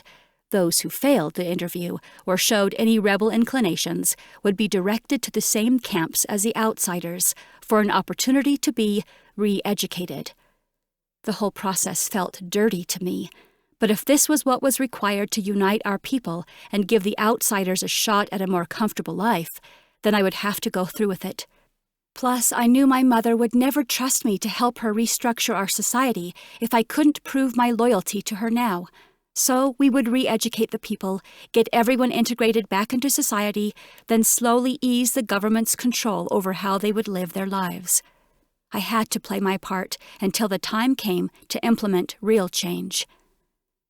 Cynthia will begin the interviews this afternoon. The leadership will be tested first. I turned my gaze to him, trying my best to convey with my eyes what I couldn't say out loud. Lie, Felix. Do whatever it takes to pass that test. Felix was a natural-born leader. He wore masks daily. It was his job. I just hoped he'd have a mask strong enough to fool an empath like Cynthia. That's okay. I'm ready for it, he smiled. I took his hand in mine and gave it a soft squeeze. I better go. I'm sure she'll be calling for you soon, but I'll see you when you're finished. I placed a quick kiss on his cheek and made for the door. Through that strange connection, I could feel his unspoken words hanging in the air. I think I love you too, Felix. James and Emilio were waiting outside the main conference room when I got there. Claire, Madam Greenwood, it's so nice to see you. Emilio grinned widely, his cheeks turning pink. It's good to see you too, both of you, I added, turning to James. Is Madam George with someone? I nodded toward the closed door. She is, James said. Justice Hines entered about 10 minutes ago.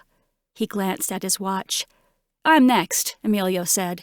But they're already running a little behind. That's why James is so on edge here. I see. And are you on the list to be interviewed today as well? I asked the old man. He nodded, his eyes crinkling in the corners. I didn't want him to have to go through this. I didn't want any of them to risk failing Cynthia's arbitrary test. Felix could probably handle it, Emilio too. He was so smart, I figured he'd find some way out. But James wasn't made for this kind of work.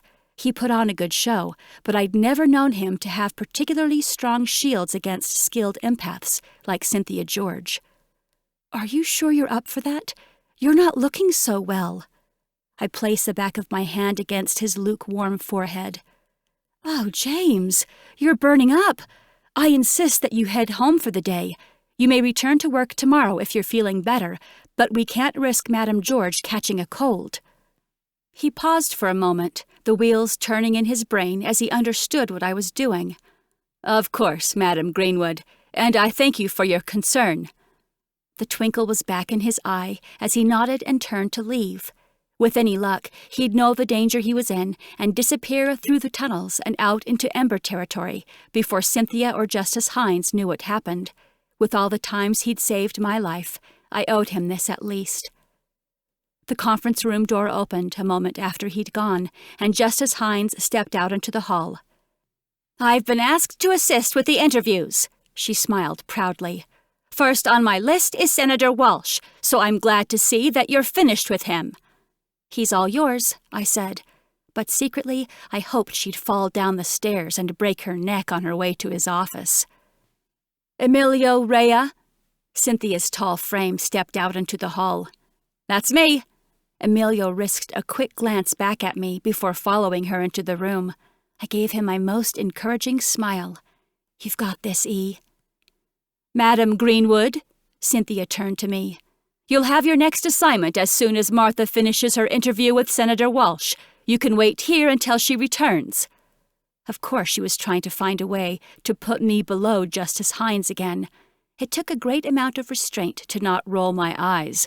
But I obeyed, taking a seat on a bench just outside the conference room as she disappeared inside with Emilio. 5 minutes later, the 2 protectors who had joined us from the Capitol approached and stopped outside the door. Neither made eye contact with me, and I wasn't much in the mood for small talk. I assumed they were here to watch over Cynthia and me. I never expected to see them cuff Emilio when the door opened again a moment later. "What's going on?" I jumped to my feet. "Mr. Rea demonstrated strong anti-New American feelings during his interview." Cynthia stepped into the hall behind him. "We are concerned he may be a rebel sympathizer, so I called the protectors to confine him until we leave for the camp. Per our greatness's orders, he shall receive the opportunity for re-education before standing trial for treason." "That's absurd." I followed the guards and Emilio down the hall while calling back to Cynthia as we walked. "This man has served Claren City for years. He has never been anything but loyal." I could have gone on, but I stopped myself. Inhale, exhale. "Of course, that may have changed since we last worked together," I added, remembering my role here. "Thank you for identifying any potential issues before they turned into a major problem, Madam George." "That's my job. Knock when Martha returns, please." Cynthia slammed the door behind her before I could get in another word. I took my place on the bench again, knees nervously bouncing as I waited for Justice Hines to return. I never would have expected Emilio to fail his interview.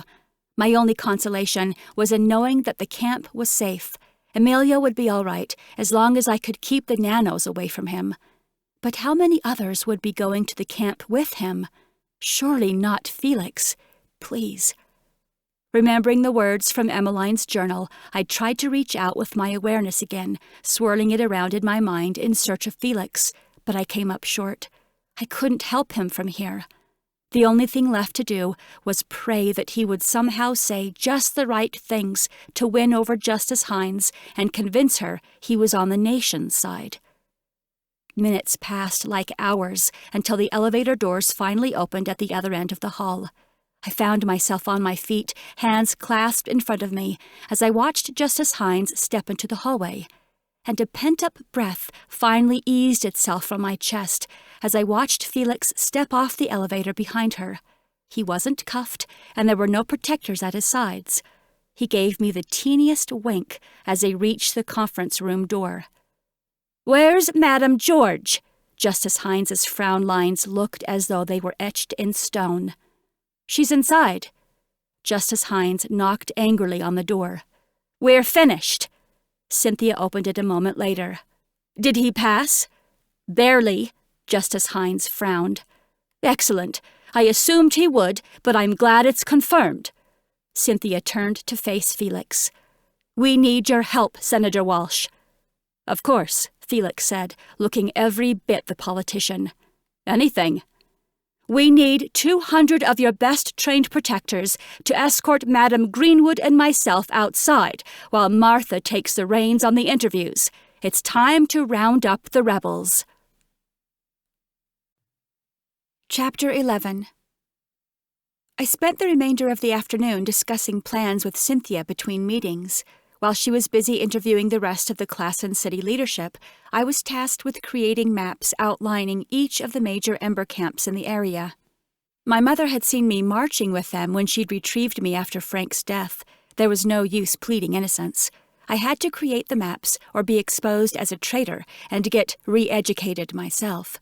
Or worse, get injected with the nanos and become a walking computer for the supreme leadership.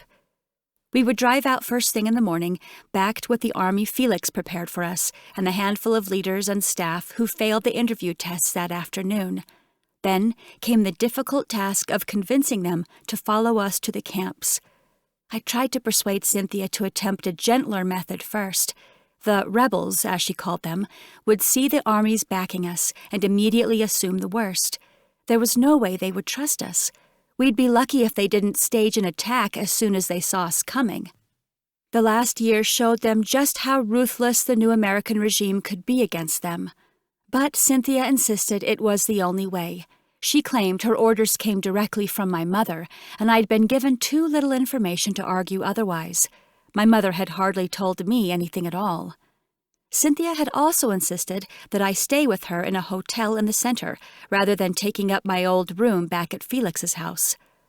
We simply cannot trust that you will stay safe in a house full of strangers until we are able to interview every member of Senator Walsh's staff. That's what she said, though I supposed her lack of trust was more in me than Felix's staff. If I was honest with myself, the thought of running away in the night had certainly crossed my mind. It wasn't the only dark thought I considered. As I lay in my strange hotel bed that night, I considered all the ways I could stop this before we got in too deep. I could cut out my tracker and run away, like Emmeline had. Or I could try to turn the armies against Cynthia once we were outside. Felix could help warn them, give them orders to follow me instead of her. But the most tempting option of all was to put an end to Cynthia right here as she slept. There were knives in the small kitchen attached to our suite, and I had little doubt that I could physically overpower her. That I couldn't bring myself to take another life. I just couldn't, no matter how wretched the woman was. Besides, I didn't know for sure that the plan would fail. As long as my mother was still working toward a unified end, there was hope, even if I didn't agree with her methods for reaching it. I rolled over, willing myself to shake the dark thoughts from my mind and try to find some sleep. But a black spot on the wall in the corner of the room caught my attention before my eyes fully closed. There was a beetle camera from the Capitol right here in my hotel room, watching me sleep. I feared I would never truly be alone again. We loaded up at dawn. Cynthia and I rode in a truck with our Capitol protectors, and the bed was full of 8 or 10 additional men from Felix's forces. A whole fleet lined up behind us, loaded with at least 100 more men, as we snaked our way through the streets of Claren City and into the wilderness beyond. My nausea grew by the mile, twisting and clenching in my gut, reminding me of the betrayal I so willingly carried out today. I'd spent years protecting these people with every effort, and now I led the enemies straight into the heart of their territory. I was a traitor, but I had little choice in the matter. Refusing to show Cynthia where the outsiders dwelled wouldn't stop the supreme leadership from going after them. It would only delay the process. But a refusal would remove me from the equation entirely, along with our best shot at changing the system. I had to play along, at least until I proved my intentions were good. We rounded the bend toward the first of the camps, and I knew there was going to be an issue almost immediately. Deep, muddy tracks had been dug deep into the path through the trees. Branches were broken, laying off to the sides, and my suspicions were confirmed as we entered the clearing where hundreds of tents and makeshift shelters had stood just 2 weeks earlier. "They're gone," Cynthia groaned. "How convenient for you." I turned to face her, the intensity in my eyes leaving no room for interpretation. "They were here, hundreds of them from multiple districts, all working to eliminate Frank and Milo. Now that the threat has passed, they have likely returned to their homes." "And what of those who live here in Claren? Where is their home?" I sighed and pulled out the makeshift map I'd sketched the day before. "Here." My chest ached as I pointed to the one permanent shelter the Embers inhabited. My father's cabin lay by the river. "There may be other small campsites in the area as well, but there's always someone here." "You better be right." I caught a glimpse of Emilio through the windows of the truck behind us as we made a large U-turn in the clearing back toward the main road. He forced a smile, but I could sense his fear even through the distance between us. "Hang in there, E. I'll find a way to get you safely out of this." Bile rose up in my throat when we curved around the final fork in the path before my father's cabin, and I realized he and Carmen weren't staying here alone. Several additional tents sat scattered along the riverbank, curving back out of view behind the trees in the bend beyond. My father stood bravely on the lawn in front of the cabin, with Seth and a man I didn't recognize at his sides. All 3 held their hands near their waists, keeping weapons within reach as they awaited our approach. They'd likely been informed of our caravan by some of the scouts he often had, keeping a watch on the area. "I'll speak to them," I said, grabbing a hold of the door handle when the truck stopped. "I'm coming with you." Cynthia swung her legs out of the vehicle with me, a pistol gripped tightly in her hand. Please put that away. We're not here for a fight." "You're not," Cynthia scoffed, "but I wouldn't rule anything out."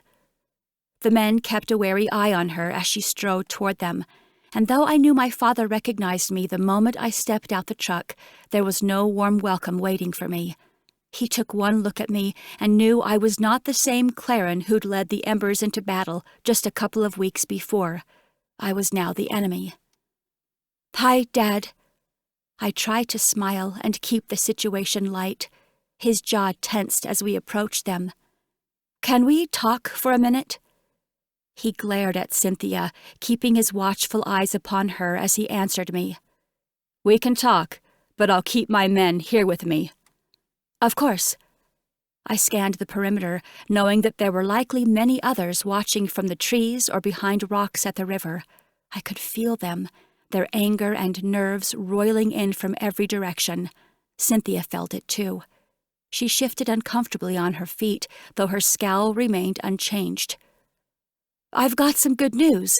After speaking with some of the other supreme leaders at the capital, it was determined that it's time to integrate those living outside with the rest of our people in the cities. You will finally get to put down some roots." It was work to keep my voice steady with all the emotions squeezing in around me. He shifted his gaze to the line of armed trucks behind me. "If that's such great news, why'd you bring an army with you?" "They're here to escort you," Cynthia said, smooth as cream. "They want to make sure everyone in your camp reaches our destination without any difficulty. It's a long walk. Wouldn't you rather take a ride?" "What if we don't want to go at all?" Seth spat in the dirt and took one small step forward, wrapping his fingers around the handle of a knife peeking out from beneath his waistband. It would have intimidated most people, but Cynthia wasn't most people. "Do you speak on behalf of all your people?" She stepped forward as well, pinning him with her signature icy glare. He said something in response, but I didn't hear. I'd become too distracted by a strong sense of hurt and betrayal, tinged with something familiar that I couldn't quite put my finger on. But I knew whose emotions I'd zeroed in on. I just hadn't found him yet. I scanned the tree line as Cynthia continued speaking with my father and his men, until finally I spotted two dark heads of hair.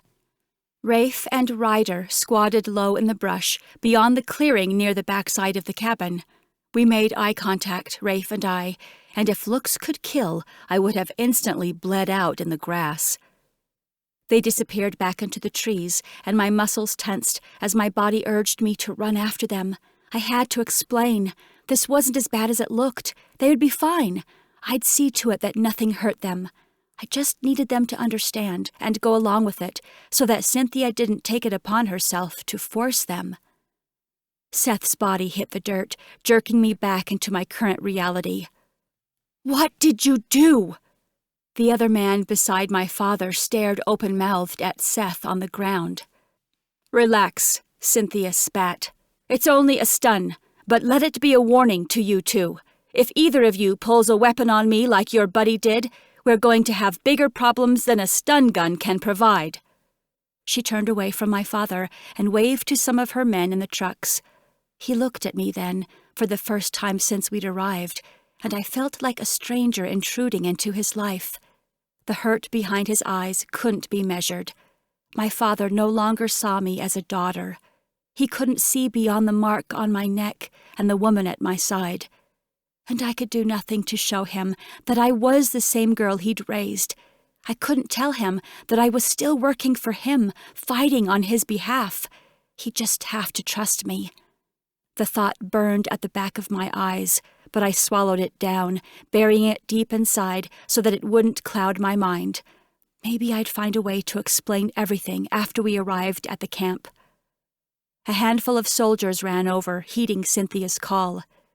"This man has 30 minutes to round up everyone on the premises," she said to them. "I need you to secure the perimeter to ensure no one tries to get away." The soldiers confirmed her orders with a salute and ran off to get more men. "I hope I've made myself clear," she said, looking back at my father. I've got strict orders to bring you all to our specially designed integration camp. Our greatness wants to make sure you're all healthy and prepared for life in the city. If you can't get your people ready to go, we'll have to do it for you. Do you understand?" "Yeah, I got it." He cast another hard look in my direction before stalking off toward the cabin. Cynthia set a timer on her watch, then gestured for me to follow her back to the truck.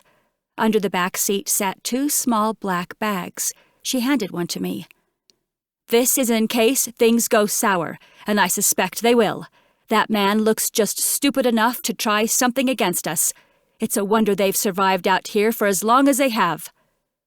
I peeked inside the bag and found a stun gun, a communicator, a small first aid kit, and 2 syringes. "Are these filled with the nanos?" "Yes, and we've already found our leaders. Should we go ahead and inject them now?" "No!" I spoke with too much force. With the deep breath, I tried it again. "No, I don't think that's necessary. They seem to be obeying orders. If they're able to get their people to follow orders as well, there's no need for the nanos." Cynthia narrowed her eyes, but didn't object. "We'll need to get the rest of these rebels from the center out here, too. We'll put them all together, taking 2 separate trips if they won't all fit in one. The camp shouldn't be more than a 2-hour drive from here." I didn't realize it was so close. Just a 2-hour drive. How had none of us ever seen it before? "That's right." She glanced at her watch. "Just 25 more minutes, and we'll load up the first group." A door slammed shut behind me, and I turned to see Emilio, a young attendant for the director of economics, and a kitchen worker all climb out of the truck, prodded by one of our armed guards. It pained me to see the cuffs around their wrists, like they were some kind of criminals for caring about the well-being of those outside. Emilio's eyes widened, but he wasn't looking at me. He was staring somewhere in the distance behind me. He yelled and dropped to his knees at the same time I felt the heat slam into my spine. "Claren, get down!" Cynthia and I both hit the ground, my ears still ringing from the boom of an explosion. I rolled to my side, enough to see my father's cabin in flames and embers running like mad for the woods. Our protectors from the city were still working to get set up around the perimeter of the Embers' camp, so there were plenty of holes in their security, plenty of room for the Embers to make their escape. "Get back to the truck!" Cynthia yelled. We ran together, keeping low to avoid any stray bullets from the gunfire now erupting from our soldiers. I wanted to jump in and help, but my assistance would only make things harder for them in the long run. I had to keep playing my role. I climbed into the truck behind Cynthia, and as I yanked the door closed behind us, I saw a glimpse of dark hair in the trees. It was just like Rafe to hang back instead of running for his life. If I knew him at all, I knew that he wouldn't bail on this camp until he was certain that every single person living here was accounted for. He was a better person than me, cowering inside a city vehicle while they all fought for their lives. A broad-shouldered man ran full force from the trees, darting boldly in front of our vehicle. The bandana wrapped around his head obscured his face, but I recognized his build and speed any day. My heart thudded hard in my chest as I watched Aiden bolt across the clearing to where Emilio and the other cuffed citizens from the center knelt in fear. The protectors had all run off to catch the Embers, believing them to be the bigger threat. They never saw Aiden coming. He pulled a key from his pocket, probably stolen off the body of a fallen protector, and reached for the cuffs one by one until all 3 of the citizens were free. Emilio looked my way for only a moment before they all ran off into the trees. Cynthia cursed loudly beside me. "Where are our men? How are they possibly allowing so many rebels to escape? If I find out Senator Walsh ordered them to behave this way, I will have his head on a platter." "Look!" I pointed across the clearing where a large group moved toward us from behind the burning cabin. There were probably 15 Embers, heads all hung in shame. They were dirty and tired, but most looked as though their egos were the only things injured. All except one man in the back, who hopped on one foot, his arm slung over the shoulder of the soldier who half carried him, half dragged him along, gun pressed against his side. "Dad." "That foolish rebel is your father?" Cynthia laughed cruelly. "I should have known. Guess you got your daddy's brains, didn't you?" She leaned across me to tug open the door. "Get out. I made him a promise about what would happen if he decided to fight against us. It's time to follow through on my threat." Chapter 12. "Leave the injured one to me," Cynthia's harsh voice rang out across the clearing. The soldiers and the small group of embers at the center of their circle all jerked their faces up at the noise, all of them except my father. He knew his stunt earlier would likely get him killed, but he didn't care. He was willing to sacrifice his life to provide a chance for his people to escape, and he knew it was time to pay the price for that risk.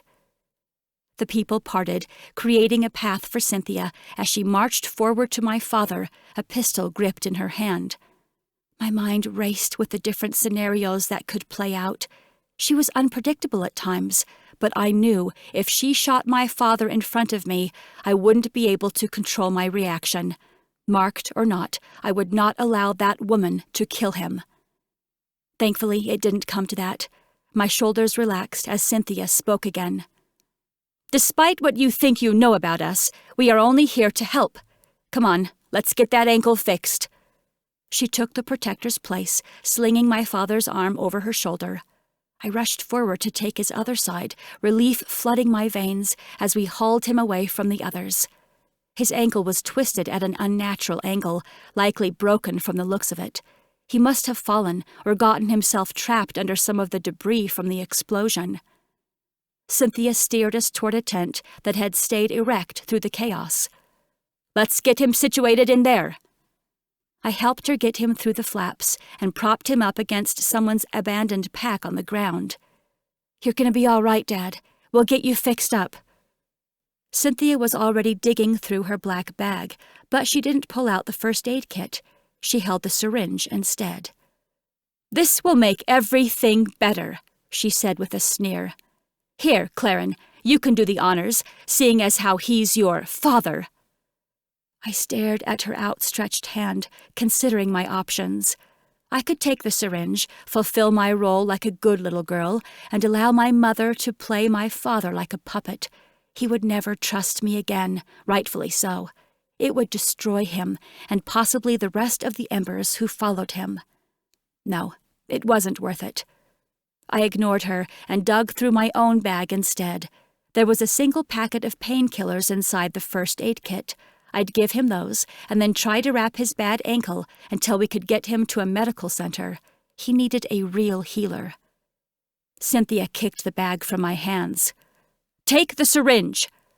"We don't need it." I met her steely gaze with one of my own. My father, sensing the tension between us, quickly came to the realization that he was not going to get the help he needed. "I'll be fine." He tried to stand.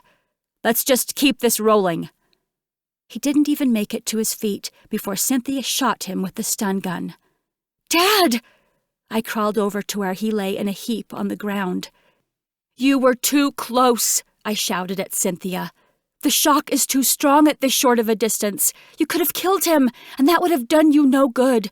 We need his help to convince the others to follow us."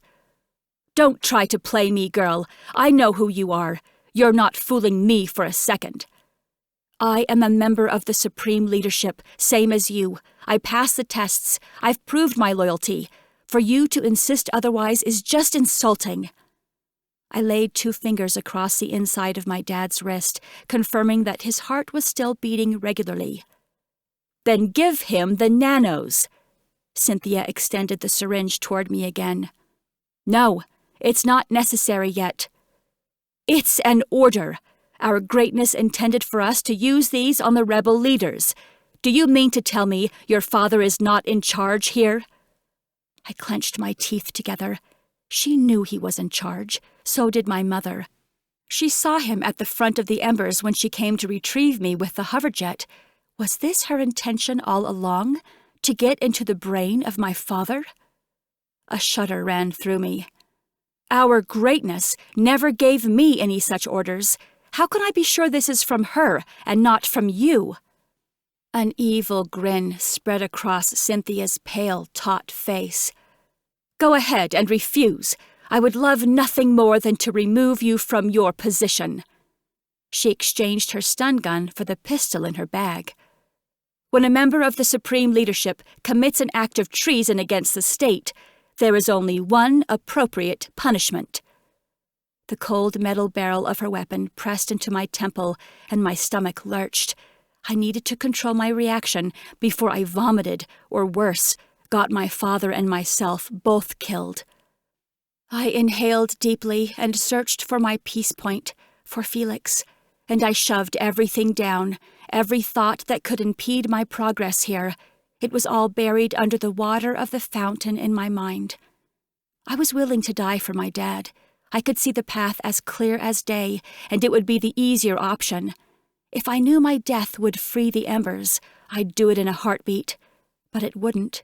Cynthia would kill me and inject my dad anyway. There was really only one choice. I held out my hand, never hesitating, as the cold metal of the syringe met my palm. With one quick motion, I flicked off the cap and plunged the needle into my defenseless father's neck, squeezing down until the cartridge inside was empty. Cynthia pulled her gun away as I finished the task. That's a good little girl. She laughed and tucked her weapon away. But her words didn't bother me. I'd forged a wall around my heart so thick that nothing could bother me now. It was time to leave emotion behind and operate purely on facts. Not only had I blocked everyone else out of seeing my gut reactions, but I would block myself out now, too. I watched my father for a long while. His chest rose and fell, the skin on his neck pulsing with every beat of his heart. Cynthia knelt to clean up the blood from my messy injection, but I never moved. I just watched and waited, anxious to see the results of my actions. There were no discernible changes when he first came to. He opened his eyes and seemed very aware of who we were and what we were doing. And once the shock of the stun wore completely off and his limbs were fully functional again, he stood. Take it easy, Dad. You don't want to injure that ankle any further. I reached out to help him take the weight off of his foot, but he waved me away. It's fine, Madam Greenwood. We have more important issues to take care of than my ankle. He moved for the exit, his ankle turning in a horrifying fashion with each step. He can't feel it, Cynthia said. She looked positively triumphant as she watched him leave us. The nanos have blocked his pain receptors. But he'll only worsen the damage. It can probably be fixed later, and if not, it won't matter to him anyway. She disappeared through the tent flaps. I ran after them, the sunlight temporarily blinding me as I left the dark confines of the tent behind me. It seemed I'd left a part of my soul behind as well. I'd done the unthinkable. I turned my father into a machine, controlled by Cynthia and my mother. The thought sickened me as I approached the group. My father stood at the front, already in the middle of a grand speech about how we'd shown him the camps and what we said was true. His smile was radiant as he shared the good news of hot meals and warm beds. He reignited their hope in a matter of minutes. He looked genuine, and he sounded as though he really believed his words. But I felt nothing from him as he spoke. No emotion, no real feelings of his own. This man was not my father anymore. He was just a warm body, controlled by millions of microscopic machines in his brain. And if this was the future my mother had in mind for us, we were all doomed. It was too late to go back and change things now. The group was already in motion, following my father to the trucks and climbing into the beds behind him. Take a couple of the vehicles and round up any stragglers you can find, Cynthia said to one of the protectors. We'll go ahead and get this first wave out to the camp. Of course, Madam George. The man saluted her and ran off. Cynthia turned to me next. Well done. I'm sure your mother is very proud of you. She stifled a laugh as she left me there in the dirt, shocked and saddened by what I saw. I rode to the camp in a different truck. I couldn't bear to be around Cynthia anymore, but mostly I just wanted to keep an eye on my dad through the back window as we drove. He looked happy and healthy. The nanos changed the way his brain worked, but they hadn't taken away his essence. His expressions and laugh were very much the same, just without any real emotion behind them. To non-empaths, or anyone who didn't know better, he was the same as he'd always been, if not in better spirits. And that natural charisma he possessed was exactly what had convinced the others to so willingly jump into the truck with him and leave their lives behind. The nanos were far more dangerous than I could have guessed. If injected into the right person, my mother could position herself to win over any group in the nation. Someone with enough charm and persuasion, maybe a handsome face and a loyal following, someone like Felix, could help her take over the world. Chapter 13. A couple of hours later, our little caravan curved around a gravel road to stop in front of a tall privacy fence with barbed wire looped around the top. From where we parked, I couldn't see inside at all, and there was no signage to indicate where we were. Cynthia stepped out of the truck in front of us and quickly made her way back to me. Her expression was hard as stone as she yanked my door open. "The newscasters are already here. They'll be watching you as we enter, so you'd better wipe that snotty pout off your face and look as proud to bring your people here as you should be. Now, make small talk with me as we walk. We need to make them believe we like each other." "We can make small talk, but I don't think you'll like what I have to say." Cynthia snorted, ignoring my remark, but I tried to maintain a pleasant look as we strode toward the gates regardless. The protectors gathered up the embers, who formed two lines behind Cynthia and me. My father was at the helm, head held high, more convincing than I could ever be, and once we were in place, the gates opened. I never expected to see so many people. They lined the sides of a pathway, probably 200 of them, making way for us and the newest members of their camp. A large banner hung on the tan metal building in front of us. It read, in big bold letters, Claren City Integration Campsite No. 4. "Are there multiple campsites around the city?" I quietly asked Cynthia. She smiled broadly, waving to the crowds and putting on a show as we began our short walk through the gates. "There aren't. There's one campsite per city. This was the 4th in the nation." A large platform sat high in the air near the building. It held 2 different cameramen, and just below it stood the same female newscaster I'd spoken to the day before. One camera was trained on Cynthia and me, just as she expected. I flashed a fake grin and glanced at the second camera, which was panning the smiling faces on either side of us. The front line of the crowd whooped and hollered. There was much more fanfare than I could have dreamed, and for a moment I thought my mother may have been correct.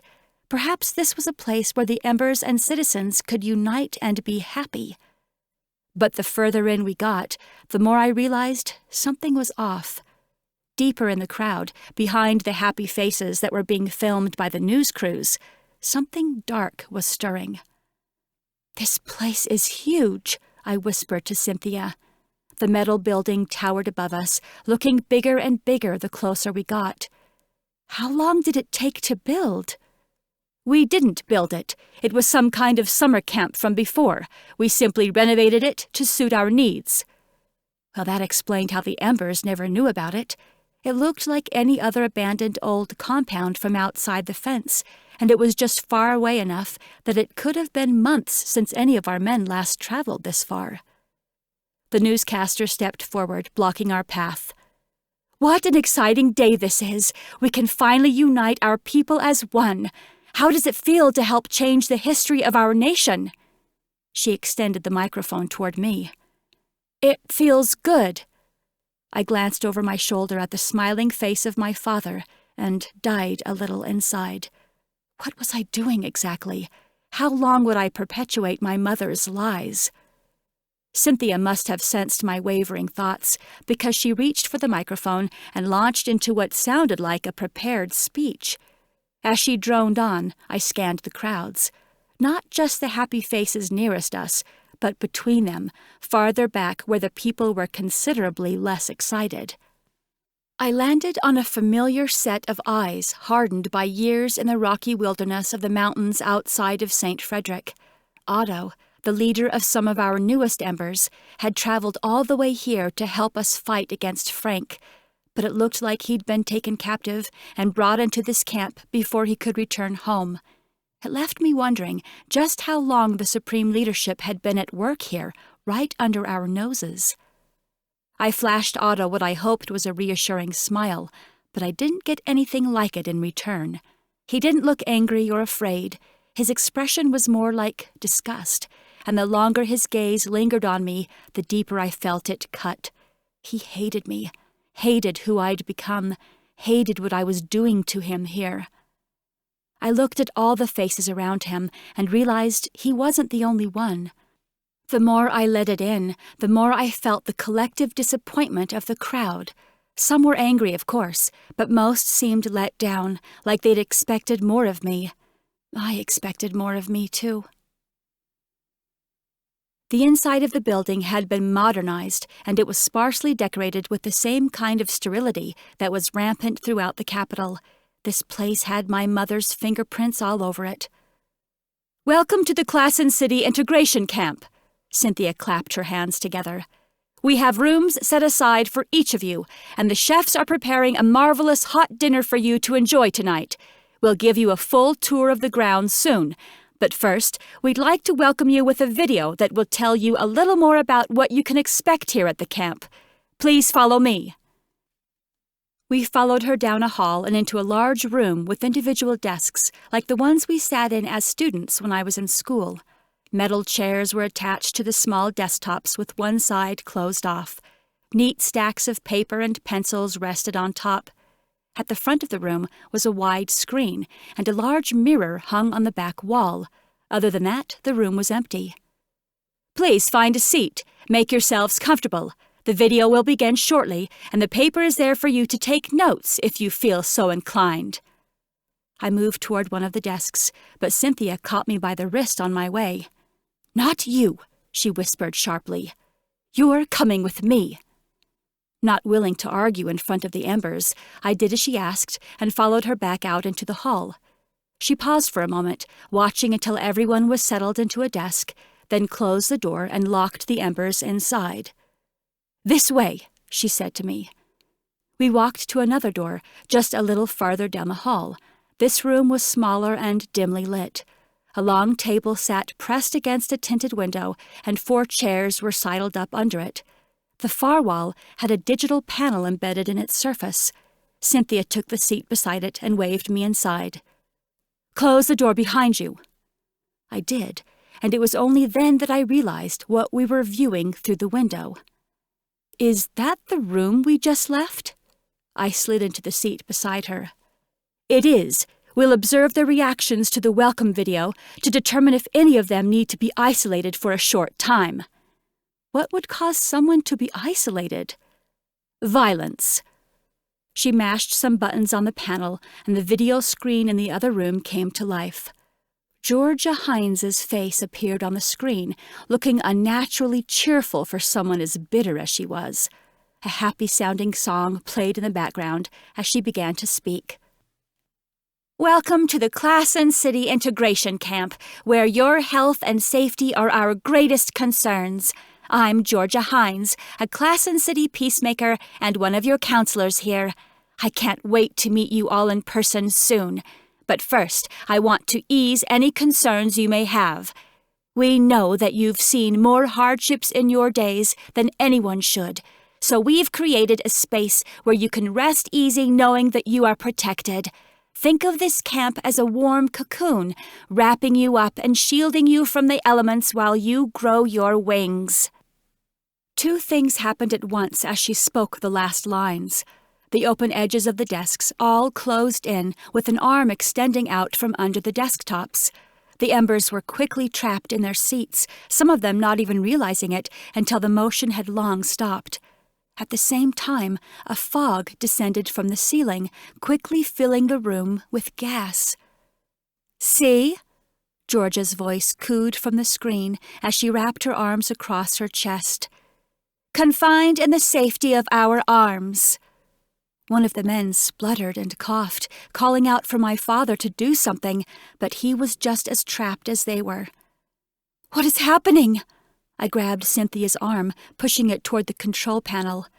"That gas is going to kill them. Make it stop."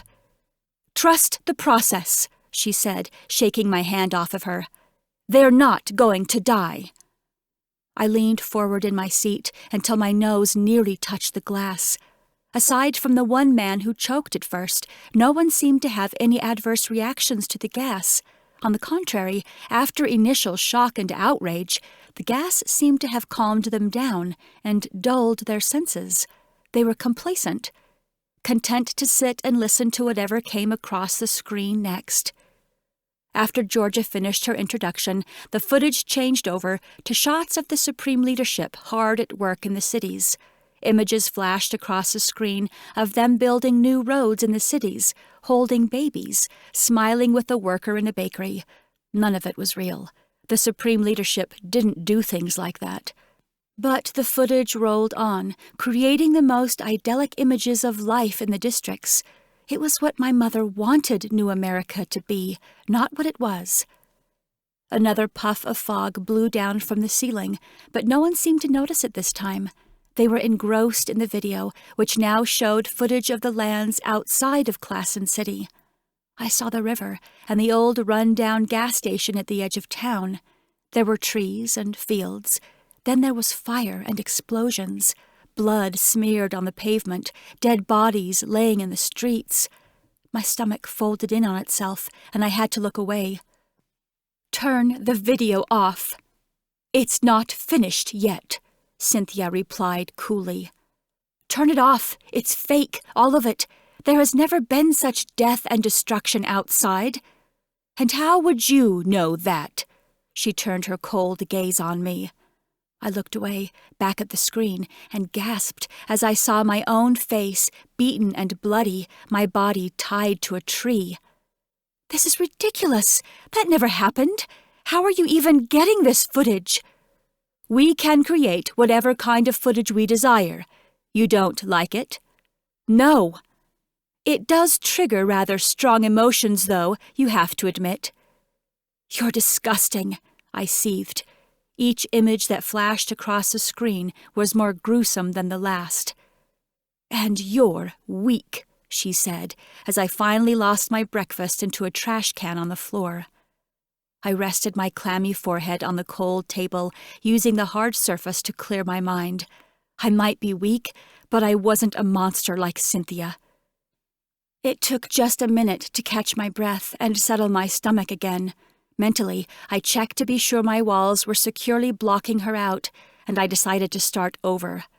This wasn't okay, and if the Embers weren't in a position to fight for themselves, I was going to fight for them.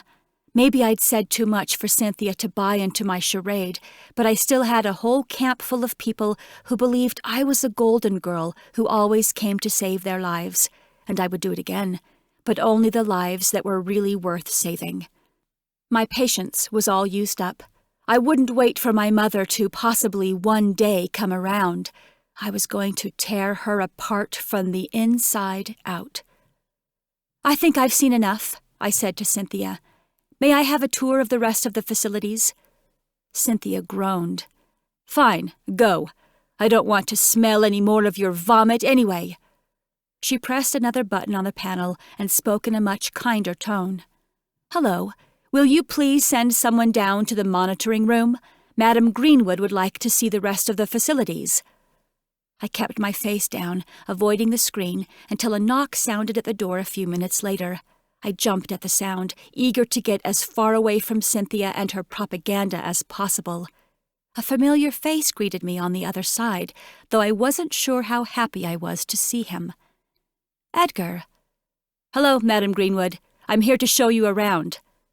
His eyes darted down to the mark around my neck, and I felt a flicker of fear in him. "What would you like to see first?" "I want to see everything." Chapter 14. Edgar led me through the halls, explaining the different rooms we passed. There were offices and classrooms, a kitchen and dining hall, dormitories and bathrooms. Our conversation was stilted, each of us fully aware that others would be listening to us speak, and neither really knowing what to say, even if they weren't. "How long have you been here at the camp?" I finally asked. "Almost 2 weeks. They brought me in with the last big wave of rebels." Rebels. The word twisted like a knife in my chest. I hated it, all of this. I even hated the way I still distrusted Edgar after he'd helped me so many times before. The problem was that he was phenomenally skilled at reflecting a person's emotions back at them. All empaths could block with enough practice, but I'd never known any others as good at reflecting as Edgar. It was impossible to know what he was truly thinking. He was a master of illusion, which could make him a great asset to have on our side, or a terrifying enemy. "Are you here full-time now, or do you still go back to Claren every so often?" "Full-time. Several of us peacemakers went through an early wave of interviews, and some of us got started here at the camps as soon as people began coming in." "How long ago was that?" He shrugged. "I've never asked. The camp has definitely been here for a while. The mandates are new, though." "So what do you do, other than give tours?" Edgar smiled, but it was with some effort. "I work in the children's quarters." "I didn't realize they were separate from the adults." He nodded grimly. "They have their own wing. Come on, I'll show you." The walls in the children's wing were a beautiful sky blue, with a mural of grass and flowers painted down the sides of the halls. An occasional tree would pepper the painting as well, complete with happy little woodland creatures peeking through the branches. Puffy white clouds lined the top of the walls, and I couldn't help but smile as we neared the sound of laughter. "This is lovely." Edgar tensed, his heart racing. I could feel his discomfort and shame, but the look on his face was all smiles as he agreed and opened the door. "Here are the sleeping quarters." "They don't even sleep with their families?" He solemnly shook his head. "Sometimes the parents poison their children's minds before they've had a chance to learn the truth about what we stand for." He glanced quickly at the mark around my neck again before continuing. "So we separate them here, training the children up on what is noble and right, while the parents relearn what it means to be a part of New America." His tone was flat, like he was reading from a brochure instead of actually trying to convince me that he believed that load of garbage. They were lines he'd memorized for moments like this, when he was questioned by someone unfamiliar with the systems they had in place here. I wasn't buying it, and he knew it, but still we played their game. "Surely they don't have the same training materials as the adults, do they? I can't imagine a child watching that video." "No, that's one good thing, I suppose." Edgar's jaw tensed as he led me through the children's dormitories toward a door on the opposite end of the room.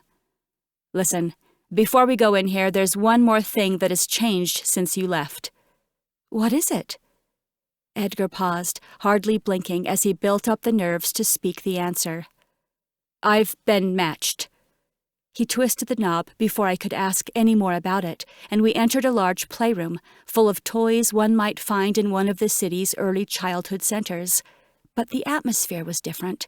There was a defiance in the air, a subtle weight on my shoulders the moment we stepped into the room. There weren't many children outside. You'd see them now and again, but it was difficult to raise a family without the comforts of the city. Many were too afraid to start families of their own when they couldn't guarantee a meal every day or suitable shelter overhead. So I was surprised to see such a large number of little ones here. There were so many, maybe 30 or 40 of them, and they were so young. I never would have guessed there were this many children living outside. "Edgar, honey, I'm so glad you're back. These little monsters are about to drive me up a wall." Georgia Hines lifted her face from a short sink where she'd been scrubbing the hands of a messy toddler. "Oh," her lip curled up. "You brought us a bigger one, too." "Madam Greenwood just arrived." Edgar's entire demeanor changed as he walked over to Georgia and planted a quick kiss on her cheek. She softened a bit at his touch, and I tried not to cringe. Edgar was matched with Georgia. That man deserved an award if he was faking a relationship with her. But then again, I might have been the one he was really faking it with. Edgar was a tricky one. "I've just been giving her a quick tour," he continued. "She wanted to see where we worked." "Well," Georgia placed her hands on her hips, "what do you think of our little army?" Edgar rubbed his forehead and frowned. "Like I said, we've been training the children." "They're like our own little unpaid guards, learning to spy on the rebels and report back to us at the first hint of sedition," Georgia sneered. "Are they all from outside?" "Heavens, no," Georgia grimaced. "Those creatures shouldn't even be allowed to breed, if you ask me. No, these little beasts are from our own citizens. We'll get the city straightened out in a few short years, just as soon as these guys are old enough to be sorted by aptitudes and released into their careers. Our accelerated program should have them work-ready by the age of 12. They will be some of the best little workers around, especially since they will serve double duty as guards for the state." One of the children spilled a bottle of paint at a miniature table across the room. Georgia groaned loudly and went to help clean it up. I risked a glance at Edgar and saw the sorrow and regret deep in his eyes. I just wished I could believe it. The door opened behind me, and an older woman with a full head of curly gray hair entered the room, carrying a large tray full of plastic cups and bottles. "Oh, pardon me. I didn't mean to interrupt." "It's okay, Letty. This is Madam Greenwood. She's just arrived from the capital today to assist us for a while. I was giving her the grand tour." The woman smiled. Her laugh was warm and welcoming as she turned to me. "We're happy to have you here, Madam Greenwood. Would you like to see the maternity ward?" "I don't think—" "I'd love to," I said, interrupting Edgar mid-sentence. Anything these people tried to keep me away from immediately moved to the top of my to-do list. "If that's all right with you," Letty raised her brows at Edgar. "It's fine," Georgia said with a wave of her hand.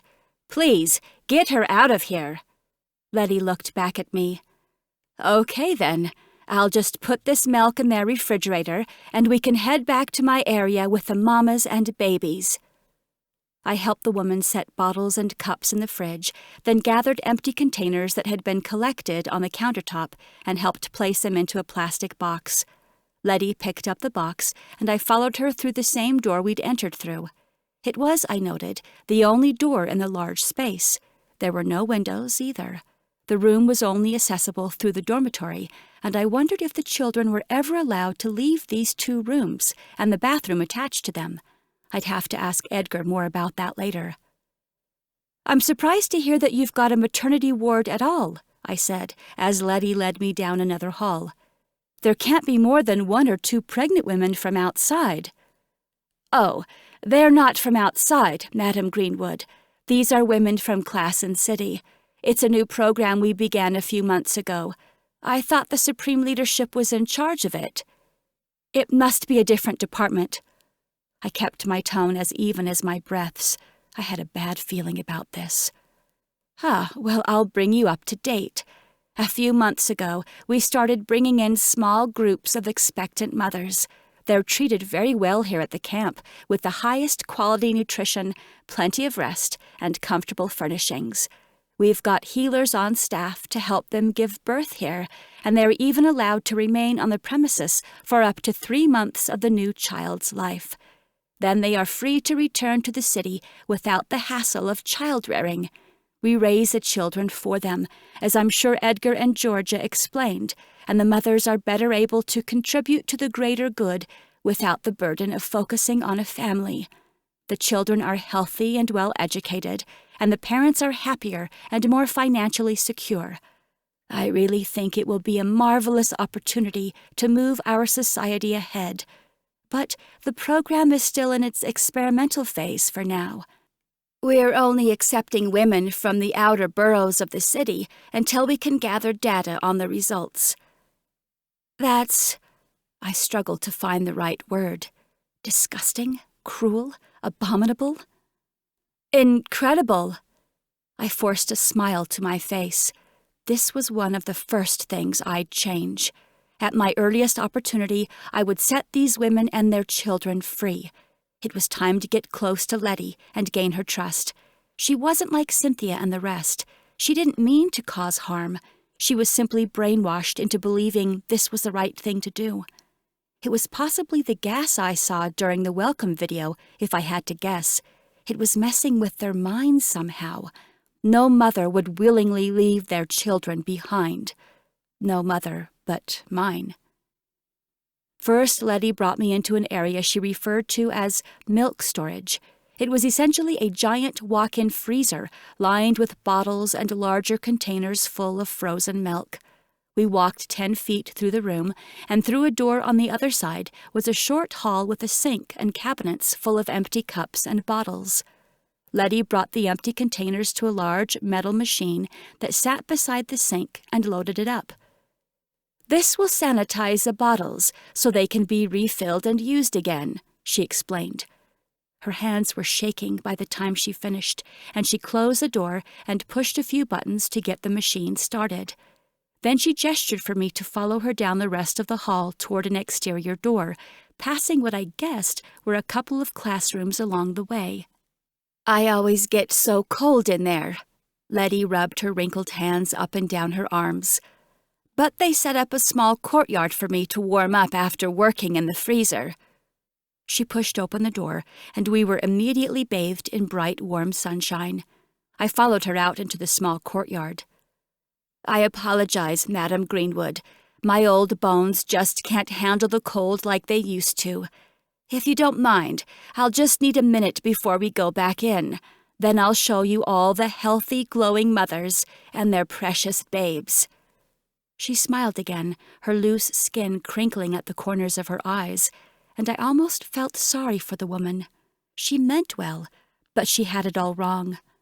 I took a moment to survey our surroundings as the woman warmed herself up. The fence around the courtyard wasn't made of wood, like the tall privacy fence that wrapped around the front of the camp.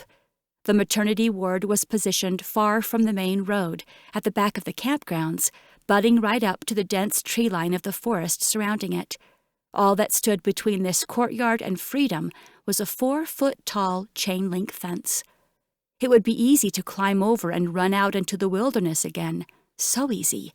But what would happen to the rest of the people inside if I did? No, I had to stick around until I found a way to get them all out. Then we'd burn the place to the ground. "All right, dear, I'm ready to go back inside. Are you ready?" "Let's go." Letty brought me back inside to what I originally thought were classrooms. The first room was actually a small, narrow observatory, much like the room I'd been in with Cynthia. A long table with small machines sat below a tinted window that took up most of the wall. Through the window, I saw 2 neat rows of bassinets with chubby, wiggling babies inside, many of them. "This is the nursery," Letty said. "It's probably my favorite room in the whole camp. That's Nanette, back in the corner. She helps me with the infants." A younger woman rocked a bundle in her arms as she sat in a wooden chair in the corner. It looked like she was singing or speaking kindly to the child, though I couldn't hear anything. "What are these?" I gestured to the machines on the table. "Those are pumps for the mothers who wish to stay for a few months after the babies are born. We store as much of their milk as we can before the mothers leave. They can't interact with the children, of course, but we do allow them to come in here and see them. It helps with production." "So the infants will never know their mothers?" "There's really no need for them to. The children are very well cared for here." How wonderful." Thank goodness the infants were close to an exit. I'd have to get them out before I destroyed this place. "And back across the hall," Letty said, as she led me back out of the door and into the other classroom I thought I'd seen, "is the maternity ward." She opened the door to what looked like a brightly colored lounge. Music tinkled in softly from overhead speakers, and women with various-sized round bellies relaxed with their feet up in plush reclining chairs.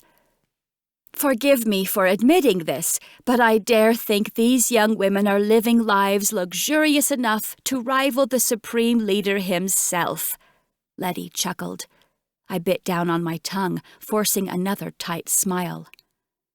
"Claren?" A familiar voice called out to me from across the room. "Selah!"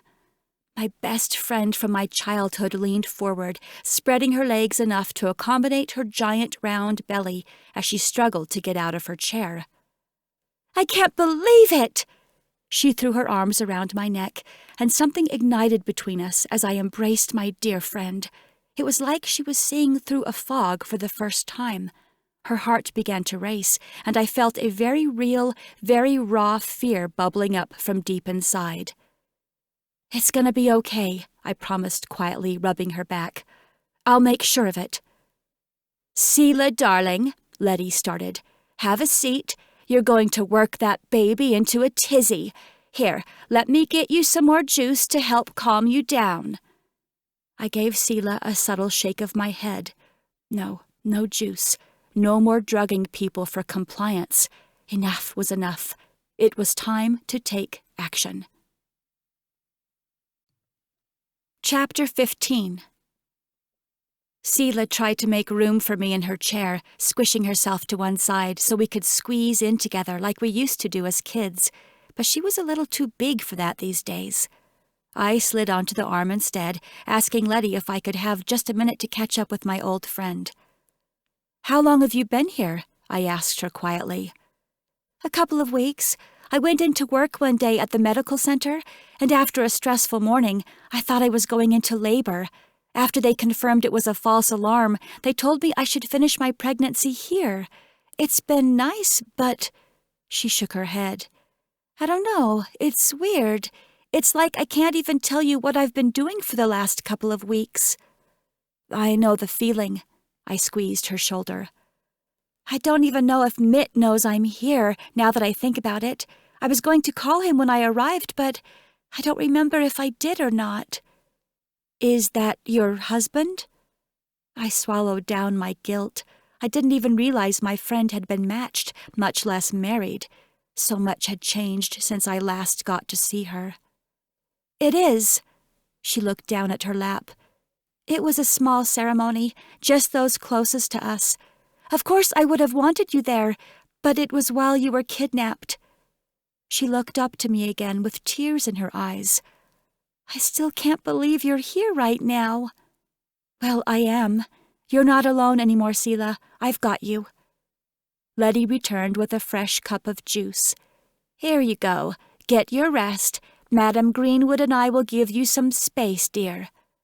"Thank you." Selah accepted the cup and lifted it to take a drink, but I placed a gentle hand on her arm. "I'll follow you out, Letty." The moment the old woman turned her back, I took the cup from my friend and hid it behind me out of Letty's sight.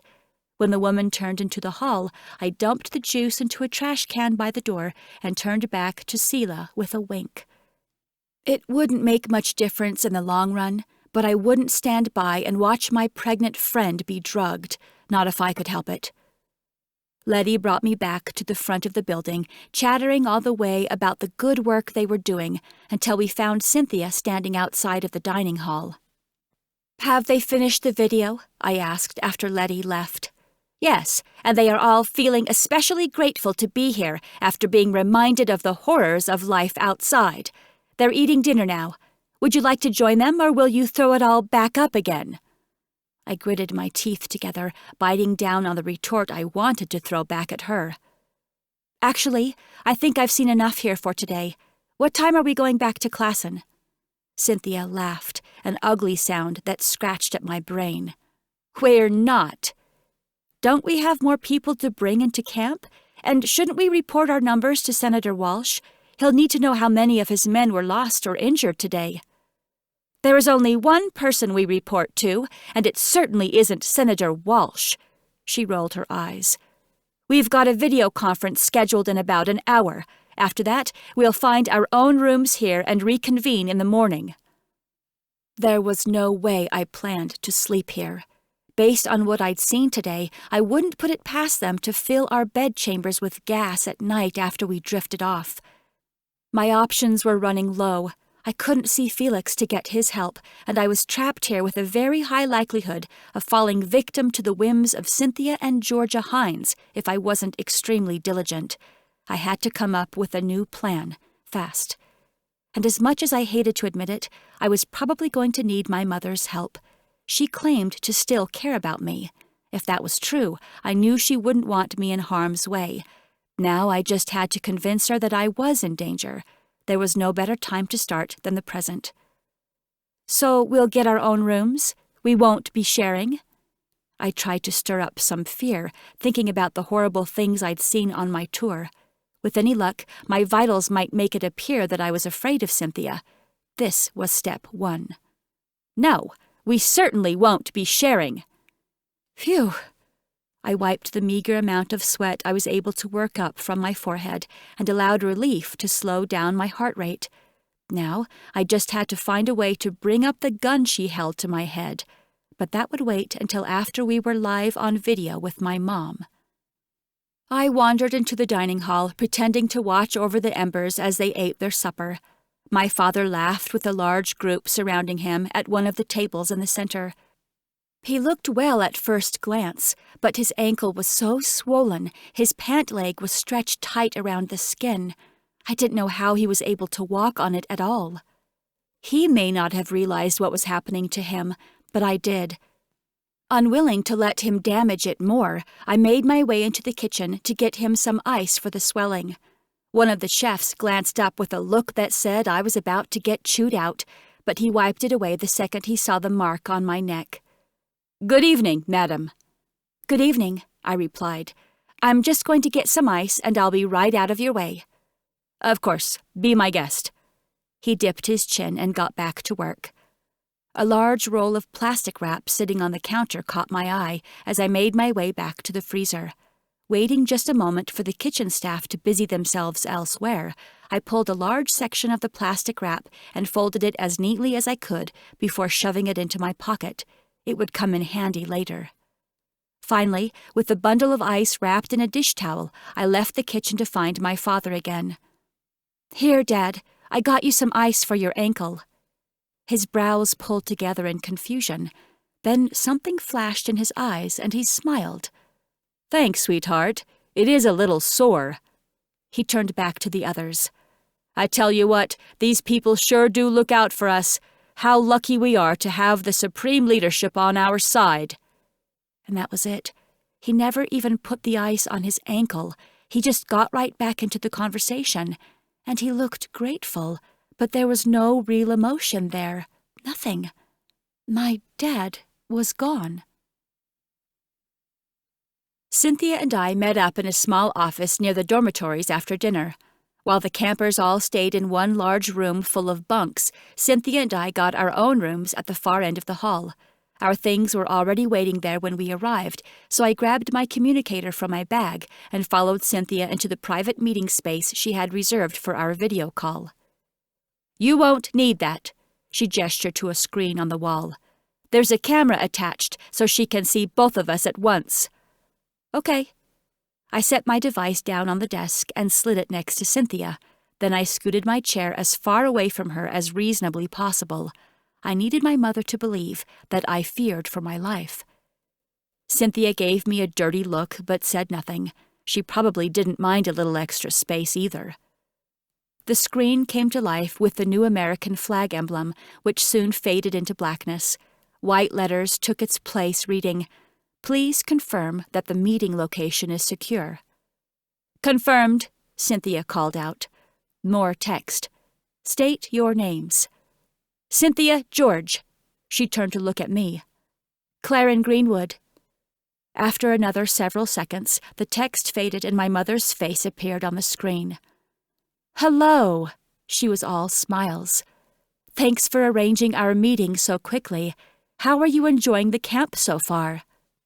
I shot a nervous glance in Cynthia's direction, but she didn't seem to notice. "We had some issues this morning gathering our group. The rebel leader was a fighter. He tried to blow up his own camp to help the others escape, but we caught him. Claren even got him with some nanos, so all is well now." Cynthia sat back in her chair, smug as ever. My mother made eye contact with me through the screen. I had never really been able to get a good read on her emotions, so the distance made little difference as far as that went. But she seemed so much less human on a screen. I hoped I could still appeal to her maternal instincts, if she had any left. "It's true," I said, looking warily at Cynthia again. "And I was almost shot in the process, but not by the rebels." I swallowed, making an effort to exaggerate my movements so they wouldn't go unnoticed through the screen. And though she couldn't read me over the long distance, I knew my mark was still recording my vitals. I kept up the physiological fear the best I could to add to the effect I was going for. Cynthia didn't care. She continued reporting the activities of the day and her generally positive opinion of how the process was going so far. "The nanos are working beautifully," she said, after describing my father's leadership skills. "It's like Dad is a whole new man," I added with a frown, hoping to catch my mother's attention. She looked at me again, thoughtfully studying me through the screen, but she made no comment. What was wrong with her? Didn't she care at all? The meeting carried on that way for a short while, Cynthia giving reports and me twisting the story to expose her bad side as often as possible, but all of my additions went unnoticed. "I am very pleased," my mother said at last. "You've got the mandates in Claren City running smoothly with Justice Hines, and you've done well integrating this newest group of campers. I'd like for you to continue this work in the other cities throughout the district as well. We need you to evaluate the effectiveness of each individual camp and align the onboarding processes with what you have there in Claren. Stay there tonight, and I'll arrange for a flight to take you into St. Frederick tomorrow morning." She nodded, signaling the meeting was finished. "Thank you, my greatness," Cynthia saluted her. "For the greater good." "Wait," I said, wide-eyed. "Sorry, my greatness, but may I have a word with you privately?" Cynthia looked at me like I'd spat at my mother's feet. I cowered from her in response, and with a shaky voice added, "It's important." My mother didn't try to hide her impatience as she reluctantly agreed. "Okay, but I only have a minute." I waited as Cynthia made a painfully slow exit, then immediately turned to the screen. "I need to get out of here. Cynthia's trying to kill me." "Claren, I don't have time." "No, really. She held a gun to my head earlier and threatened to shoot me point blank. I also have reason to believe she's poisoning me. I vomited it earlier, for no reason. Check my vitals. I'm sure you'll see evidence of it." My mother sighed. "She's not trying to kill you. If she... Hang on." She turned to look off camera, and I heard a male's voice, but his words were garbled. "Okay, I will." She turned back to me. "I'm sorry, but I have something urgent to attend to. I promise you're fine." "No, Mom, please, listen." A flash of pain crossed her eyes when I called her Mom, but it was quickly replaced with annoyance. I was holding her up. "Let Cynthia go to St. Frederick without me. I can keep working here in Claren. I can find more rebels. I'll stay with Felix." "No." "Can I at least see him in the morning before I go? We are matched, after all, and maybe I can take an unbiased protector with me, just in case you're wrong about Cynthia." "No." Her tone was more firm this time. "And you should drop things with Walsh. Matches don't work for members of the Supreme Leadership. He was a stepping stone to get you where you are, and I'm afraid he's outlived his purpose. You don't need him anymore." "You can't be serious." I knew I was bordering on sounding more like a whiny child than a leader of our nation, but it was difficult to maintain control. My last viable opportunity to get out of this was slipping through my hands faster than soapy water. My mother turned her head back toward the man's voice, and she nodded again before looking back at me. "That'll be all." She stood and left the frame empty. Corey's grinning face slid onto the screen instead. "Sorry, Claren. We need our greatness for an urgent matter here. I'll try to arrange for you to stay in the nicest hotel St. Frederick has to offer. Get some rest. You've got an early flight tomorrow." I said nothing as the screen faded to black once more. My mother's words reverberated through my brain. She said Felix had outlived his purpose. And I decided right then that there wasn't a chance I would be getting on that plane in the morning. Chapter 16. A sheen of sweat covered me as I lay in bed that night staring at the vent overhead. I'd sealed it off the best I could with the plastic wrap I'd stolen from the kitchen, and every time the air conditioner came on, I watched the plastic blow out, waiting nervously for the foggy gas I'd seen fill the video room earlier that day. It never came. What did come, about an hour after I laid down, were the steady footfalls of a guard patrolling the hall outside of my room. I watched the shadows cross under my doorframe. 4 minutes and 38 seconds later, they crossed again. I made a game of it, watching the clock and timing the footsteps. I could predict when they were coming almost to the second. In between the guard walks, I mapped out the building in my mind. Everything happened so fast earlier that I wasn't totally confident of the layout, but I was almost certain I could get back to the milk storage area near the maternity ward, and that was all I really needed to know. It was well past midnight when I finally worked up the nerve to go. I figured most everyone would be asleep by that point, everyone except my guard, but he would be easy enough to avoid. I waited exactly 30 seconds after his shadow passed under my door, then silently turned the knob, slung my bag over my shoulder, and tiptoed through the darkness. My plan was to follow him as far as the main hall, then break off toward the children's wing before he turned around to come back to the adult dormitories. It made sense in my mind. I just had to execute it. I peeked around the corner past the dormitories and made out the guard's shadow ahead, a big hulk of a man. He wouldn't shoot a member of the supreme leadership, not with a bullet anyway. I wasn't afraid of him. I was more afraid of what Cynthia or my mother might do to me if they discovered I'd been sneaking around. It would be awful to get caught now, after I'd come so far and done so many horrible things just to keep my true loyalty a secret. As soon as the guard shadow rounded the corner toward the dining hall, I made a run for it. Each step was carefully placed with soft landings on the balls of my feet to stay as silent as possible without losing speed. The hall near the kitchen wasn't long, so I needed to be quick enough to make it to the children's wing before he turned around again. I was nearly there when I heard a whisper and a laugh up ahead. "Stop," a nasally voice said with another playful giggle. "You're gonna get us caught." "It would be worth it," a man's voice replied with a low chuckle. I immediately checked my block, ensuring my walls were firmly in place. As much as I would love to catch Georgia Hines running around after curfew, I couldn't blow my own cover.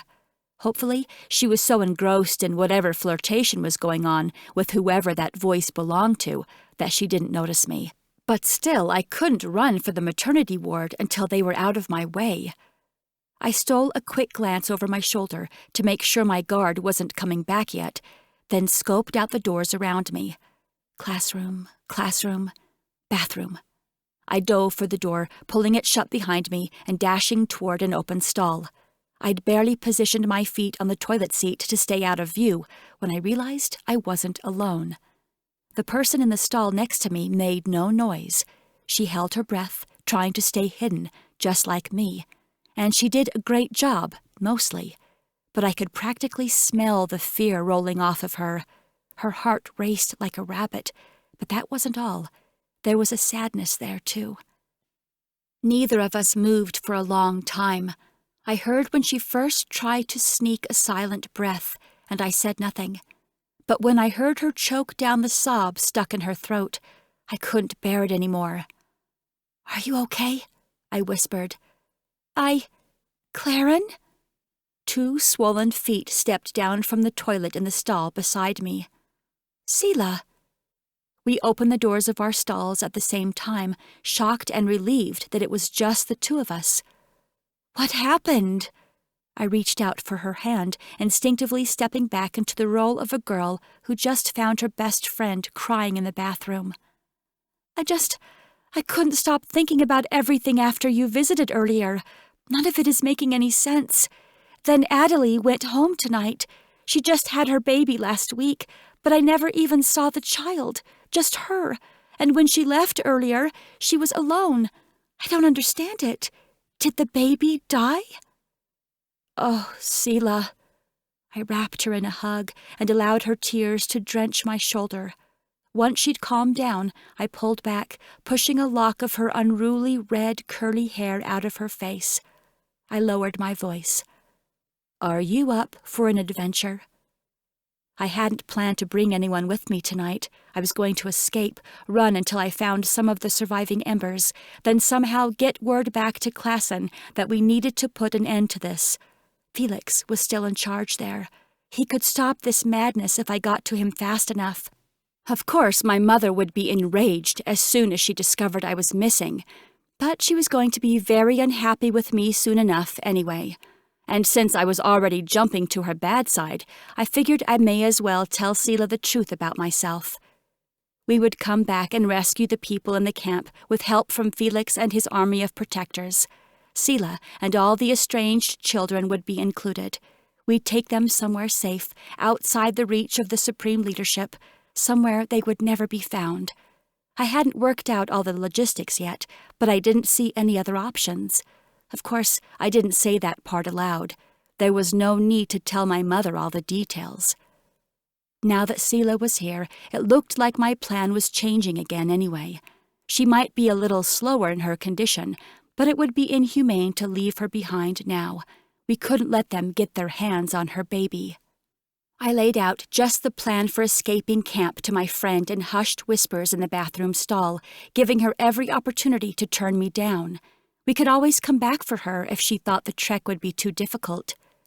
"No," Selah said, with a fierce determination in her eyes. "If you're willing to take me, I want to go tonight." "Then let's do it." We would have to act quickly, just in case my mother heard my plan. She could be making calls to Cynthia right this moment. I only hoped I could buy myself some time due to the late hour. With any luck, my mother would be in bed and not hear about any of this until morning. I eased the bathroom door open a crack and listened, searching for any sound I could hear with my ears or sense with my other awareness. It seemed that the hall was empty. All clear. Selah followed me around the final corner into the cloud-covered dream-like halls of the children's wing. I felt her heart sink at the realization she'd been played. None of this was real. It all looked great from a distance, and it sounded good in theory, but the truth of the matter was that they planned to kidnap her baby, leaving Selah none the wiser. A minute later, we stood near the walk-in freezer for milk storage and the small hallway beyond it. I looked once more at Selah, asking without words if she was sure she wanted to go through with this. She gave me a strong nod in return. Miraculously, the door to the courtyard wasn't locked from the inside. I ushered my friend through, and together we paused outside to appreciate the moonlight on our skin. Selah hadn't been outdoors since she arrived at the camp, and like earlier when she first saw me, something clicked in her mind. It was like another string that had tied her to the master puppeteer of the supreme leadership just snapped. She was one step closer to free thinking. "Can you climb the fence?" Selah had once been fairly athletic, even though she was all arms and legs, but I wasn't sure how much she could do now that she was with child. "I think so." She put a foot through one of the links and tried to lift herself off the ground, but it was clear that she wasn't going to be able to do it alone. "Here, let me help." I knelt to my hands and knees, creating a table for her to stand on as she worked a leg over the top of the fence. She'd no longer stepped down to the other side when I felt someone approaching the door. "Run, Selah, now!" She didn't question me, thank goodness. She dashed toward the trees as quickly as her unsteady frame could carry her. I considered hopping the fence and running after her, but we would almost certainly be seen before we could hide in the trees. The door opened, and I knew her best shot at getting away would be through me distracting whoever was about to step foot outside. Letty startled when she saw me on the patio. "Madam Greenwood!" "Hi, Letty. I'm sorry to surprise you." I moved my body to block her view of the trees and kept talking to drown out the sound of Selah's footsteps through the brush. "I know it must be very late, but I had a hard time falling asleep and remembered this place from our tour earlier. I just thought I'd get a little air. It's a lovely night, don't you agree? The moon is positively beautiful." Letty looked up at the sky, following my gaze to the nearly full moon overhead. "Yes, lovely." She looked back at me, brows furrowed together. "Pardon me for saying this, but I don't think anyone is supposed to be out here other than me." "Oh, right. I shouldn't have come. I'll go." Letty smiled. "I don't mind it, actually. It's nice to have someone out here with me. I won't tell if you don't." I returned her grin. "Deal." And we sat together in the stillness of the night, listening to the crickets sing their song. I waited until Selah was long gone, until I couldn't feel her at all, and as I enjoyed the peace with Letty, I decided I'd save her too, just as soon as I found another way to escape. "I feel much better now," I said after a long while. "I think I might even be able to catch a few hours of sleep. Thank you, Letty." "Any time. Or any time for the next couple of hours anyway. When Nanette gets here at 5, I'll be going to bed too." The woman squeezed my hand and let me back into the building. As the door closed behind us, I couldn't help but think my last chance at escape had just closed off as well. Chapter 17. After just a few short hours of fitful sleep, I awoke tangled in the sheets that were stuck to my sweaty legs. The air in the room was heavy, weighing on my chest and making it difficult to breathe. I yanked the plastic off the vent in the ceiling, closing my eyes as the cold air washed over me. But it didn't relieve the pressure. There was still a strange, unnatural intensity in the atmosphere. Something wasn't right. I could feel it throughout the building. I knew it couldn't have been my little speech last night with Selah that had the whole place on edge, though. If my mother had heard it already, she would have certainly had the protectors march in and seize me in my sleep. No, she didn't know yet, but it was only a matter of time. I had to get out of here. I dressed quickly, already planning my escape. Protectors were regularly stationed near the front entrance and all around the gates of the camp. I'd have to try for Letty's courtyard again. There just weren't any other options. With my hair pulled down loosely over my cheeks to obscure my face as much as possible, I reached for my bag and noticed a light blinking on my communicator. The Capital communicators were different from those Emilio made us in Claren City. These had multiple buttons and the ability to leave messages with video, sound, or basic text. The message awaiting me now was written in text. "Saw your vitals spike in the night. Looked serious. Checked vocal records and purged everything between 9 p.m. and 6 a.m. She doesn't know. Keep fighting. The smoke is growing thick. Fan that flame, baby. We're ready. A." Anise purged my records. My mother never heard my conversation with Selah. That might make things easier, but it didn't change the fact that I had to get out of here. I couldn't get on that plane for St. Frederick.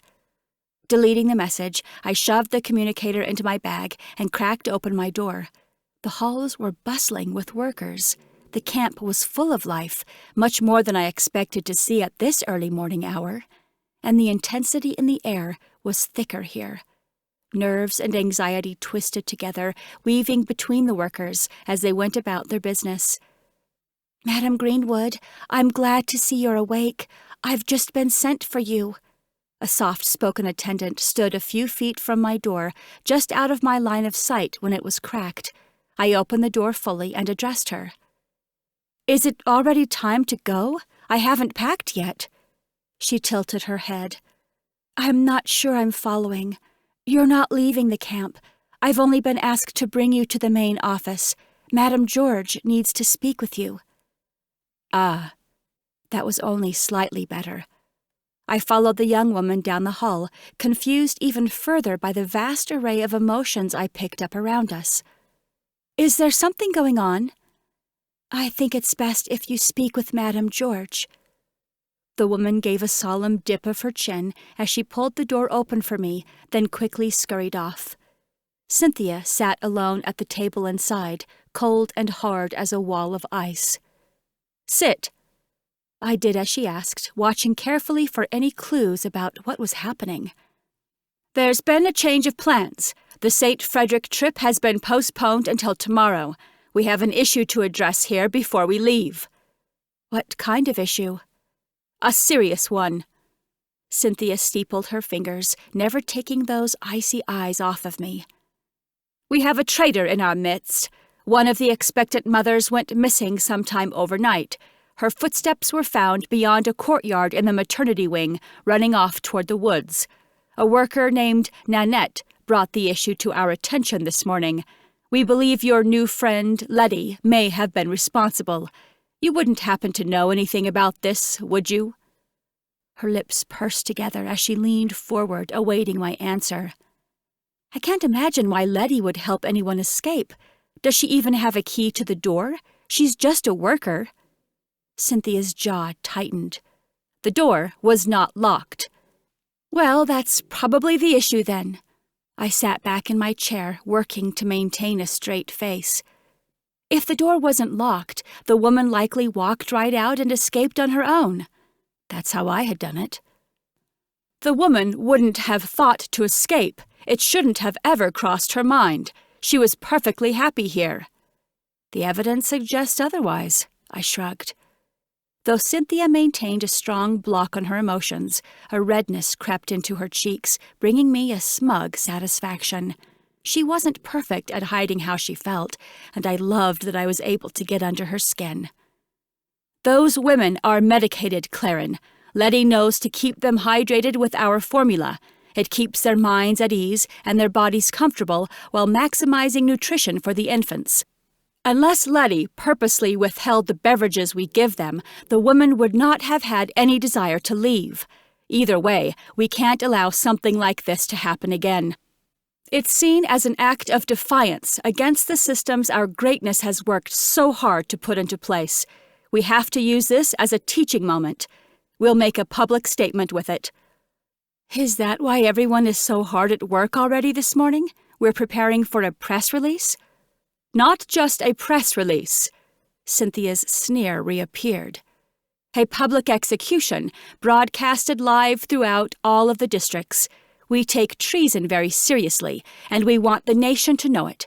The Supreme Leader's mercy only goes so far. If our greatness offers someone a space in this camp, and they still choose to rebel, they will pay for it with their lives. One strike, and they're out." My chest tightened. That's not how the system works. Letty has a right to a fair trial before she's sentenced to execution. This is an extreme response. It's uncalled for. "Wrong. That's how the laws work in our cities and districts. We're not in the city anymore. This is new territory, and it shall be governed under new rules. The people will revolt. They will refuse to come to a camp, knowing they're trapped here and threatened with execution for leaving." "It's not up to you." Cynthia slammed her hands onto the table. She then closed her eyes, inhaling deeply before continuing. "You are not the Supreme Leader, and the call is not yours to make. We've received our orders, and we will carry them out as requested. Our greatness is not a fool. The footage filmed today will be used as she sees fit, for the greater good." "When is the execution scheduled?" I was already combing through different ideas to prevent it from happening. "Noon. But don't get any bright ideas. You'll be with me the remainder of the morning, writing up the report and preparing a speech for the event." Cynthia was half right. I spent the remainder of the morning physically with her, but my mind was somewhere else entirely. Letty had done nothing wrong, and I couldn't allow her to be executed for my crime. I played out different scenarios. I could tamper with the video equipment when the news crews came.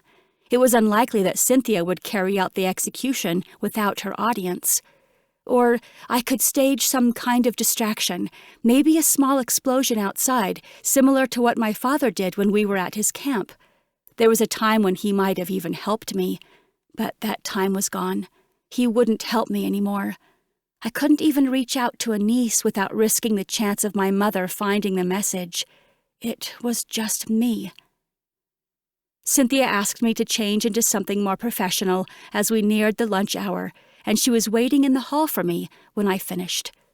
"Come on, the newscasters have arrived and the platform is set up for you." I'd been the one tasked with giving the speech, a speech written almost entirely by Cynthia. My input was largely ignored, per usual. Her heels clicked across a tile floor as she led me down the hall, and I was once again reminded of Emmeline. Emmeline had fought alone for so long, battles much larger than this. She stood up against Cynthia, and I would too. "Letty will already be situated on the platform when we get there," Cynthia said, as our two protectors from the capital scrambled to open the doors for us.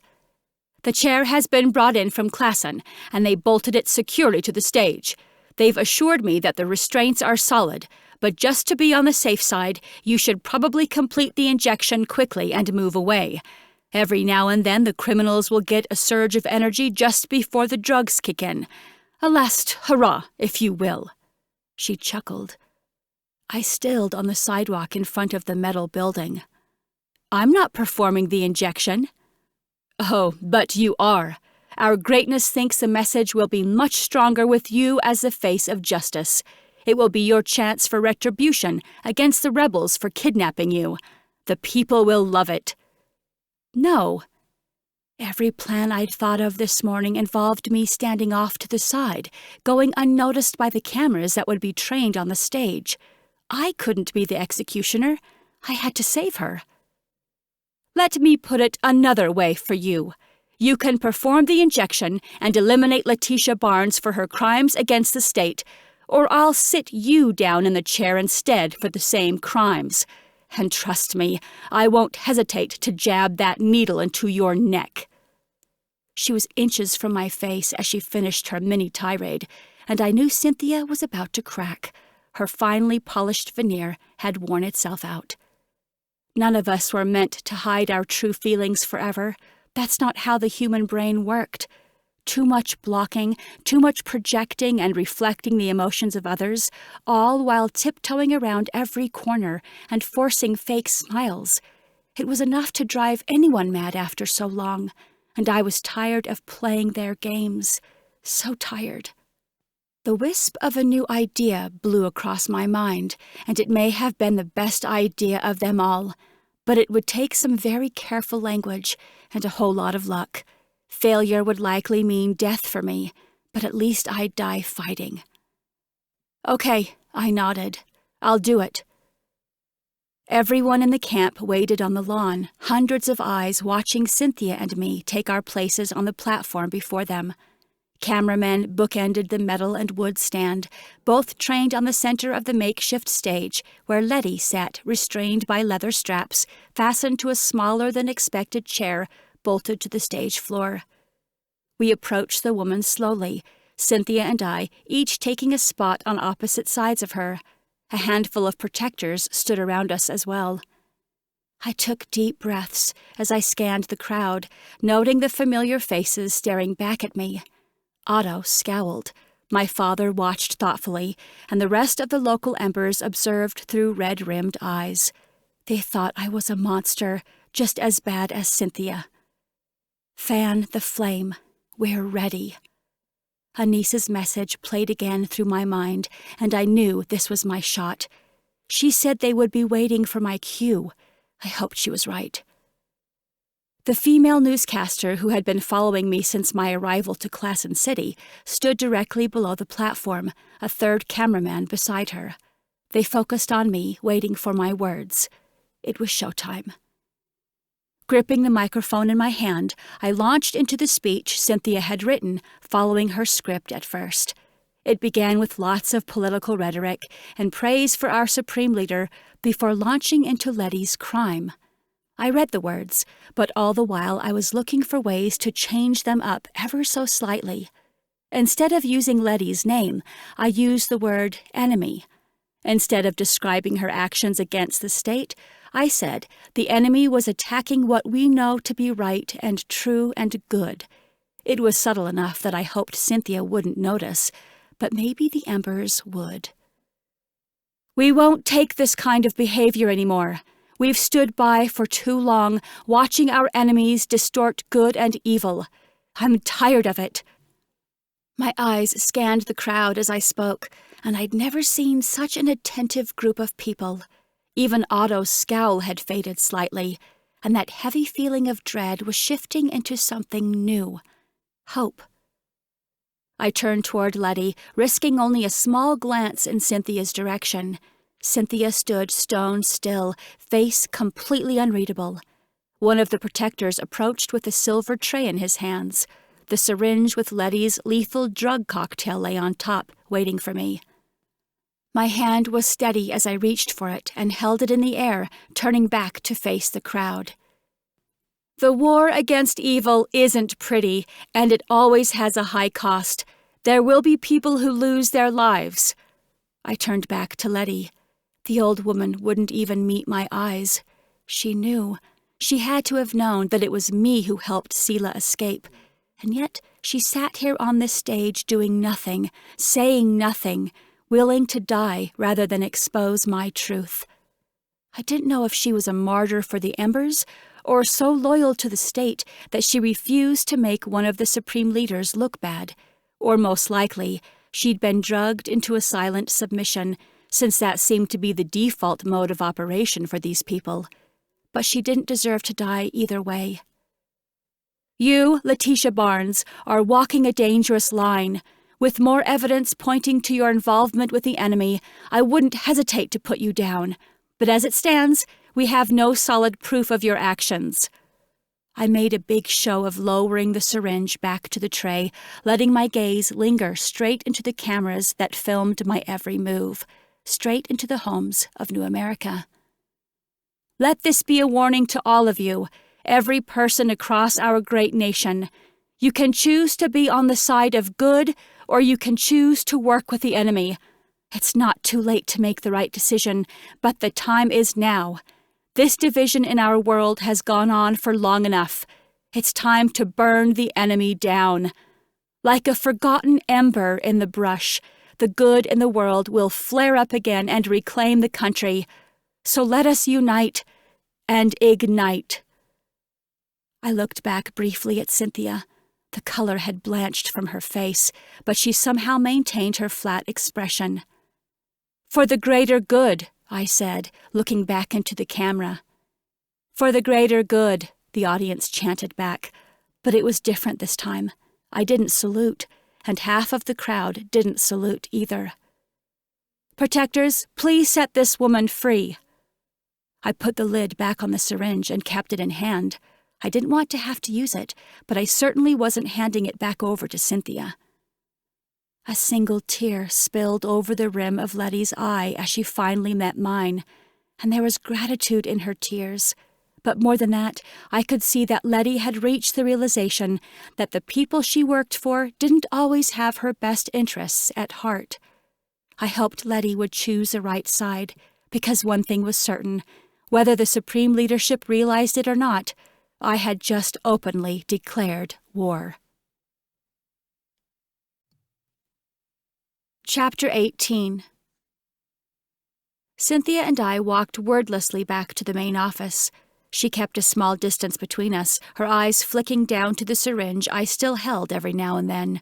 She was uneasy, but did she know what I just did? Did anyone know? Anise said the Embers would know the cue when I gave it, and I wasn't exactly subtle in calling them into action. But was it enough? I focused on keeping my breaths even, my heart rate under control. My wall was strong, peace point engaged, and I held a syringe that would kill Cynthia in seconds if she tried to lay a hand on me. I was prepared for the worst, but still hoped for the best. She slammed the door behind me as we stepped into the small office space alone, cursing loudly in a rare lack of self-control. What was that? That was moral justice. No proof, no punishment, as it should be. I crossed my arms over my chest, unwilling to budge. Moral justice! Ha! Cynthia began pacing the room, and my fingers reflexively tightened around the syringe. You think you're so righteous, but really you're just weak. A strong leader knows how to flex when necessary. Mercy should not be a blanket covering anyone who does wrong. It should be reserved for when its power is more effective. She pinched the bridge of her nose and stopped to face me again. The whole nation was watching that. They all saw you falter. They all watched you back down from a difficult task like a whiny little child. And now they know they can walk all over you. Even your speech was weak. Why change my words? You can't bring yourself to call them rebels, to show the people how they're tearing apart our nation? It's disgusting. A knock sounded at the door, and Cynthia immediately turned with a huff to answer it. I took the opportunity to regain my own self-control and attempt to stop shaking with fury and nerves. She was angry, but she didn't even know the half of it. I'd soon show her just how weak I really was. Come in quickly. Cynthia stepped to the side to make room for our newest guest, and I would have rather seen anyone else, anyone other than the woman who joined us. Ah, Madam Greenwood, what an awful show that was. Justice Hines grinned, and I was more tempted to use the syringe than I should have been. You were right, she said to Cynthia. She couldn't do it. I told you. Cynthia began pacing again. Is Plan B in place? Of course it is. I stayed silent, back against the wall as they spoke. I liked my odds better when there was just one horrible woman for me to deal with. I was much less confident with both of them in the room. But even after Cynthia's raging speech, I didn't get the impression that they were going to cause me any physical harm. Good. Cynthia stopped, and both women turned to me with an odd look on their faces. Their blocks were strong, but something about the gleams in their eyes made my skin crawl. We were concerned something like this may happen, but lucky for you, we've got it covered. Got what covered? I looked to the door, half expecting to see someone carrying Letty's lifeless body. Don't look so scared, Claren. We're only trying to help you. It's Madam Greenwood to you, I said, enjoying the way it made Justice Hines's jaw tick. Her lip curled with a breathy laugh. You think you're funny?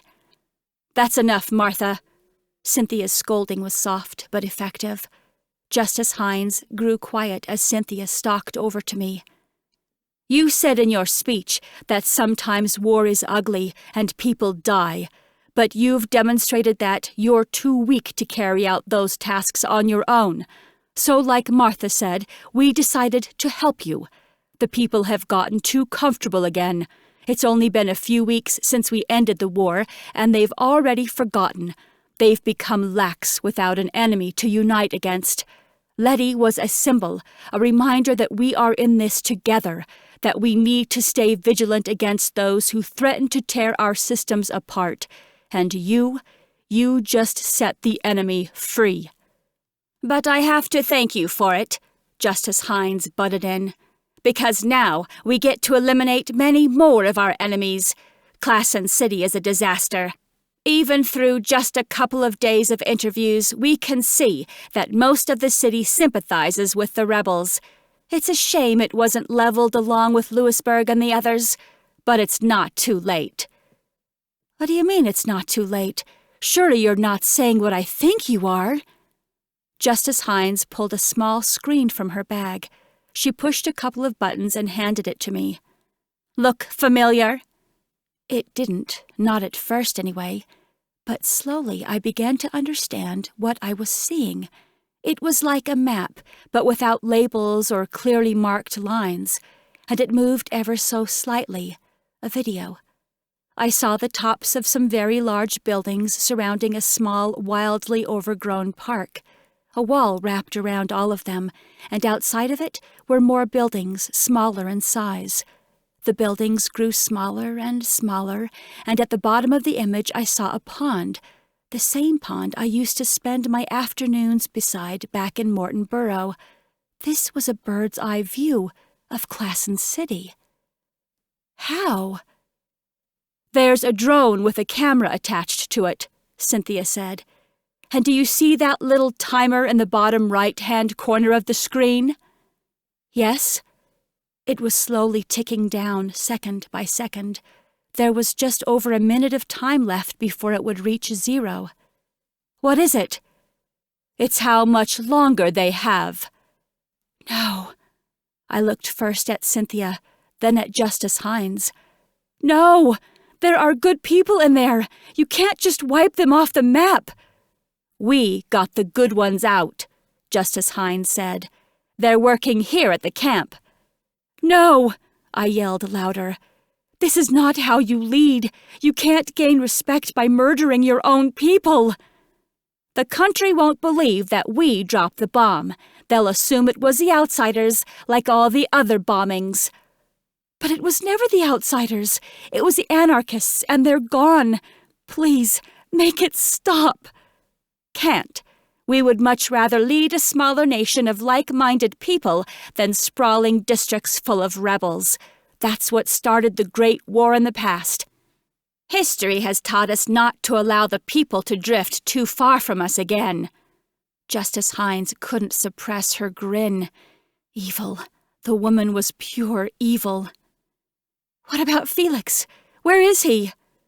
She exchanged a silent look with Cynthia. 12 seconds.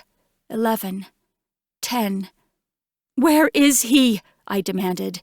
The syringe felt heavy in my hand. I wanted so badly to put it to use, to rid the world of these awful humans. But I couldn't pull my eyes away from the screen. I needed to know if they told the truth. I needed to see it with my own eyes. "He wouldn't leave," Justice Hines said. She didn't look very upset by it, but at least she had the decency to wipe the smirk from her face. I heard her words. I understood what they meant, but I couldn't wrap my mind around them as the timer reached the end of its line. 3, 2, 1. And when the flames erupted and smoke filled the screen as the ground shook below my very feet, I knew it was real. Something cracked in my chest, raw and unfiltered. I flicked off the lid of the syringe with my thumbnail and gripped it tightly in my hands, raising it toward whomever I could strike first.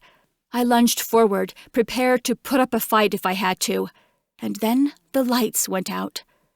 Darkness overwhelmed our small, windowless room at first. The only light came from the battery-powered glow of Justice Hines's screen, but even that light was limited, as the video footage was nothing but black smoke. And I paused, the realization of what I had almost done sinking in. I almost took another life, too, if I was honest with myself. And to what end? To satisfy my hunger for revenge? What good would it do in the long run, except chip away at another little piece of my soul? But then again, I had to wonder if I had any soul left to chip away. Felix was gone. My feet stayed frozen to the spot, shock overtaking my body, as Justice Hines and Cynthia began scurrying around to identify the cause of our darkness. Neither of them had seen me move to strike before the lights went out, and neither seemed to pay me any attention now either. They rushed out into the halls, murmuring something about how the explosion shouldn't have caused a power outage. I became acutely aware of the syringe again, cold and hard in my palm. I could end things in a matter of seconds. No one would know until it was over. I didn't have to do this anymore. I didn't have to feel the pain or the strife or the heartache. Felix. It killed me to think of his name, but I couldn't stop. I couldn't stop until I knew. Before I could change my mind, I squeezed out the contents of the syringe into a corner of the room and bent the needle against the wall before tossing it away. No one else was going to die at my hands, especially not me. Opting for my stun gun instead, I slung my bag over my shoulder and slipped into the hall, stepping into the flow of people like a boat on a river, moving along with them at their own frenzied pace. I heard Cynthia behind me, shouting for everyone to get to their rooms, and ducked my head in an effort to stay inconspicuous. Just another worker trying to find her way to her room. All the while, I tried to work out what was happening, just like everyone else. It took some effort to balance the delicate act of listening in on their conversations while blocking out their emotions. Crowds like this, especially in tense situations, were usually overwhelming for me, and even now, with my block strongly in place, there was a nagging piece of my mind urging me to hurry up and get out of here. The majority of the crowd turned left at a corner in the hall, moving back to their dorms as instructed. I turned right.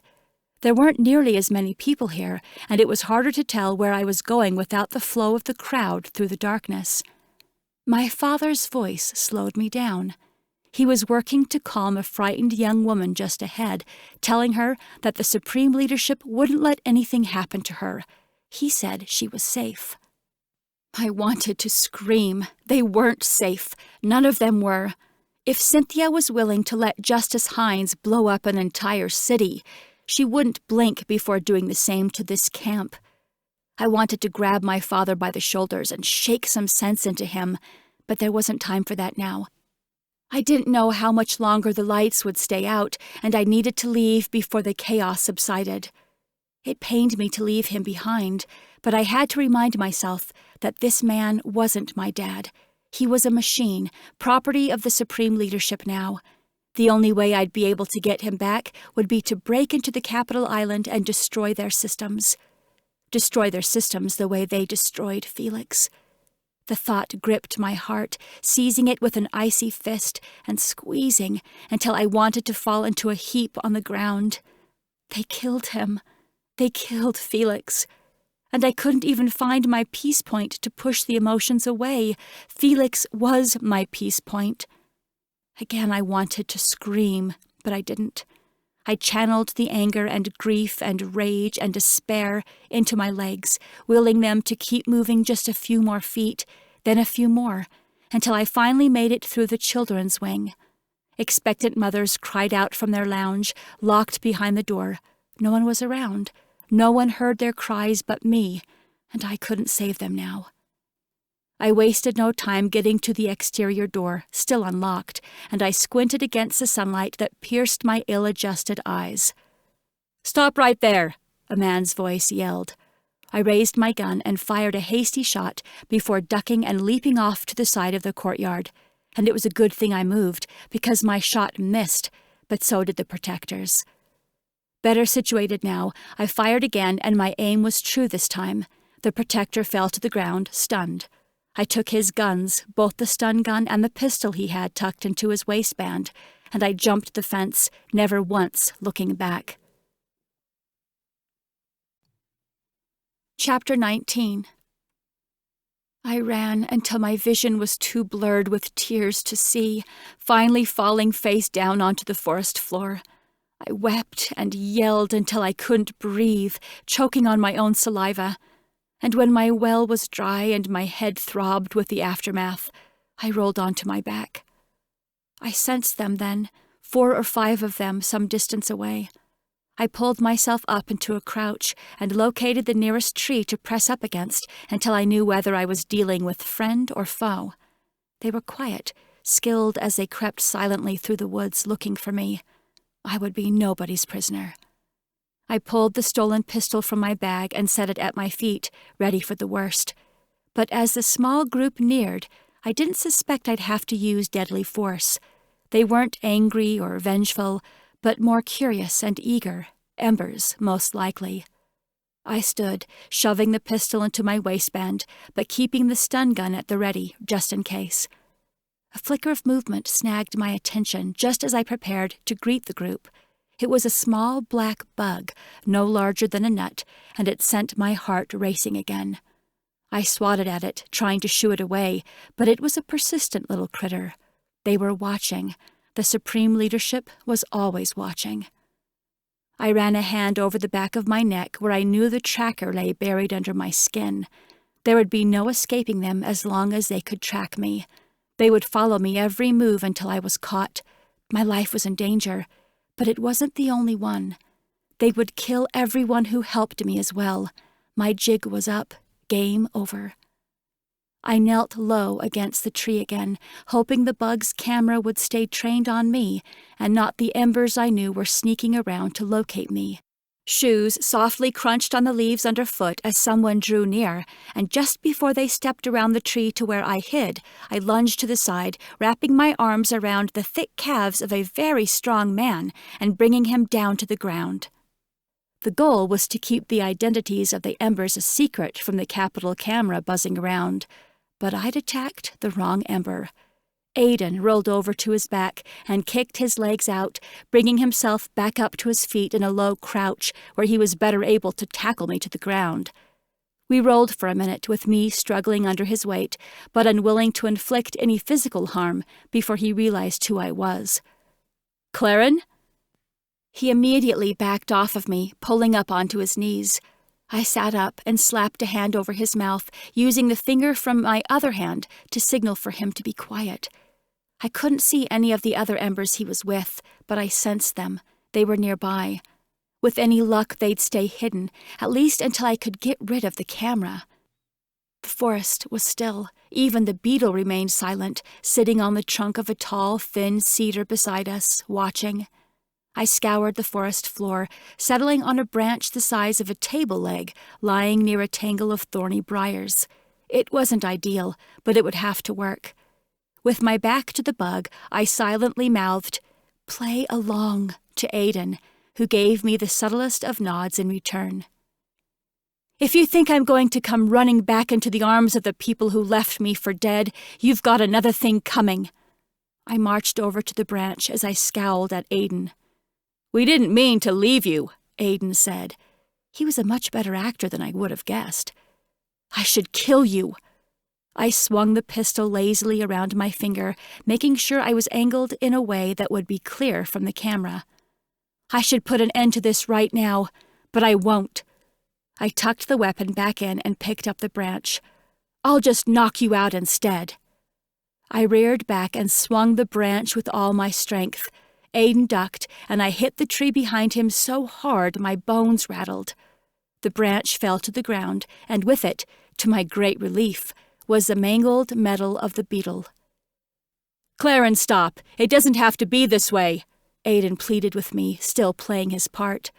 I turned with a smile and helped him to his feet, silently mouthing a "thank you." He joined me at the tree, and I pointed down to the broken camera, then up to my neck. They couldn't see me now, but I still couldn't speak. There was no doubt my mother was watching my vocal records in real time, with eagle eyes, waiting to see what I said next. And there were probably more beetles, or worse, hover jets on their way to me right now. I tapped at my waist, then pointed to the same spot on Aiden, where his knife was tucked into his belt. Then I gestured for him to hand it over, with one finger still over my lips. He looked confused, but he obeyed.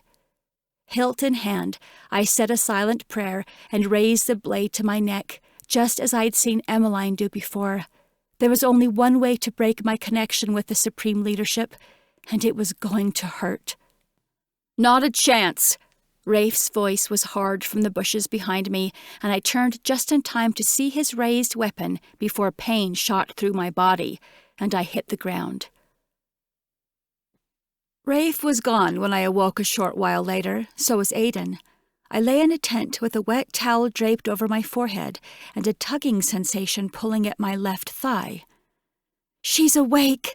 Joy called out, and the tugging paused. It was true to some degree, though full function still hadn't returned.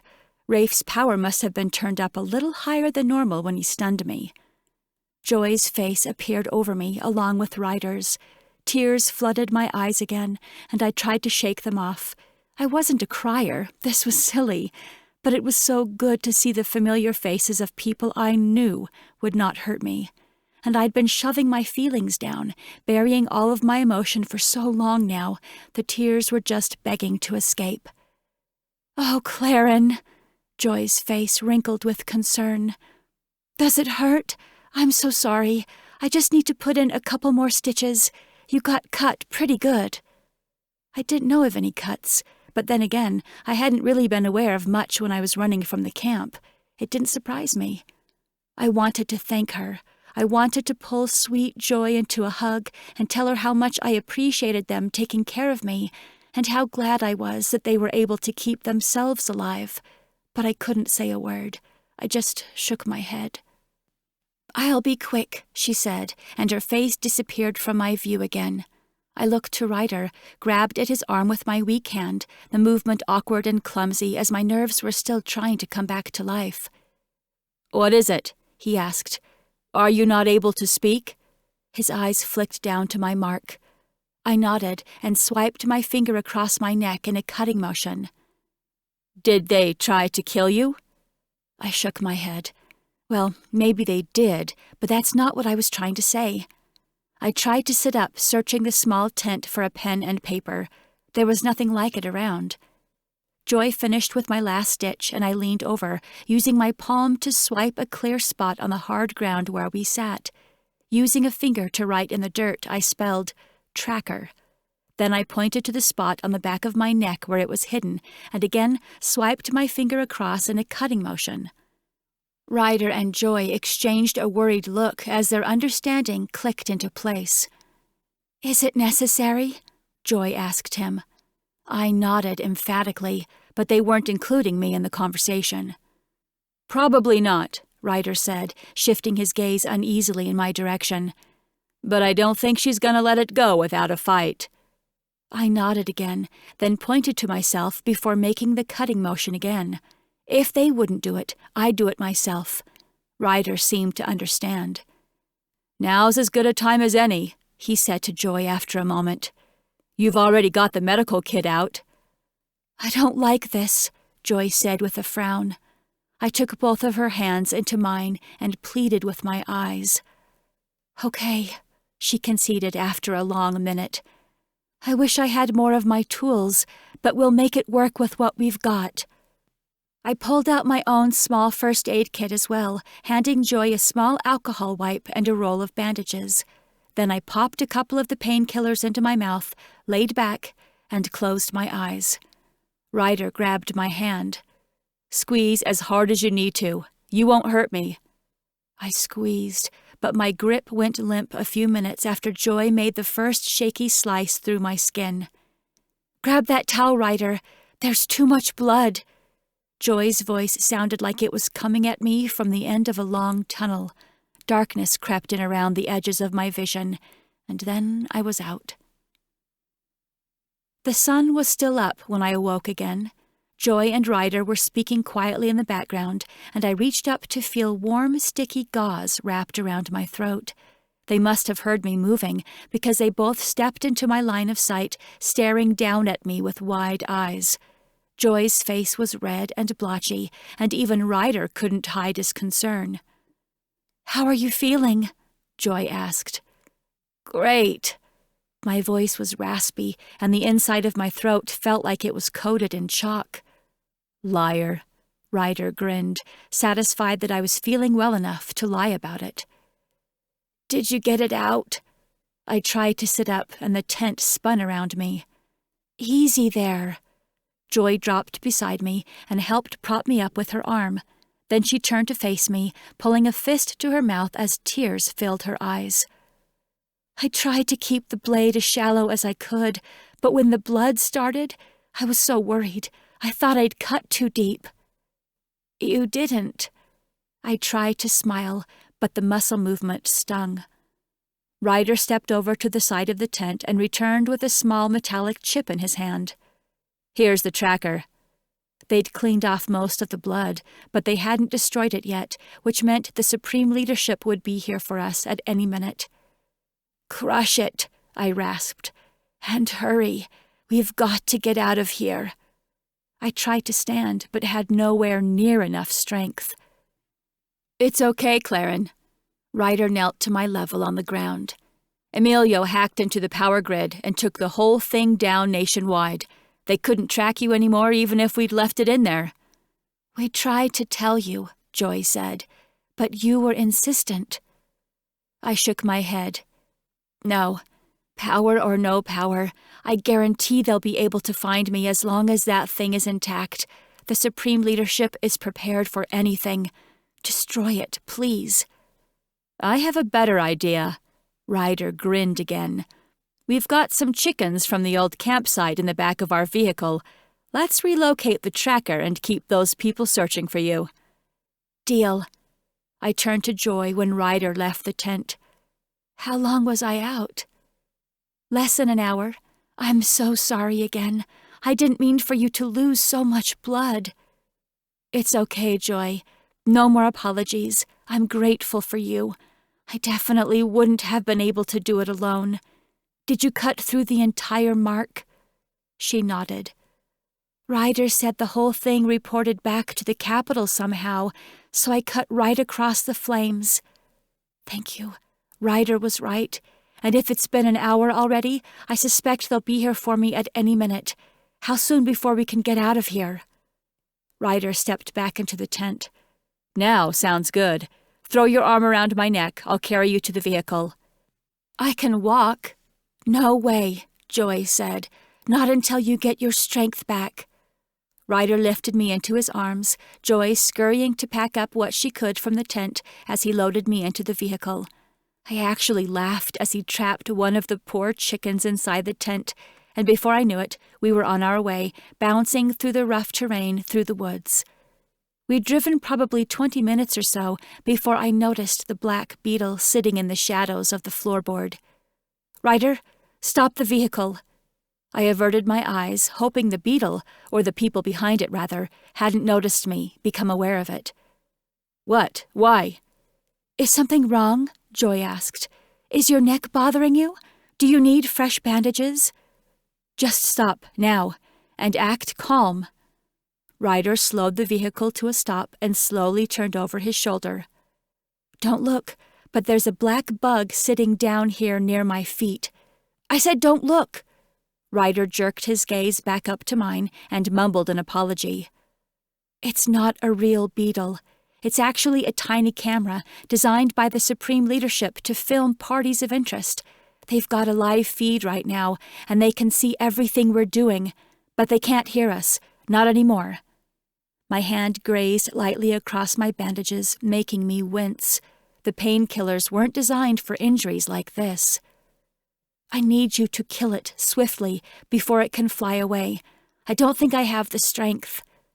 I'd never felt as useless as I did now, just sitting in the back of the vehicle like a lump on the seat.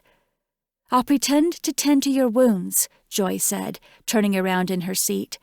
"It'll be a good distraction while Ryder takes it out."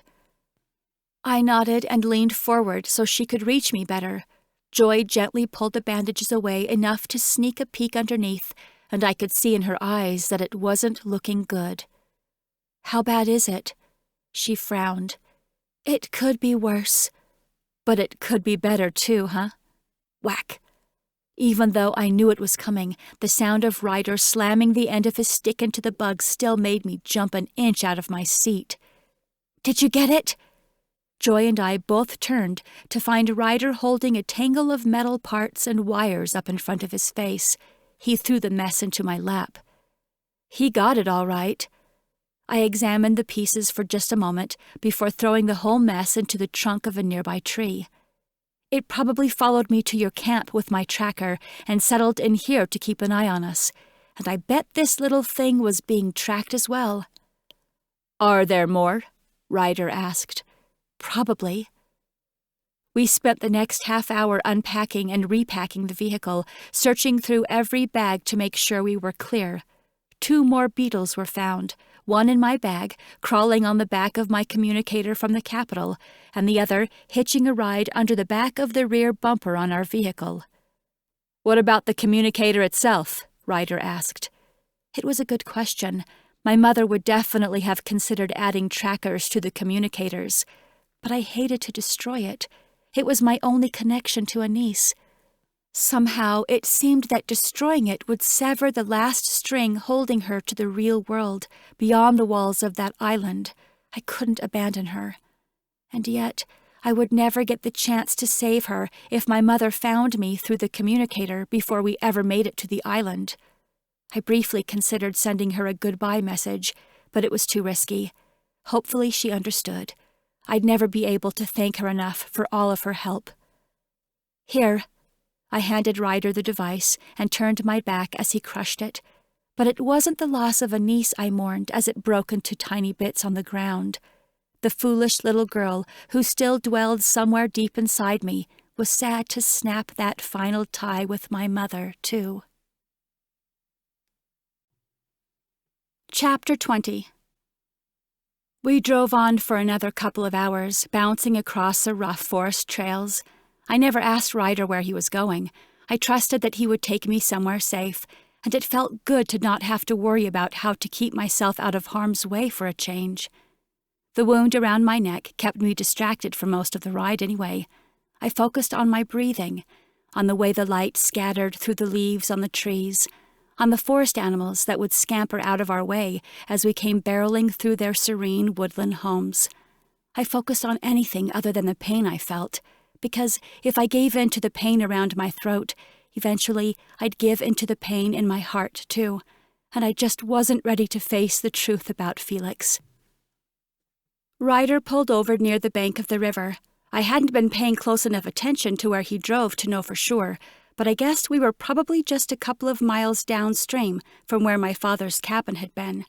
I'd gone full circle in a matter of days.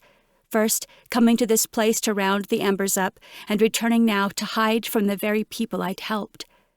As though he could read my thoughts, Ryder spoke, staring at the water. "We got most of our people out that day. Only a couple lost their lives, and the rest..." He trailed off. "We took the rest," I finished for him. "My dad is still in there, still at the camp." "We'll get him." "He's not the same." I shook my head, eyes unfocused, looking into the trees as I remembered injecting him with the nanos and turning him into a machine that worked for my mother. "He's been altered. I'm not so sure it's safe to get him back until we figure out how to stop the Supreme Leadership." "I made a promise to Carmen, and I don't break promises. We'll get him back."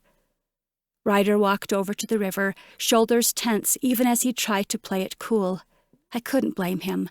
I would have been mad at me, too, if I were him. I was just thankful he was giving me a second chance. He knelt to the water, splashing some on his face.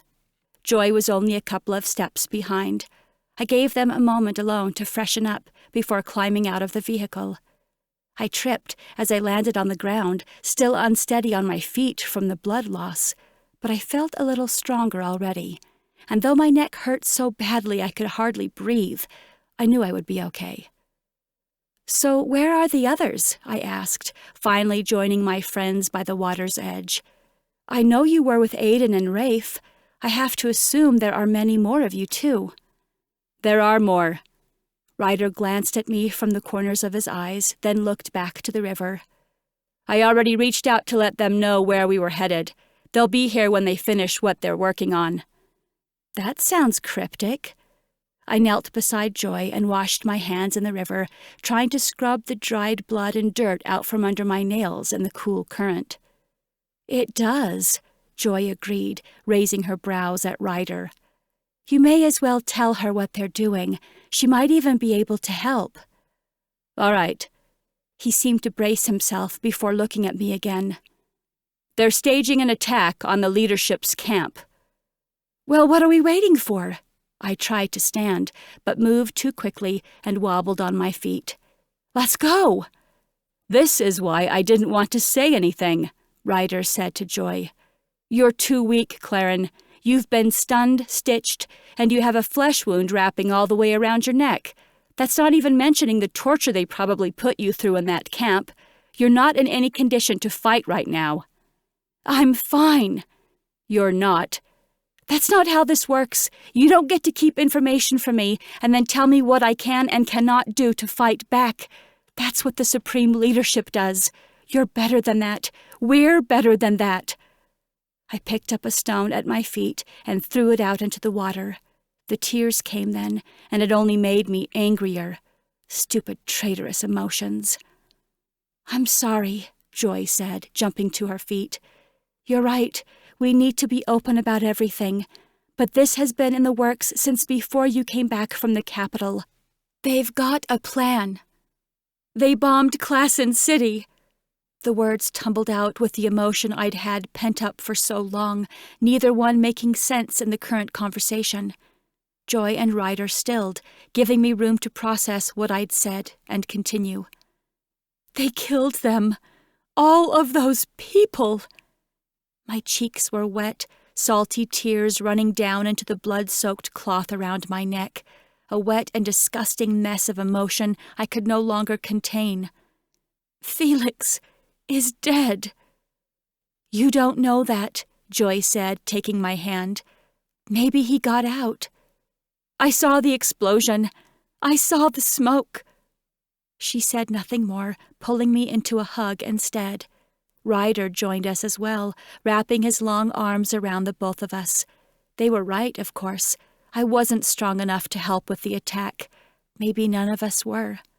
I was overwhelmed, battered, and broken.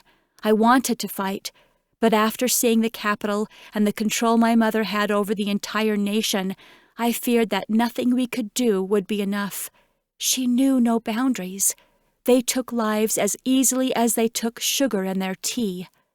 Here I was, barely functioning, but the Supreme Leadership seemed to have no regrets at all, no guilt, no remorse, just misplaced anger toward a group of people who didn't deserve their wrath.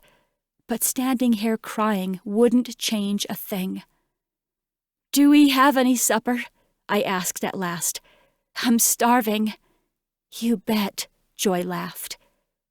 A short while later we sat around a fire, the sun descending in the sky. We'd passed around freshly caught bass, slow-cooked over the flames, and a small bit of stale bread Joy still had from their last establishment. My belly was full, and my mind was finally beginning to clear. It did me good to let it all out earlier. Now I could focus. "You said your dad was altered?" Ryder asked. "Yes, I did it myself." I told him about the nanos. His whole body tensed up as I described Cynthia holding the gun to my head, forcing me to inject my own father. "She would have done it anyway, even if you'd refused and let her kill you." "I know," I nodded, watching the flames dance carefree before me. "There's no escaping their plans. We'll find a way." Joy took Ryder's hand into hers and gave it a little squeeze. It warmed my heart to see the two of them happy together.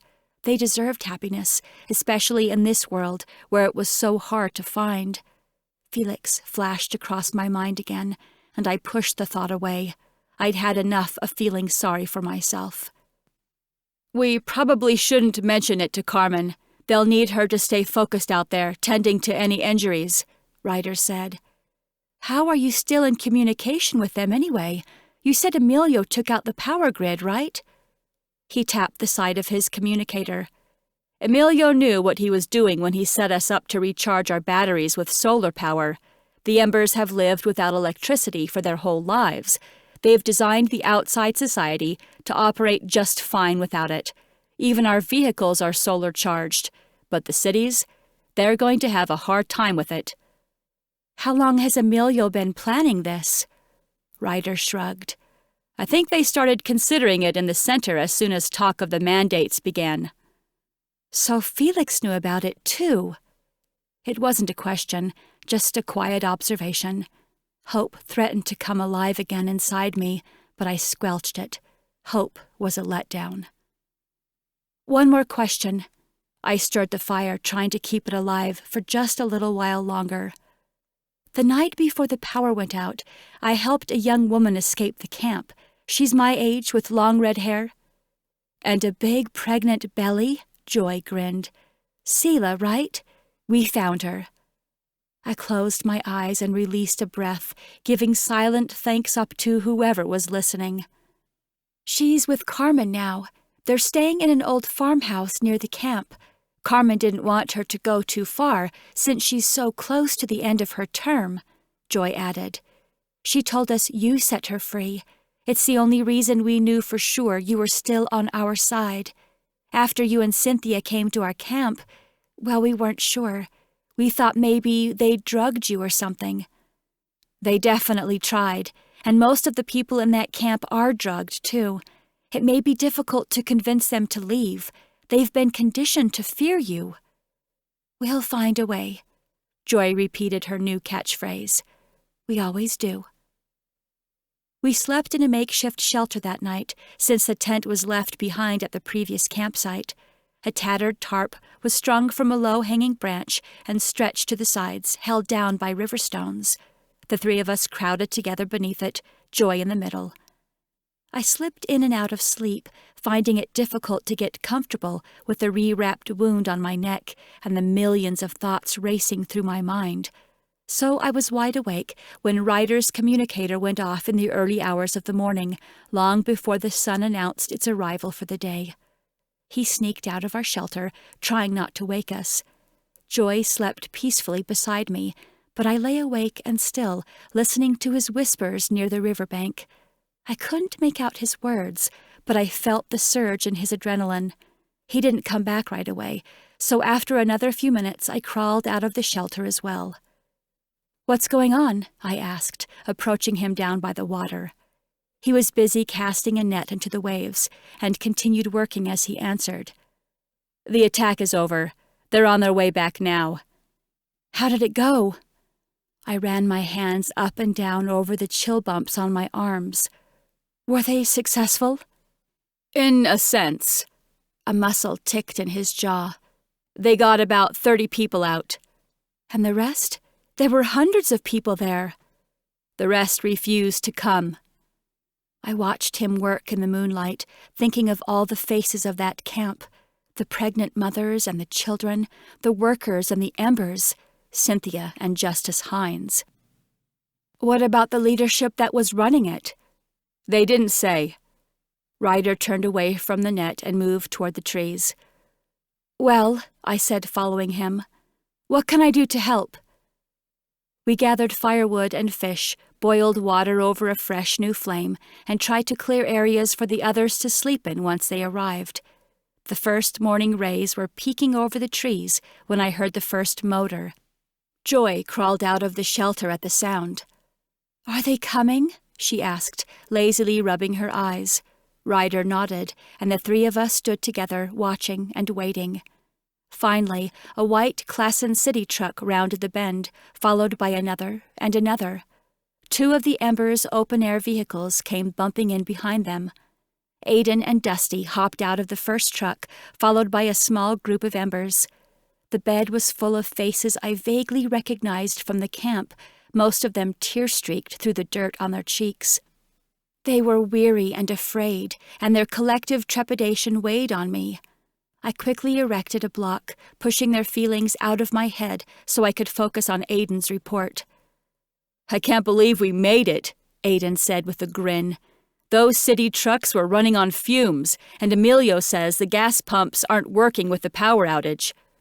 He turned to me and let out a curse, eyes glued to the bandages around my neck. "What happened to you?" Just a little cut," I winked, and Aiden clapped me on the back. "Atta girl. Welcome back." The crowd of Embers and rescued refugees from the camp were still spilling out of the vehicles, but I gasped as I caught a glimpse of Otto and another man I recognized from the St. Frederick group of Embers, carrying my father's limp, hog-tied form. "What happened to my dad?" Aiden glanced over his shoulder and returned to me with a frown. "He put up a fight. I don't know what they did to him in that place, but it messed with his mind pretty bad. He acted like we were killers. If Rafe wasn't there to help me get him under control, we might not have been able to get him back here at all. Where's Rafe now? I scanned the people and couldn't find him. He's with the others. We didn't have enough vehicles to bring everyone back, so he's walking with them until we can get back to pick them up. Did you do something to his ankle? Joy's mouth hung open as Otto brought my dad in closer to us. No, I said. That one is my fault. Can you fix it? I'll try. She waved the guys over to our little tarp shelter so she could get to work. What about the leaders? I asked Aiden after Joy and my dad were gone. Did you see any of them in the attack? The bigwigs were gone. We suspect they left yesterday afternoon when the power went out. They know the place is about to go to crap. But we saw the little Hines and her match, Aiden chuckled. What's funny about that? Turns out her match is one of us. That guy punched her in the nose the moment we showed up and helped us get through the halls. Honestly, I don't think we could have gotten so many people out if it wasn't for him. Edgar? Where is he now? Aiden gestured over to the truck he'd driven. Dusty still stood beside it, leaning into the window and talking to a young man with a familiar round face. They paused as they saw me walking over. Dusty pulled back out of the window and met me halfway. He's a little nervous. He thinks you won't want him here. I always welcome heroes, I said, pushing past him. Edgar was still as a stone when I approached the truck. I leaned toward the open window, staring him down. Neither of us were ready to let down our guards.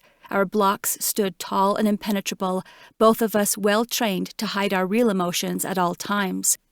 But I knew enough by now to understand that the quickest way to gain someone's trust was to be a little vulnerable.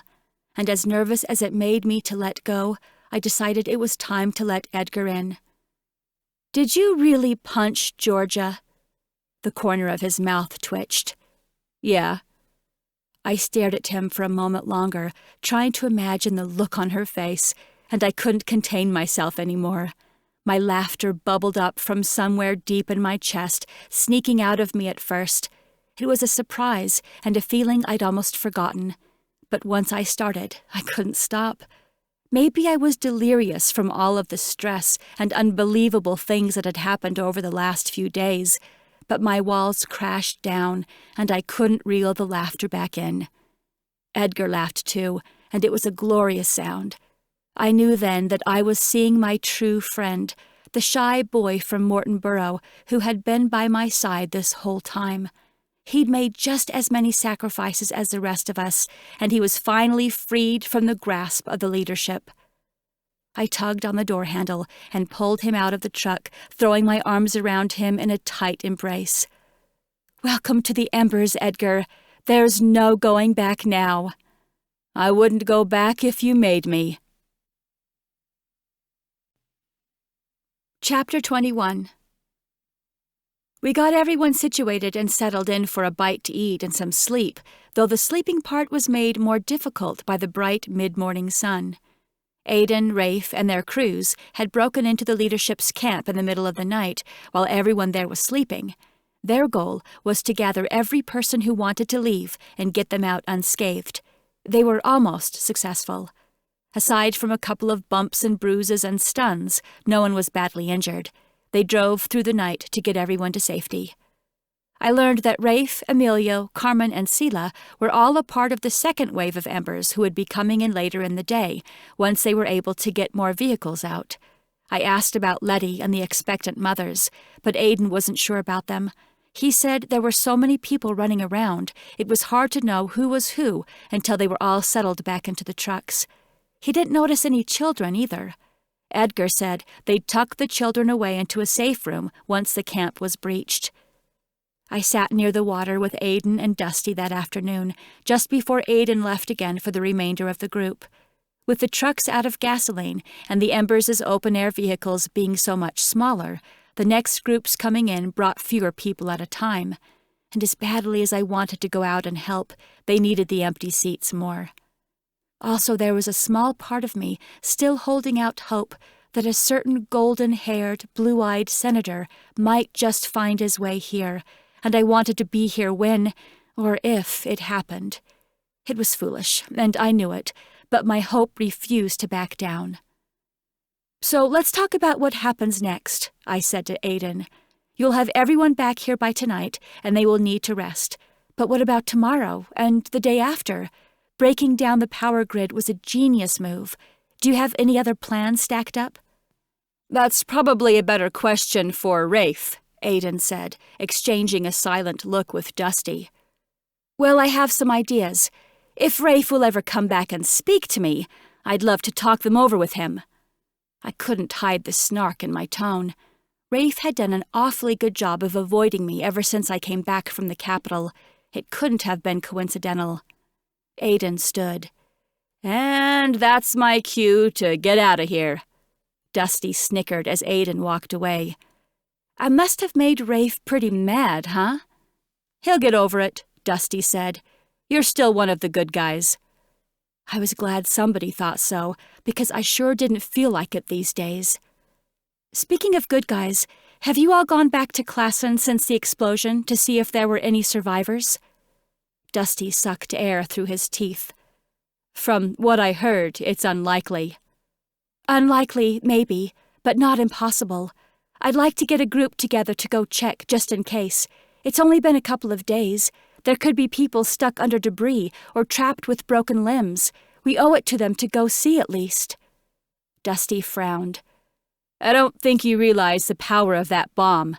I was told there's little left other than scorched earth."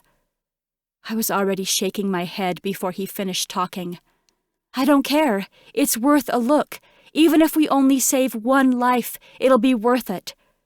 I'd taken so many. It was time we saved one for a change, and selfishly, I hoped it might just be the one life I was looking for. Dusty seemed to understand what I didn't say.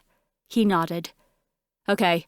As soon as Aiden gets back with the vehicles this evening, I'll drive in closer to the city and see if there's anything worth searching there." "Thank you." "Of course. It's like I told you back when you first let me join up with you guys.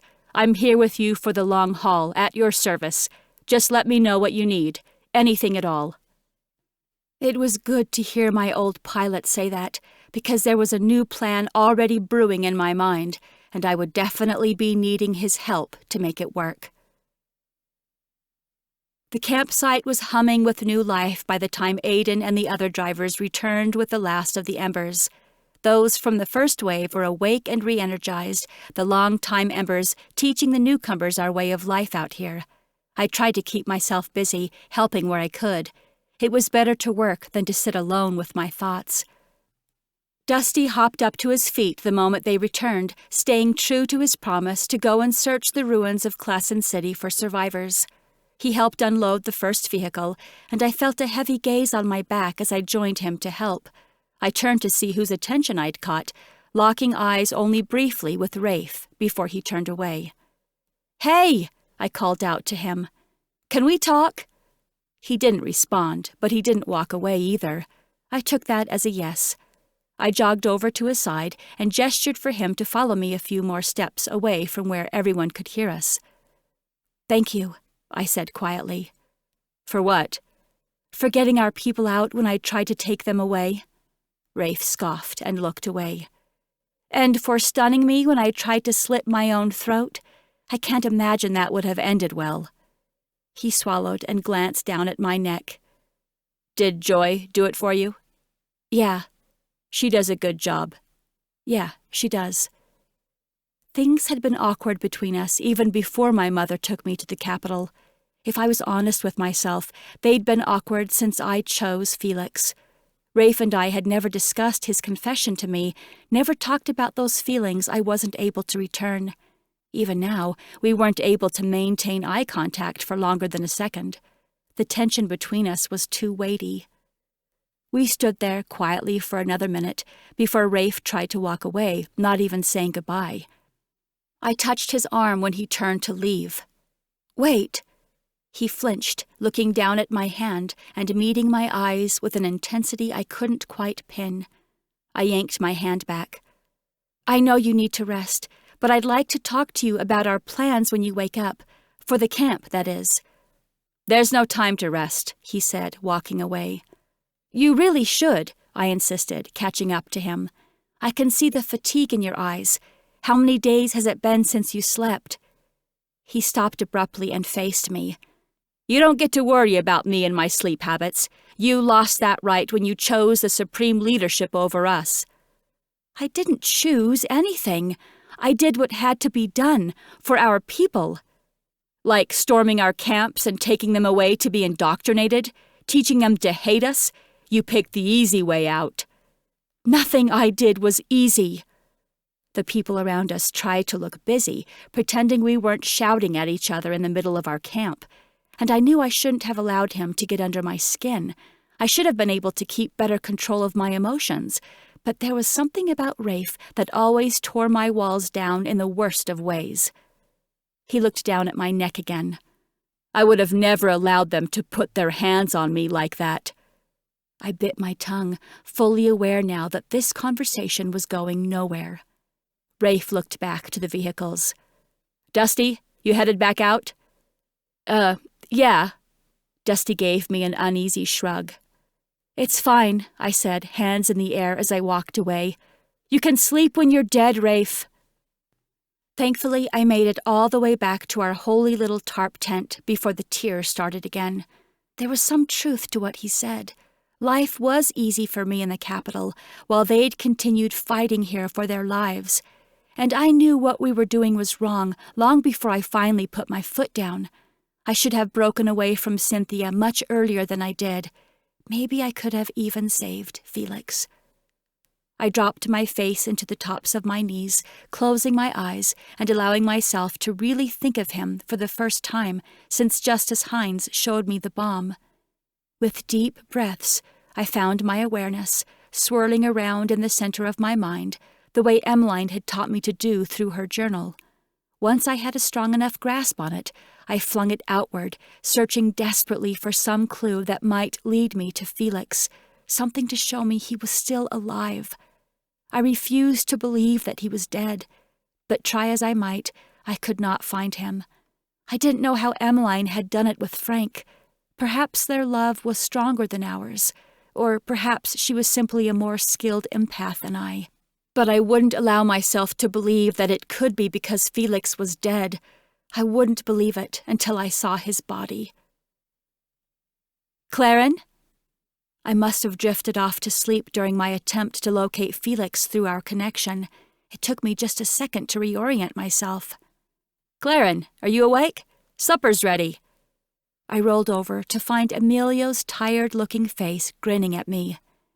"E!" I quickly climbed out from under my tarp and threw my arms around my friend, instantly regretting my hasty decision as my neck bumped into his shoulder. I winced and pulled back. "I'm so sorry I didn't greet you earlier. I heard." My cheeks warmed. Everyone at the camp had probably heard. "Sorry about that." I glanced over his shoulder, trying to catch a glimpse of the others who'd been with the last group to arrive. "Hey, do you know by any chance if a girl named Seela made it back with you guys?" "The pregnant one?" Emilio held his hands out far in front of his belly. "She and Carmen stayed behind at the farmhouse with a couple of other injured people. We thought it would be best for them to stay there until everyone is healed and the baby arrives. Probably just a couple more weeks. They're so far out of the way, I don't think anyone would ever think to look for them there." "Oh." My shoulders fell. "Okay, as long as she's safe, I guess." I hadn't realized my fingers were rubbing across the edge of my bandages until I noticed Emilio staring. "Did you cut it out?" Emilio asked, wide-eyed and impressed. He hunched down to inspect my neck. "Joy did, but never mind that. You shut down the entire power grid across the whole nation. You're amazing." I smacked him on the shoulder. "Tell me everything." "Well, first of all, there's more than one power grid." He launched into more technical details as we walked over to the main part of the campsite. The sun was setting, and Ryder and Joy had spearheaded a team to catch, clean, and cook more fish than I could have imagined were living in the river. Paired with some supplies they'd stolen from the leadership's camp, we had quite a meal, and it smelled like it was almost ready. So I messed things up pretty good, Emilio said with a nervous giggle. I don't think I could fix it if I tried, so I don't expect they'll be able to get it figured out anytime soon either. What does that mean for the cities? I followed him over to a grassy area overlooking the water while we waited for the food to finish cooking. They won't last long. First, they'll run out of food. The cold stuff is already bad by now, and the rest won't keep them fed for long. Gas pumps won't work without electricity either, so the leaders will have to stay in their homes or risk getting stranded in the wilderness with an empty gas tank. It'll probably cause some strife among the people. There will be looting and fighting as soon as they realize the leadership can't save them. Those with the survivor's instinct will try to flee the cities, and we've got embers set up across the nation waiting for them, ready to teach them how to survive without the leadership's help. You think they'll join us willingly? They will if they're smart. Ooh, food's ready. Want me to grab you some? Emilio hopped to his feet, licking his lips. Sure, thanks. He hadn't gone more than 5 steps before another warm body plopped down into the spot where he'd been sitting. Rafe's head hung low as he nudged me with his elbow. Hey, he said. Being an empath was both a blessing and a curse. I wanted to get up and walk away after the fit he threw earlier.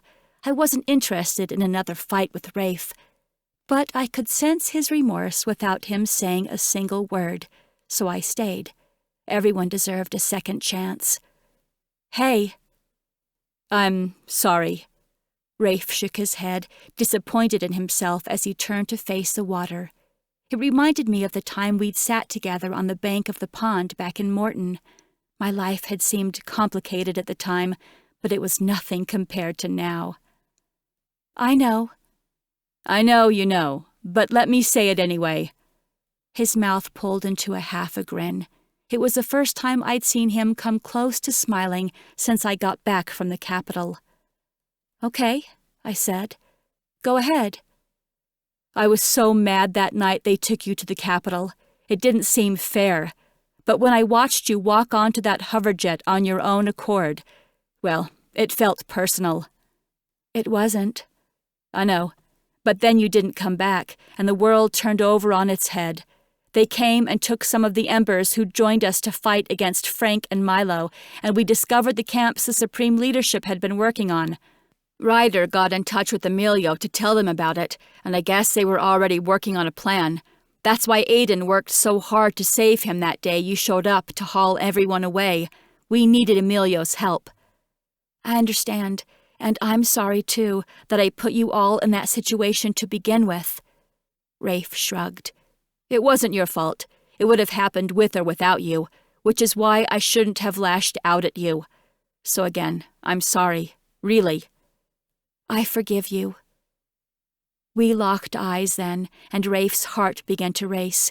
I knew what was happening, but I didn't share the same reaction this time. My heart was somewhere else now, and that's when I knew without a doubt Felix was alive.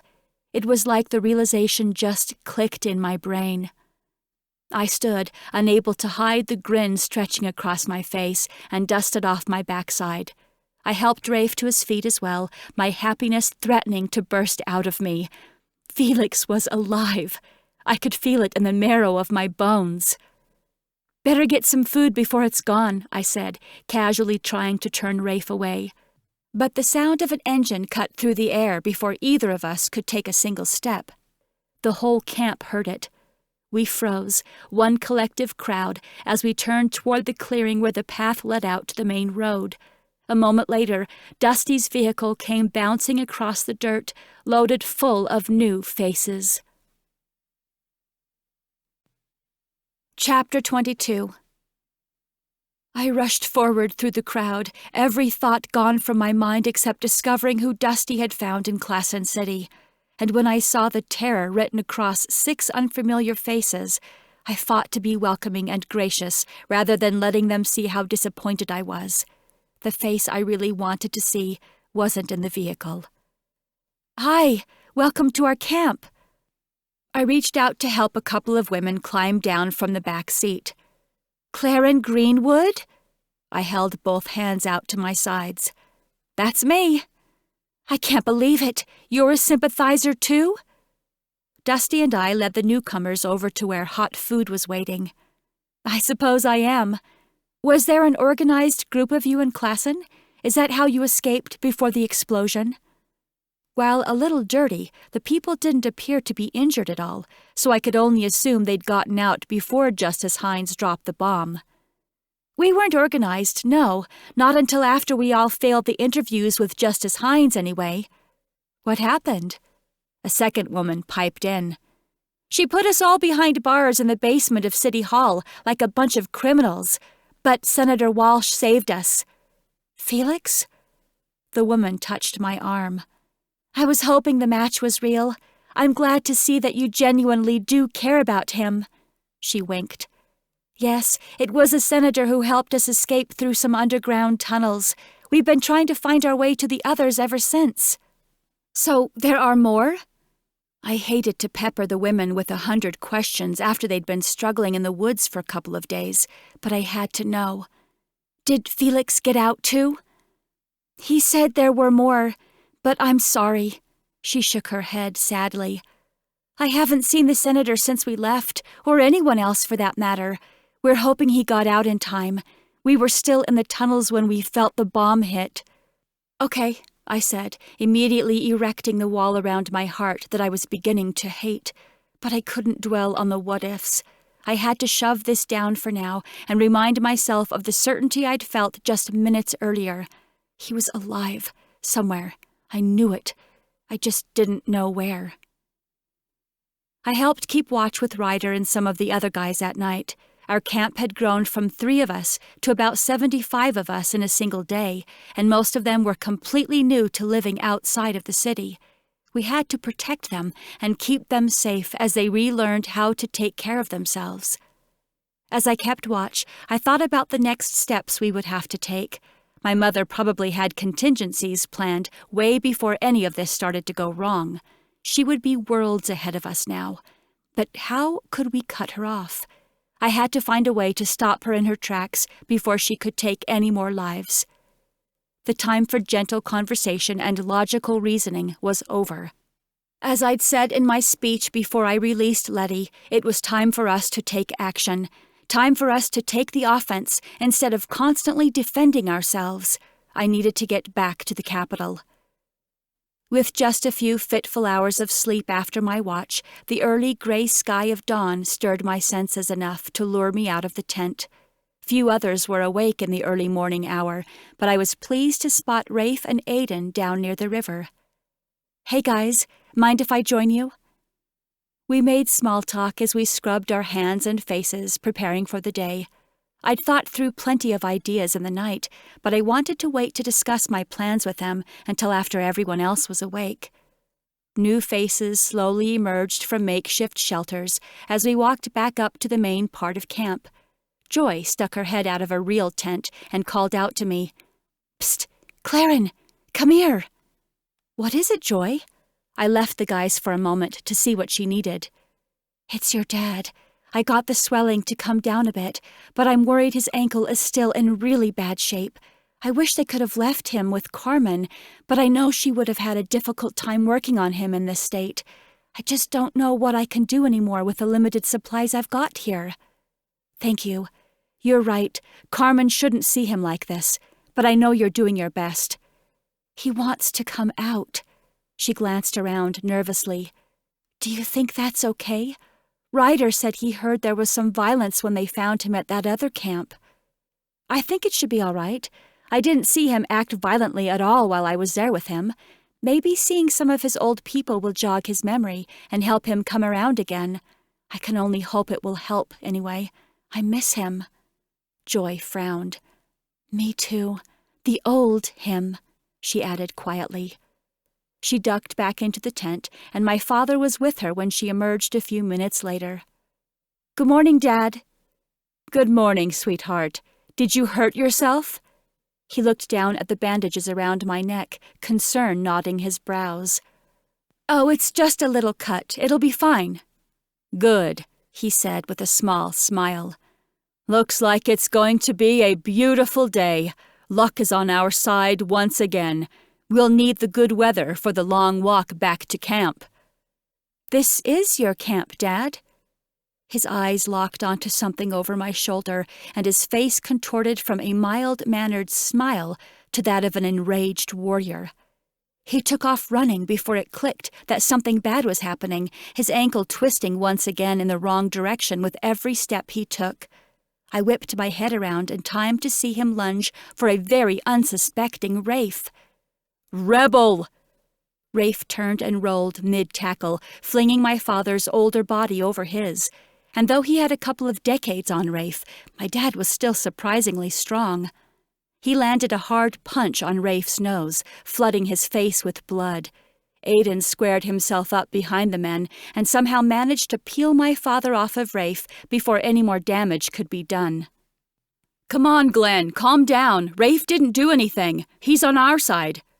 "He's a rebel," my father yelled again and again as Aidan dragged him back inside the tent. "I'll get the sedatives," Joy said, ducking in after him. Once the chaos subsided, I joined Rafe where he sat with a wadded-up T-shirt held up to his nose. "He hits pretty hard for an old man," Rafe grunted. I didn't find the situation funny at all. "They've completely changed him. It's like they rewired his brain. That man is not my father."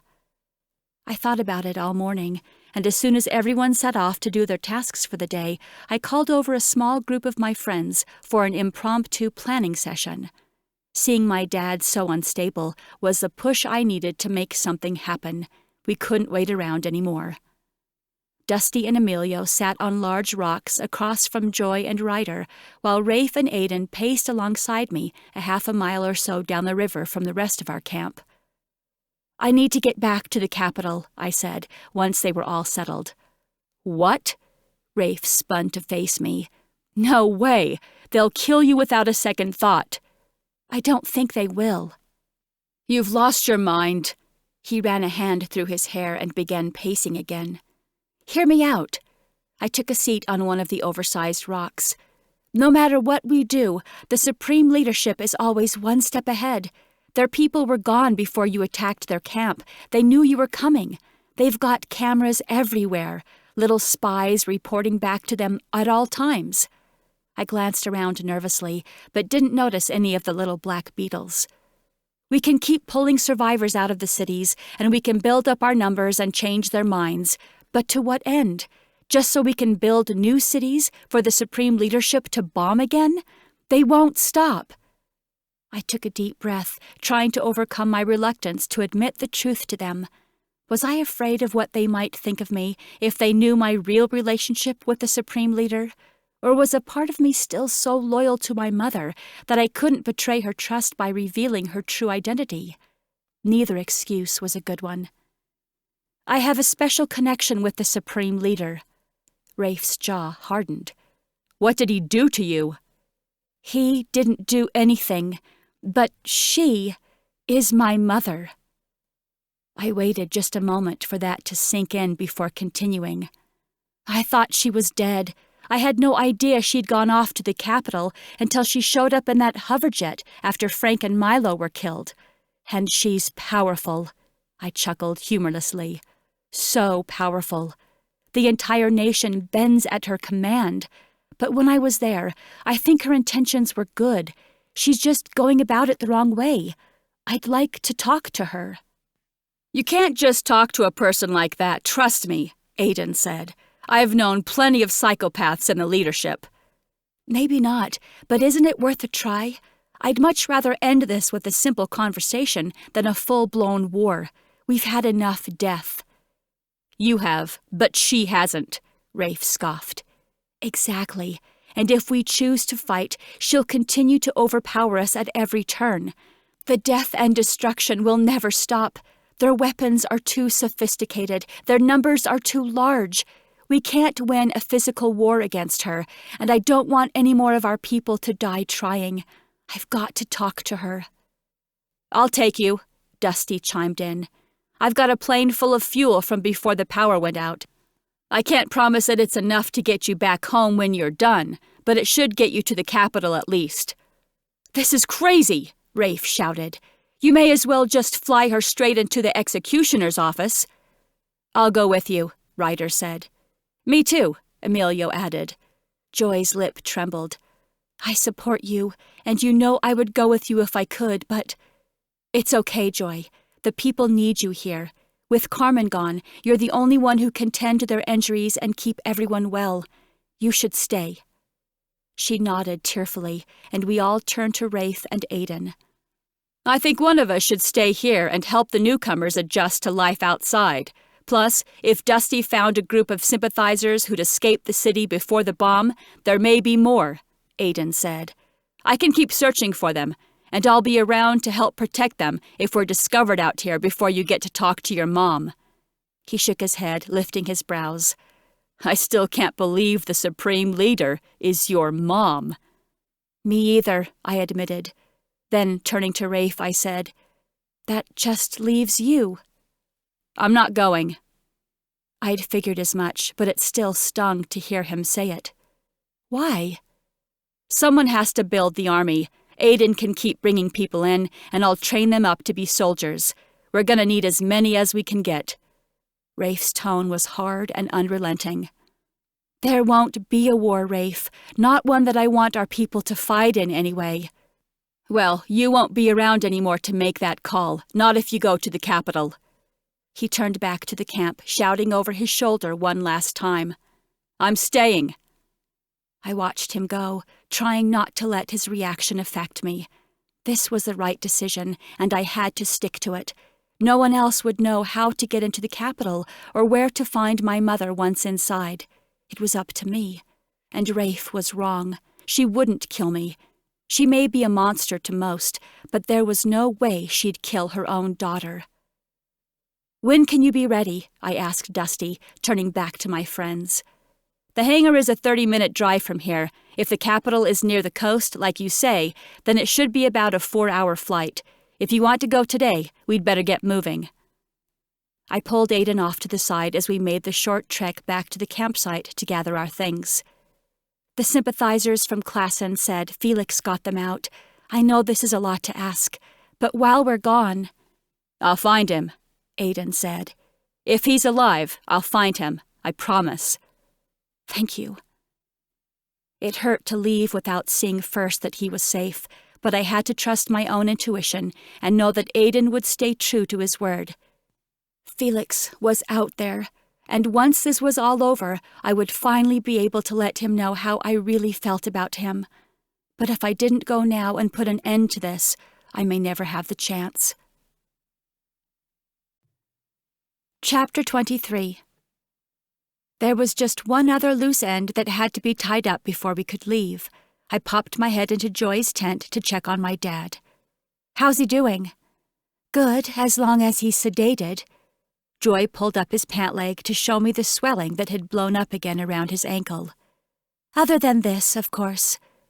We can't keep him sedated forever, and that ankle won't heal on its own. Would it be crazy if we took him with us?" "To the capital?" Joy's eyes grew round as walnuts. "Yes. Maybe you're right." I was certain I'd be safe from my mother's wrath, but my dad may not have the same sway with her. She didn't think twice before having me inject him with the nanos, if what Cynthia said was true. But I couldn't just leave him here either. He was happy with me, and Rafe turned him into a raging killer. I wondered if we might be able to keep him calm if he thought we were freeing him from the rebels he hated so much.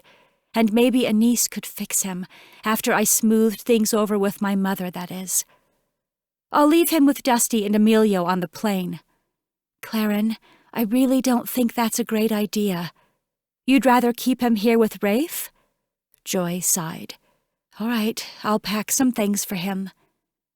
We were ready to leave a short while later, and though none of us dared to speak the words aloud, I knew we were all prepared to face a very real possibility of death if worse came to worst. I could sense it in the stiff way we sat in the vehicle, and I could feel it in the air we breathed. I saw it in the way Ryder kissed Joy goodbye, as though it might be their last. These were dangerous waters we were swimming in. Joy had given me a medical bag with enough supplies to keep my father under control if he acted out again, but I was hopeful some distance between him and what he knew to be a rebel camp would be good for him. I allowed the sedatives to slowly wear off as we walked him onto the plane and strapped him into his seat. "We're getting you out of here, Dad. We're going to get you some help, okay?" His sleepy-sounding mumbled response wasn't discernible. Dusty let me join him in the cockpit, and I couldn't help but search the ground below as we lifted into the air. "Come on, Felix. I know you're out there." I scoured the trees and roads until we were high enough to make out the charred remains of Claren City. Then I had to look away. I explained the capital island setup to everyone before we boarded the plane.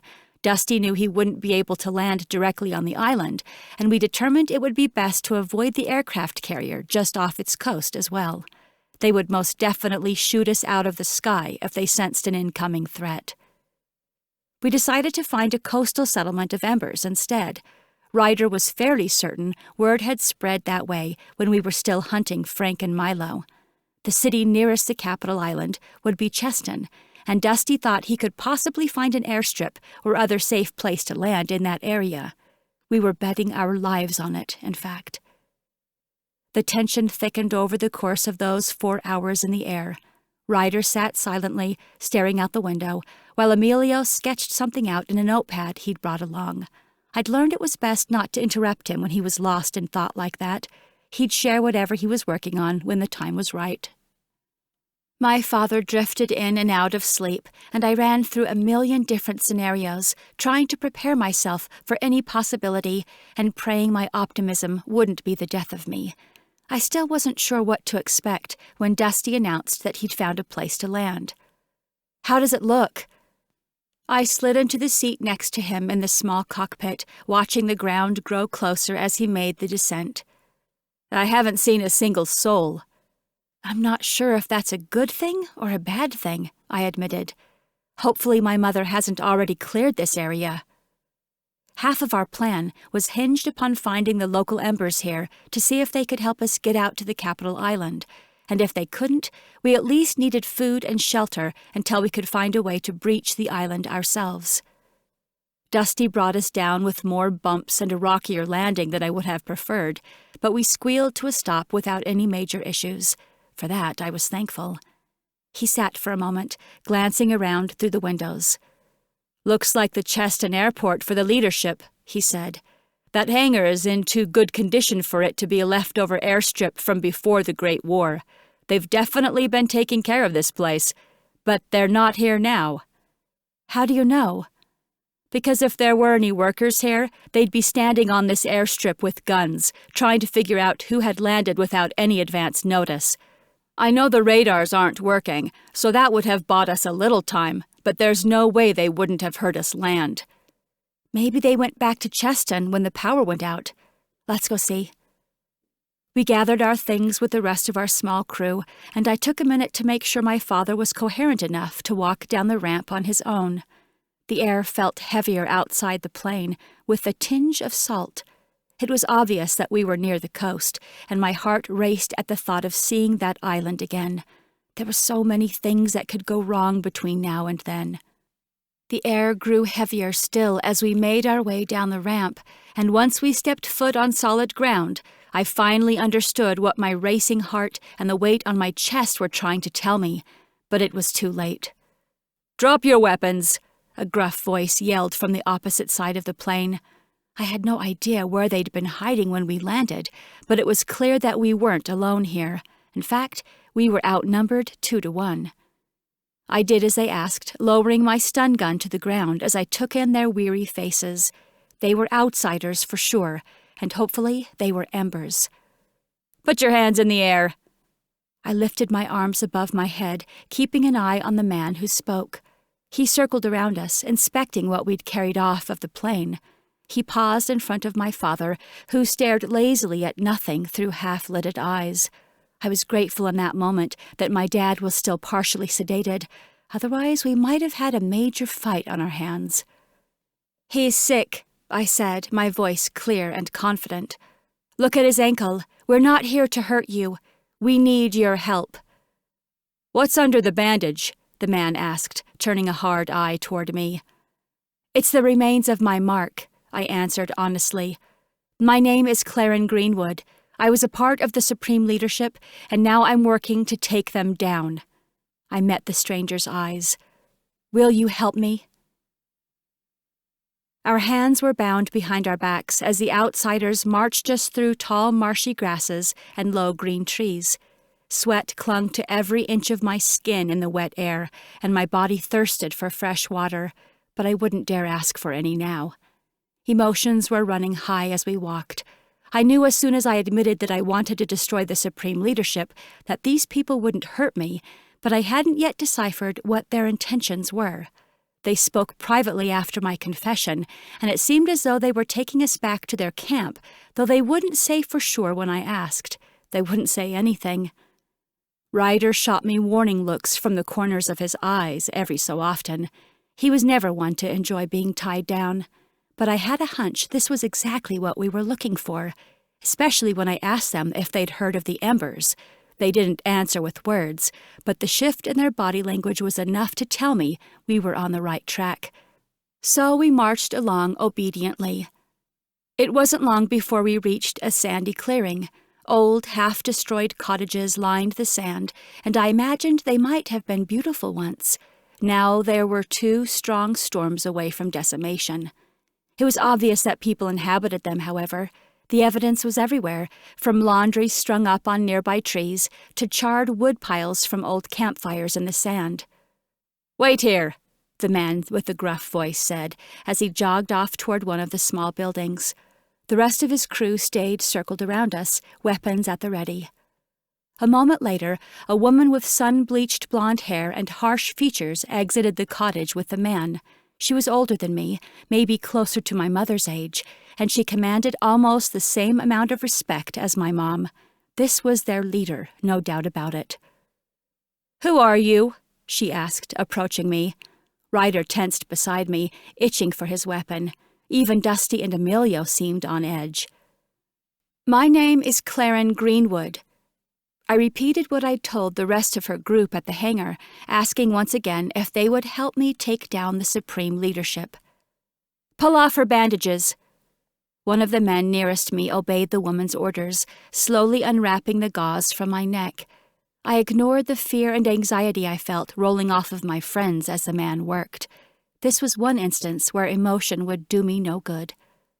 His face twisted with disgust as he reached the end of the gauze, which was somehow both wet and crusted with dried blood. I ignored the pain of my wound, stretching, when he tugged off the last piece, focusing my attention on the woman in charge instead.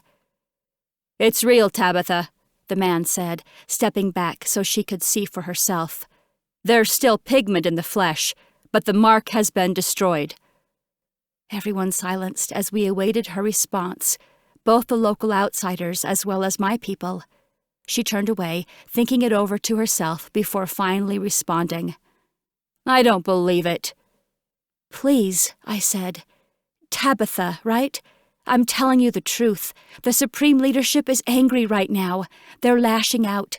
We struck them hard by taking out the power grid, and we fear they will retaliate in a major way. They've already bombed Classen City. Cheston could be next. We need to get to them before they can cause any more harm." "No." "Will you at least tell us how to find the capital island from here?" Tabitha turned back toward us with a sneer on her face. "You've been there. You have the mark to prove it, so you shouldn't have any difficulty getting back to this supposed island of yours." I watched her for a moment, blocking out the indignation I felt coming off of Ryder and the others. She didn't believe me. Even after seeing my mark, she thought she was being played. "You don't think the island exists, do you?" She locked eyes with me, and I swore a flash of pain crossed over them. "I know it doesn't exist." "How can you say that? I've been there. It's real." "Because we've searched. For years we searched, sending out boat after boat. Half of them came back after weeks at sea, never finding a thing, and the rest, they didn't come back at all." "They probably found it then." "Are you suggesting they found it and chose not to return to us?" Her face reddened, and I felt her pain and anger clenching around my very own chest, as though I were reliving the loss of her loved ones right alongside her. I'm suggesting they were killed because they found it. Then why would we go back now? Because it's our only choice. No. Tabitha turned back toward her cabin, waving a hand to dismiss us. Get them out of here. They're not welcome. I wouldn't plead with her anymore. Tabitha's heart was as hard as stone. She'd been hurt too badly for too long. But I wouldn't leave without a final word, remembering what Rafe had said before we left. Prepare your armies, Tabitha. The other Embers are already on their way. If we fail to reach the Supreme Leader, you will have a war on your doorstep. I urge you to be ready. But I would fight with everything I had to keep it from happening. Chapter 24. We made it back to the hangar on our own just after sunset. Ryder ripped off the lower part of an extra shirt he'd packed once we were safely inside and helped me wrap it around my wound. It would serve as protection against the elements and possible infection, but more importantly, it would hide who I was. The outsiders here had never heard of me, but there would be people in the city who had seen me on the evening programming, and we couldn't draw any attention to ourselves.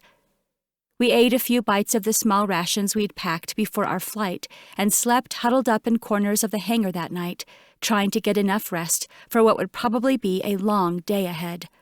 Since the Embers in this area had been unsuccessful in locating the capital island in the past, we had to turn to Cheston. Emilio explained to us again all the ways the city was probably suffering since the power had gone out, so we prepared ourselves for the worst.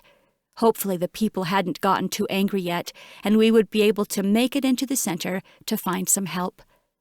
Once inside, Emilio was going to serve as our point of contact. He worked with the leadership in Claren City, and the people here wouldn't know he'd been singled out as a sympathizer. He'd pretend he was sent to investigate the power issue, and while inside, he would look for any signs that the leaders of Cheston were in contact with the capital island.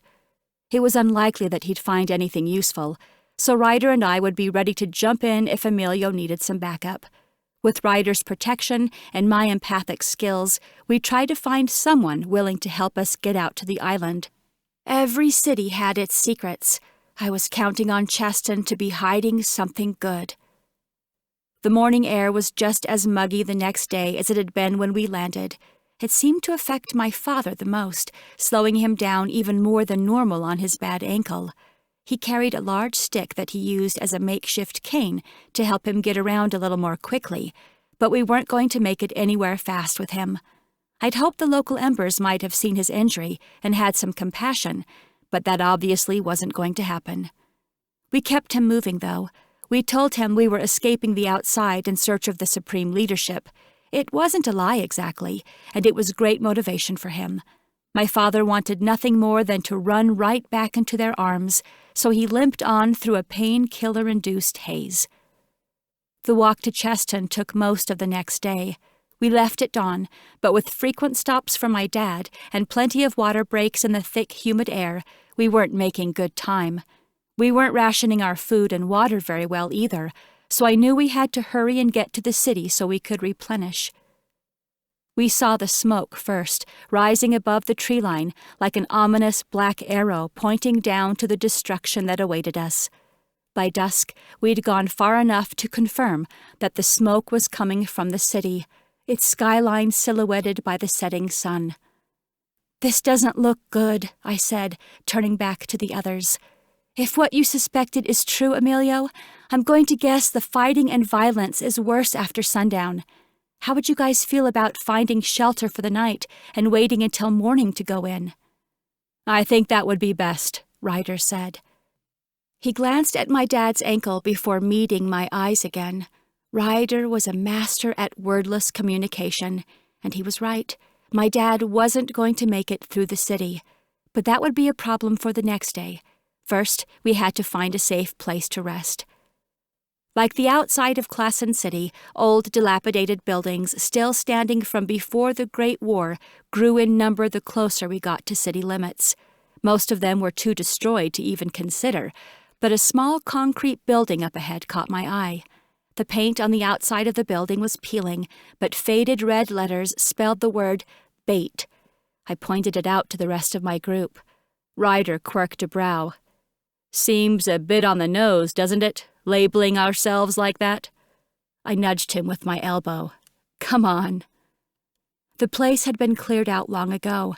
Our footprints left in the dust on the cracked cement floor further proved my point that an abandoned bait shop was a great place to hide unnoticed. My father was the first to drift off to sleep, his overexertion on an injured leg pulling him into a heavy slumber.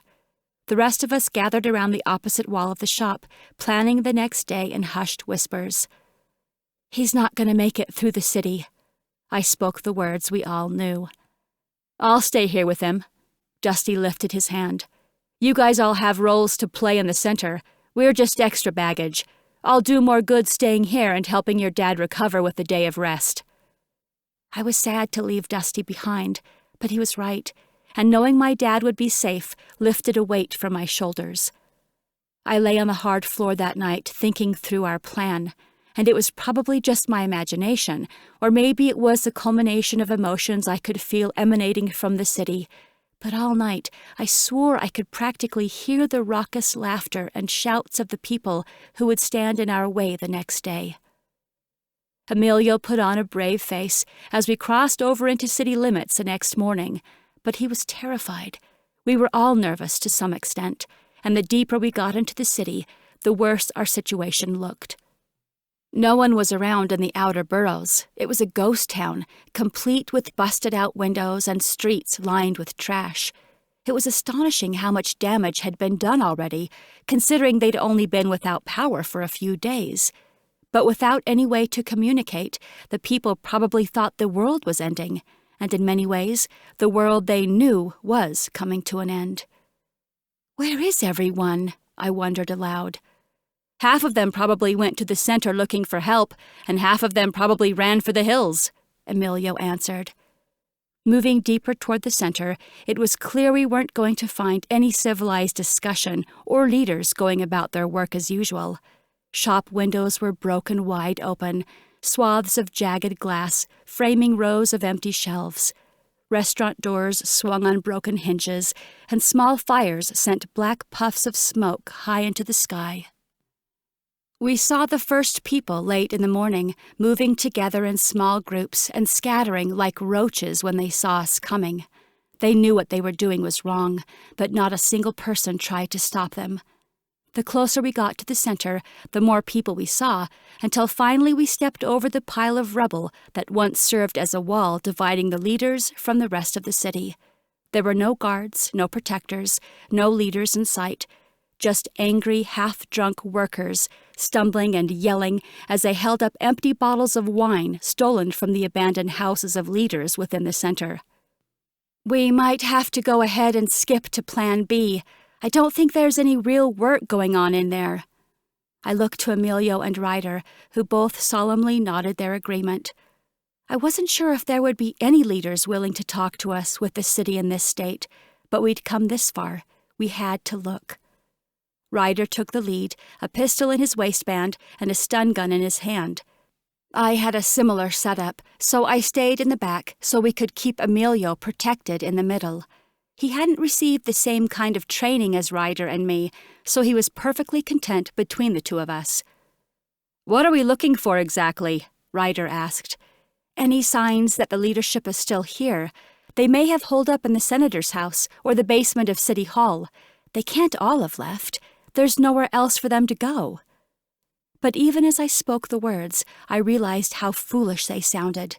Looking around, I would have been very surprised to find any leaders left here at all. Not alive, anyway. The people were too worked up. Even now, at this early hour of the day, half of them were drunk from the night before. The rest of them were well on their way to reaching it again. And all of them were shouting loudly, mostly friendly jabs, but I saw how they could turn that playful banter off in a second flat if the wrong person crossed their paths. They felt abandoned by their leaders, and they were out to get revenge. Most of them paid us no mind. They probably didn't even see us slinking through the shadows. We were rounding the corner near a large brick estate when a man called out from behind me. "Hey, doll, where you going?" I froze, the hairs on the back of my neck standing on end. I knew that tone. It gave me flashbacks to my time with Everett. Ryder met my eyes just long enough to let me know he saw what was going on before stepping around the corner. I knew he wasn't leaving me and Emilio alone, but probably trying to make sure there weren't more of them. Emilio immediately stepped up to my side. "I'm just walking with my friend here. We'll get out of your way." "Well, I could use a friend too, darling, and I bet I make a much better friend than this guy. Come here for a minute." "She said she was walking with me." Emilio's voice was a full octave deeper than normal as he tried to stick up for me, and I appreciated it, truly. But his heart was racing faster than a rabbit, and I didn't want him to feel responsible if this guy tried something to hurt us, and I had a feeling we were about to come to that. "Thanks-y," I whispered, "but I've got this, I promise." The scruffy-faced man was close enough now that I could smell last night's liquor on his breath. He grinned and reached for me, but I slapped his hand away. "There's no need to get rough, doll. I was just gonna help you with that scarf there. It's too hot for that." He looked me up and down. "Let me help you get off some of those extra layers. Cool you down some." He laughed, and my stomach turned. "I'm gonna warn you one last time to take a big step back. Touch me, and you will regret it." "Feisty." His face grew serious now, a fierce determination taking shape in his muddy eyes. "I like it, but what I don't like is whatever you're hiding under that scarf." He reached out again, but this time I grabbed his arm and twisted around, pulling his big, heavy body over my shoulder and slamming him into the ground. I planted the heel of my boot where I knew it would hurt him, stomping down hard enough to erase any happy thoughts he might have had. He rolled to the side with a groan. After just a minute to catch his breath, the man spat on the ground and growled up at me.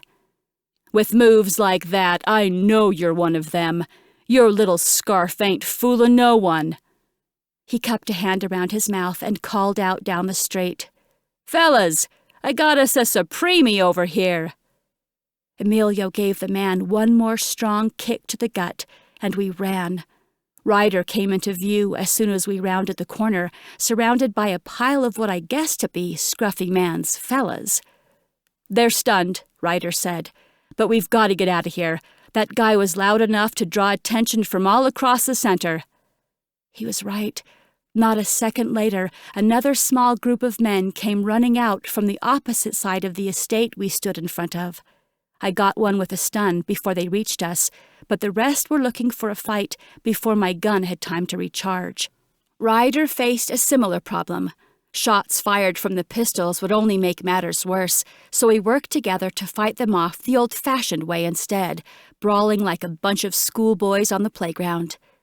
We got 4 of them down with Ryder's fists, my carefully placed knees, and Emilio's wildly flinging trash can lid. I was almost even enjoying myself after holding everything in for so long.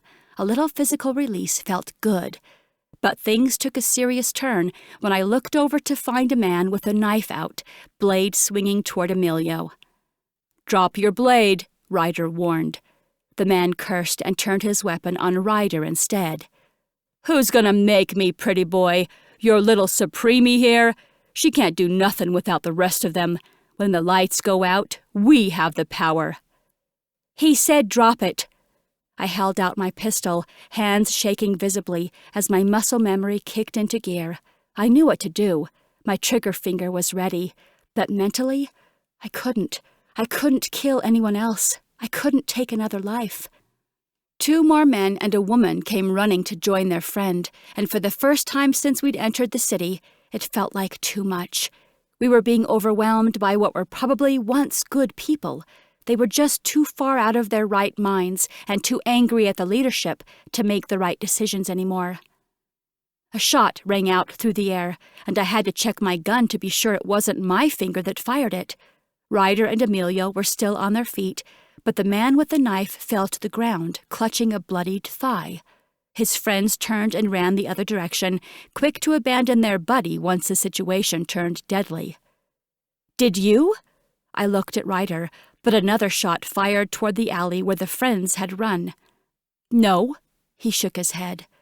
All three of us turned our gazes upward to where a man stood in a second-story window of the brick estate to our side. He had a gun gripped tightly in his hands, pointed straight at us.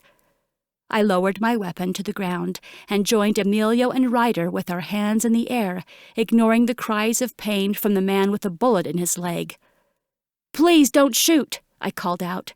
"We mean you no harm." "Are you really a part of the Supreme Leadership?" the man asked.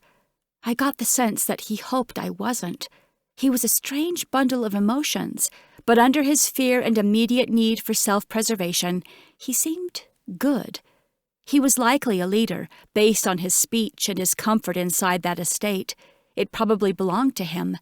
He may have been an empath as well, though I couldn't tell for sure from this far. I decided to go with the truth. "I was, but I'm not anymore."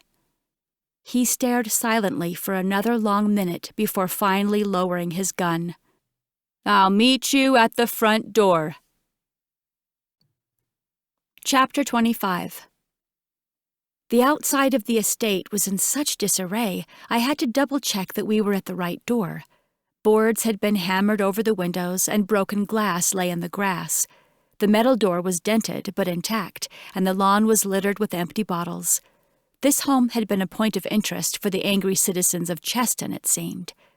We waited just a minute, exchanging worried glances, before we heard a loud scraping sound, and the door opened just a crack. The chain holding the lock in place on the other side was taut, and the man inside scanned the horizon to be sure we were alone before closing the door again and opening it wide enough for us all to enter. It was a beautiful home, larger than where Felix lived, but not quite as grand as Everett's home had been in Louisburg. Memories of working in the leadership flooded my brain and put me exactly in the right frame of mind to talk to the man who stood before us. "I'm Claren." "I know." The man shifted his weight and eyed Ryder and Emilio. "I suspected it when I heard the man call out about a supreme leader, but I couldn't see your face until you spoke to me. That's when I knew it was you. Who are they?" He jerked his chin toward my friends. "This is Ryder. He was my protector when I worked for the district, and in many ways he still is. And this is Emilio. He worked for the leadership in Claren City." "Worked? What does he do now?" "Now he helps me." I thought Emilio might pass out with all the attention on him, but Ryder was unfazed by the conversation. His attention was glued to the stairs with enough intensity that I shifted my gaze up as well. My pulse quickened before I was able to put up my block and reject the emotions pouring down now from the second floor. Fear and curiosity mingled together in a strong wave, too strong for just one or two people. "What's your name, and who else is here with us?" "Ivan Calhoun.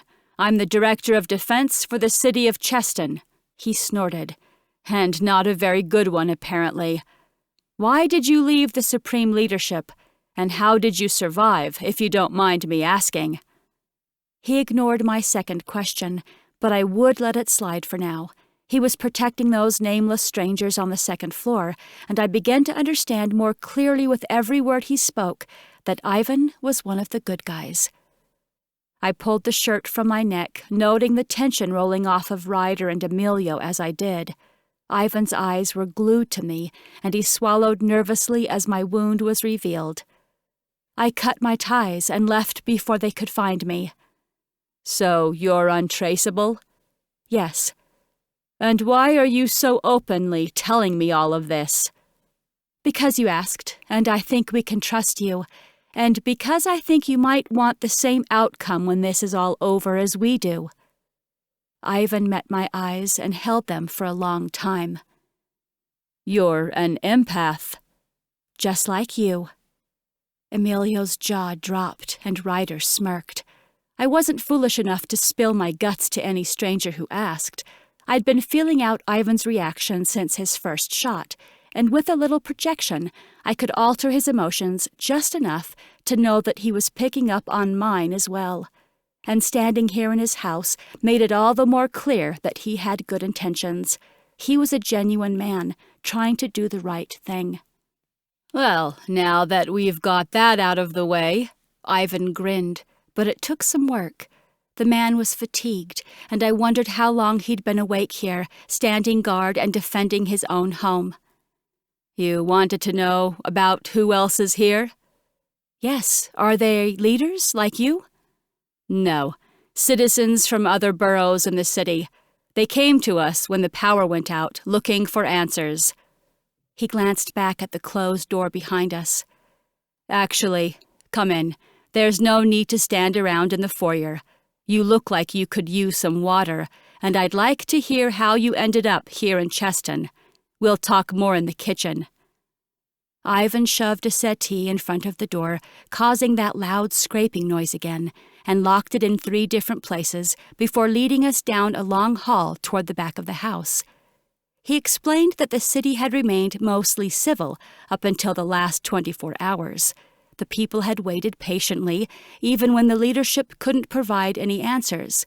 But when the leaders started leaving town, the people began to panic.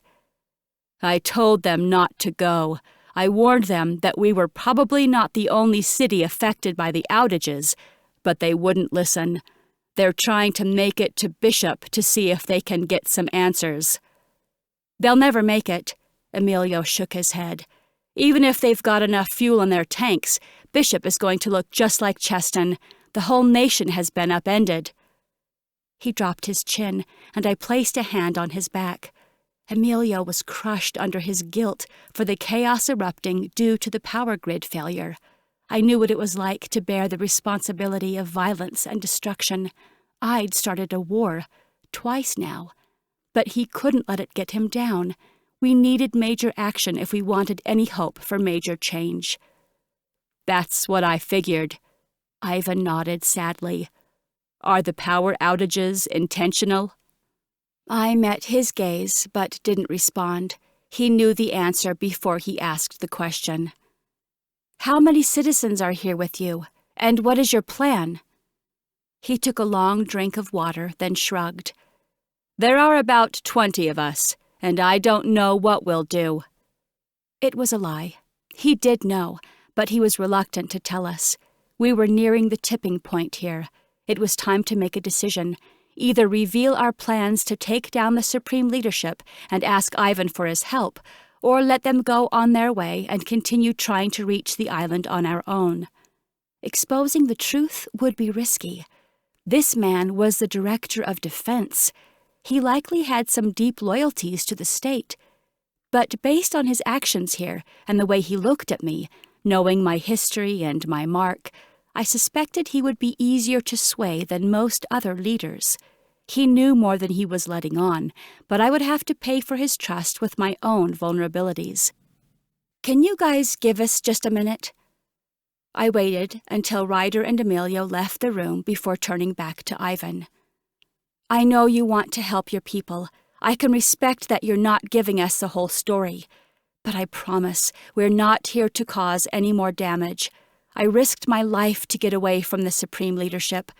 I can see that you don't trust them any more than I do, and it's for good reason. They do not have your best interests at heart.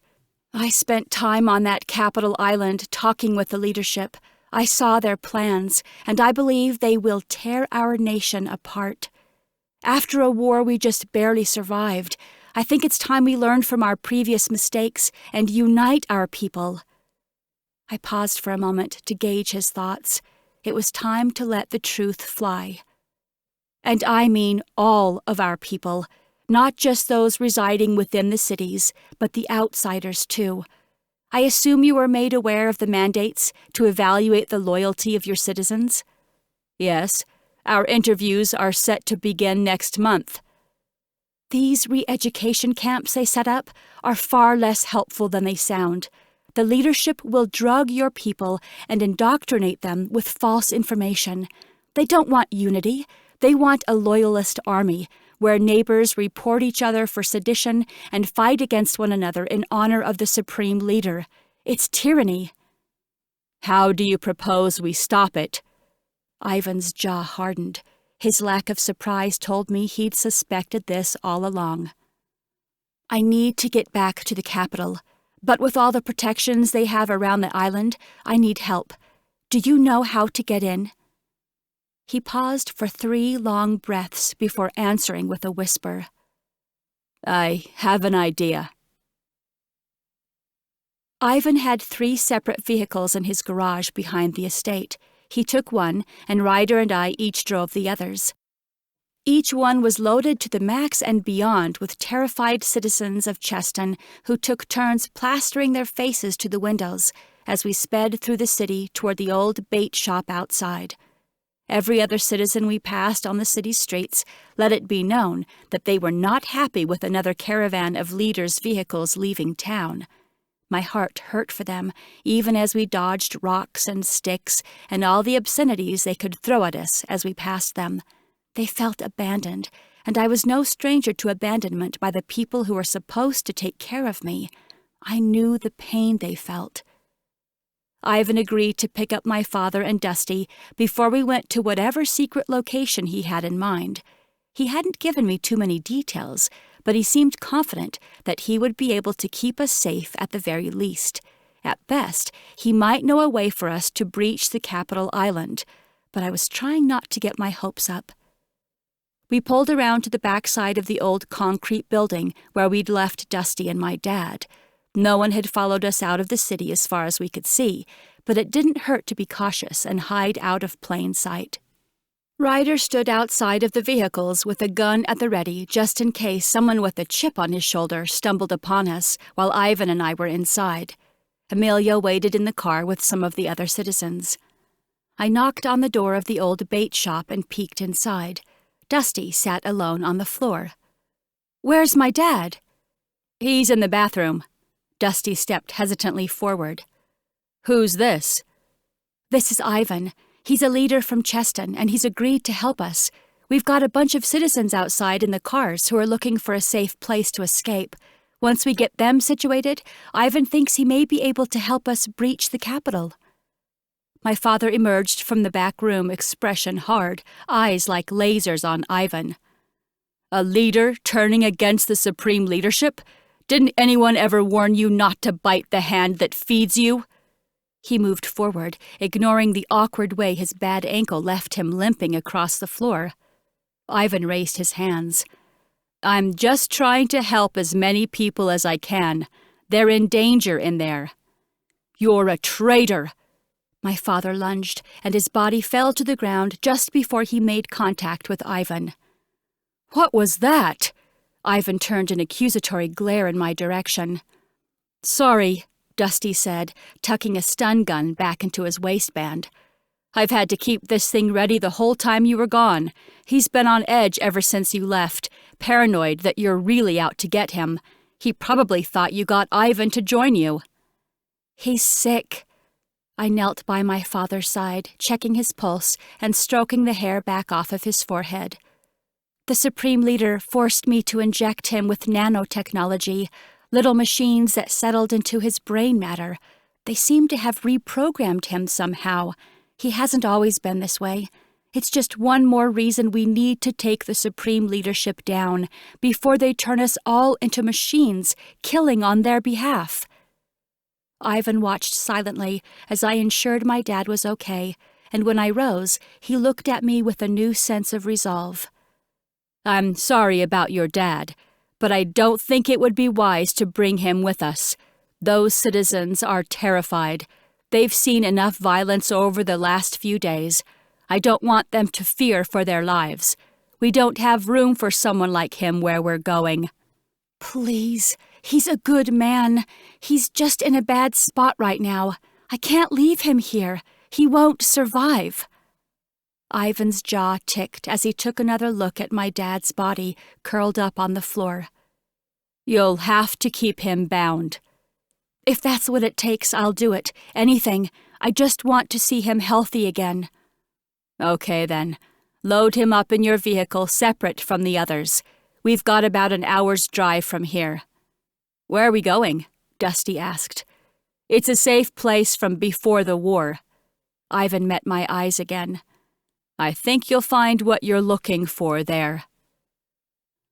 We worked quickly to get my dad loaded into the back of the vehicle, sedated once again, and laid into the trunk like excess cargo. My stomach was a sinking pit as I closed it up, leaving him back there in the dark. It felt wrong, like I really was turning against him. And as I walked back around to the driver's side door, I couldn't shake the feeling that the trees were watching, whispering, maybe even carrying news of my actions back to the embers. I shook it off and climbed inside, ready to finally find safety. Chapter 26. True to his word, Ivan slowed his vehicle about an hour later. We'd gone around Cheston, careful to avoid as many people as possible. Now we stopped in front of a road of broken pavement, tall weeds growing up through the cracks. A mechanical arm with a stop sign still hung low over the abandoned entrance. "What is this place?" I asked Ivan, joining him outside on the asphalt.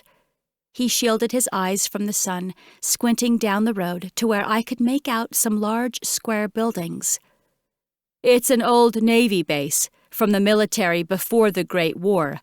My father used to joke when I was a boy that this is where he would run if it all hit the fan. It's rumored to be stocked with enough rations to last a century." Even if that were true, a century has long passed since it was stocked. Ivan shrugged. "Let's just have a look." I couldn't help but smile as he sauntered confidently away. As a director of defense for Cheston, I supposed he would have had access to some of these restricted pre-war areas, and based on the smirk he tried to hide, he probably used that access for personal reasons, like restocking old military bunkers. I was liking Ivan more and more. This was his plan all along. This was how he was going to save the people of Cheston while the rest of the country fought over power outages. But how did our goal of infiltrating the capital fit into all of this? Ivan paused outside of his door. "I don't think the vehicles will be strong enough to tear down the metal arm blocking our way. We'll have to walk in from here." "What about my dad?" I circled around to the trunk of the car and popped it open to find him curled up into a sweaty, sleeping ball. My chest ached at the sight of him. We couldn't keep going like this. I had to get him fixed soon. "I'll carry him." Ryder stepped up beside me. "And I'll help." Dusty took one of my dad's arms and Ryder took the other. Together they heaved my father out of the trunk and followed Ivan and the small group from Cheston under the mechanical arm and down the old road. I closed up the vehicles and brought up the rear with Emilio. I was the last one to duck under the bar, and I took just a second to look back at the trees once again. "If you're listening, please let them know we're safe." I laughed at my whispered words, just a dream on the breeze. And yet a small part of me hoped the trees would carry my words back home through their branches anyway. We were all sweating by the time we reached the buildings at the end of the road, but no one more than Ryder and Dusty. My father hung between them like a sack of sand. Shouldn't he be a little more lucid by now? "I don't know." Dusty shook his head. "First the stun, then the sedative. It's a lot for the body to take, and we have no idea what those nanos are doing in his brain." I checked his pulse again as they laid him against the wall of the building, sheltered from the sun by a thin strip of shade. He was still breathing. Heart was still pumping. Hopefully he'll come back around soon. I looked up to find our whole group across the street, staring at something around the edge of a warehouse. "What is it?" A salty wind blew through my hair, lifting tendrils up and around my face as I stepped around the warehouse to join them. And I became just as awestruck as the rest of them. We stood for quite some time, staring out at the sunlight glistening off the tops of the choppy waves of an ocean that stretched for hundreds of miles in 3 directions. It was stunning, and it was the first time many of these people had ever seen the ocean. Over the next few hours, Ivan directed us all to different areas of the base. We claimed rooms in the barracks and learned where Ivan had been keeping his provisions stored away over the years. We found fishing poles, and Ryder taught everyone from the city how to catch their own dinner off of the empty piers. I helped them start fires and taught them how to clean and cook the fish. But the most interesting thing of all was what lay behind the walls of the warehouse. Ivan led Emilio and me inside that evening after everyone had settled in. The floor around the edges of the warehouse were concrete slabs, but the center was cut out, dropping down to the dark water below, and in the water sat a giant vessel. "It's a submarine," Ivan explained, shining a flashlight across the surface of the machine. "It hasn't been used in decades, maybe longer. It may not be operable at all anymore, but it's the only thing I could think of that might help you access the capital based on the gates and walls you described. No one uses these anymore, so I doubt the Supreme Leadership will have anyone watching for them. But again, that's if you can even get the thing to work." "Oh, we'll get it to work." Emilio rubbed his hands together. "Claren, will you grab Dusty for me?" I did, and the two of them got started immediately. They were in the warehouse every waking moment for the many days that followed, side doors propped open during the day for extra light. An enormous roll-up door at the far end opened to the sea, but Emilio suggested we leave it closed until the sub was ready. A few of the workers from Cheston helped them as well, mechanics and other handy people who could assist with gathering supplies or combing through dusty manuals that still sat on the office shelves. It became a mission for the whole base, every one of us. It was a beautiful thing, really, the hope that swelled up across so many different people from different backgrounds across the nation. It should have made me happy to see us all working together as one unified front against the Supreme Leadership, but I wasn't. Things were too quiet. It made me uncomfortable to be cut off from the rest of the world. They could be dropping bombs across every city in New America, and I would never know it. I tried to busy myself to keep my mind off of worst-case scenarios. Ryder and I went off base every day to bring back large buckets of fresh water from a nearby stream. We took turns keeping watch on the perimeter, and then, of course, there was the matter of my dad. He never quite snapped back to normal. He woke and could talk and even laugh occasionally, but the light in his eyes was dimming. There was no emotion there at all. Sometimes I wondered if he actually knew who I was, or if I was just another face and a name programmed into his brain. I never got the same suspicions Dusty had reported back at the bait shop. If he thought I was out to get him, he didn't let me know. He just lay in bed for hours at a time, begging me every so often to let him walk around outside. I wanted to let him out, and sometimes I did. But his ankle was as bad as it had ever been. Even Ivan wasn't concerned about the safety of the people around him anymore. It was clear that my father couldn't chase after or attack anyone in his condition. At night, when the chores were done and I finally came to rest, my mind went to Felix again and again. I tried to reach out, tried to sense where he was, thrusting my awareness into the dark. I never found him the way Emmeline had found Frank, but I knew he was alive, and I prayed for his safety daily. I was walking with my father around the base one day, about 2 weeks after we'd arrived, when Ryder came running down the road from the main gate. "Stay here, Dad. I'll be right back." Something was wrong. I ran forward and met him about halfway down the road. "What's going on?" "You remember the Embers we met when we first landed near Cheston?" "Of course." "They're here." Ryder looked back over his shoulder as though he feared they might be coming down the road after him. "What do they want?" "They want to talk to you." I gave a quick glance back at my father, who was sleepily running his hand across the tall grass next to the sidewalk where I'd left him. "Do you have an extra weapon?" Ryder handed me his pistol. I just have this and the stun gun. We can trade if you want." "This'll do." We walked back toward the front entrance, a million questions racing through my mind. How did they find us here? And why? Had Tabitha changed her mind about helping us locate the capital? There were fewer of them than I'd expected. Tabitha stood in front of the gate with her gruff-voiced second in command by her side. There were 4 others, a mix of men and women I recognized from our landing, who stood around them. All of them were armed, mostly with knives. Tabitha had a gun, but it was tucked into a belt around her waist. She didn't smile when she saw me. "Claren Greenwood?" "Hello, Tabitha. I'm hoping you're here to tell me you've had a change of heart." "I am not. I'm here to prove to the others that you are alive." I glanced at the people with her.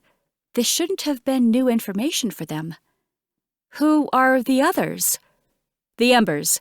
We received a request to keep an eye out for you just a few days after you arrived. Luckily, we'd been tracking you since you left our camp. I tried to explain to them what happened, but you know, some people just don't believe until they see something with their own eyes." A man stepped out of the forest behind her, followed by a woman. I didn't recognize either of them, but they smiled at me, relief evident on their faces. I realized then that there were many more behind them. The trees I'd felt watching me all this time really were full of life. They were full of embers. A few more walked through the brush, gathering together on the road we'd driven here on. The sound of an engine cut through the noise, and a moment later an open-air vehicle came bouncing out onto the road, pulling a large, flat, rickety old trailer full of people behind it. Some looked slightly familiar, possibly from our march against Frank, but others looked like they may have been rescued from the city. They were a little less rough around the edges. I glanced at Ryder, who looked just as shocked as I felt, and tucked the gun back into my waistband. These people weren't here to attack us. I wanted to welcome them inside, but we didn't have enough rations to take care of them all. Perhaps it was time to start a new Ember establishment. I stepped forward to introduce myself to the new faces, but pulled up short when a familiar head of dark hair pushed through the brush. "Rafe!" We locked eyes, but his expression was unreadable. Without a second thought, I ran forward, eager to throw my arms around his neck and thank him for coming to help us. I got sidetracked near the edge of the forest, though, a wave of emotion building so high in my chest that it commanded my every attention. My face heated, pulse racing, and veins flooding with adrenaline. Could it be true? Rafe gave me a single nod. Tears blurred my vision, but not enough to prevent me from seeing the man whose very presence stirred the heart in my chest. Felix Walsh stepped through the trees next, and I'd never known a moment of joy so pure as what I felt when I saw his face. "I found you." My laughter rang out through my tears as I finally wrapped my arms around the man I'd seen every night in my dreams, every night since the bomb struck our hometown. "You're alive!" I cried out, but my words were muffled against his chest as I squeezed him. I would never let him go, never. He kissed the top of my head, then rested his cheek in the same spot as he held me in his arms, and the rest of the world disappeared. It was just Felix and me, together at last. "I've been praying for this moment since you left," he whispered into my hair, "dreaming of the day I'd get to hold you in my arms again. I love you, Claren." I pulled back then, just enough to look him in the eyes as I spoke my next words. "I love you too." We kissed, long and slow, as though the meeting of our lips filled us each with life, filled us with the strength we needed to continue on through this world, even in the most difficult of days. His love engulfed me, overwhelming my senses, until I felt I could burst with happiness. When at last we were able to pull ourselves apart, I remembered he didn't get here on his own. I turned to finally give my thanks to Rafe, but Rafe was gone. Chapter 27. Felix laced his fingers through mine as I led him back toward the base. We had so much to catch up on, I didn't even know where to begin. Justice Hines said she tried to get you out of the city before she dropped that bomb, but you wouldn't leave. She tried to get me to work at the re-education camp. He shuddered. I had no idea about the bomb. But we found some of the people you helped escape. They called themselves sympathizers, and they said you got them out right before the attack. I got them out because of you. Felix paused and took both of my hands in his. You gave a call to action during your speech at the execution. You said it was time to ignite. I've never been more in love with you than I was in that moment, refusing to murder that woman and charging us all with a command to fight back. It was a beautiful thing. He smiled. So I got right to it.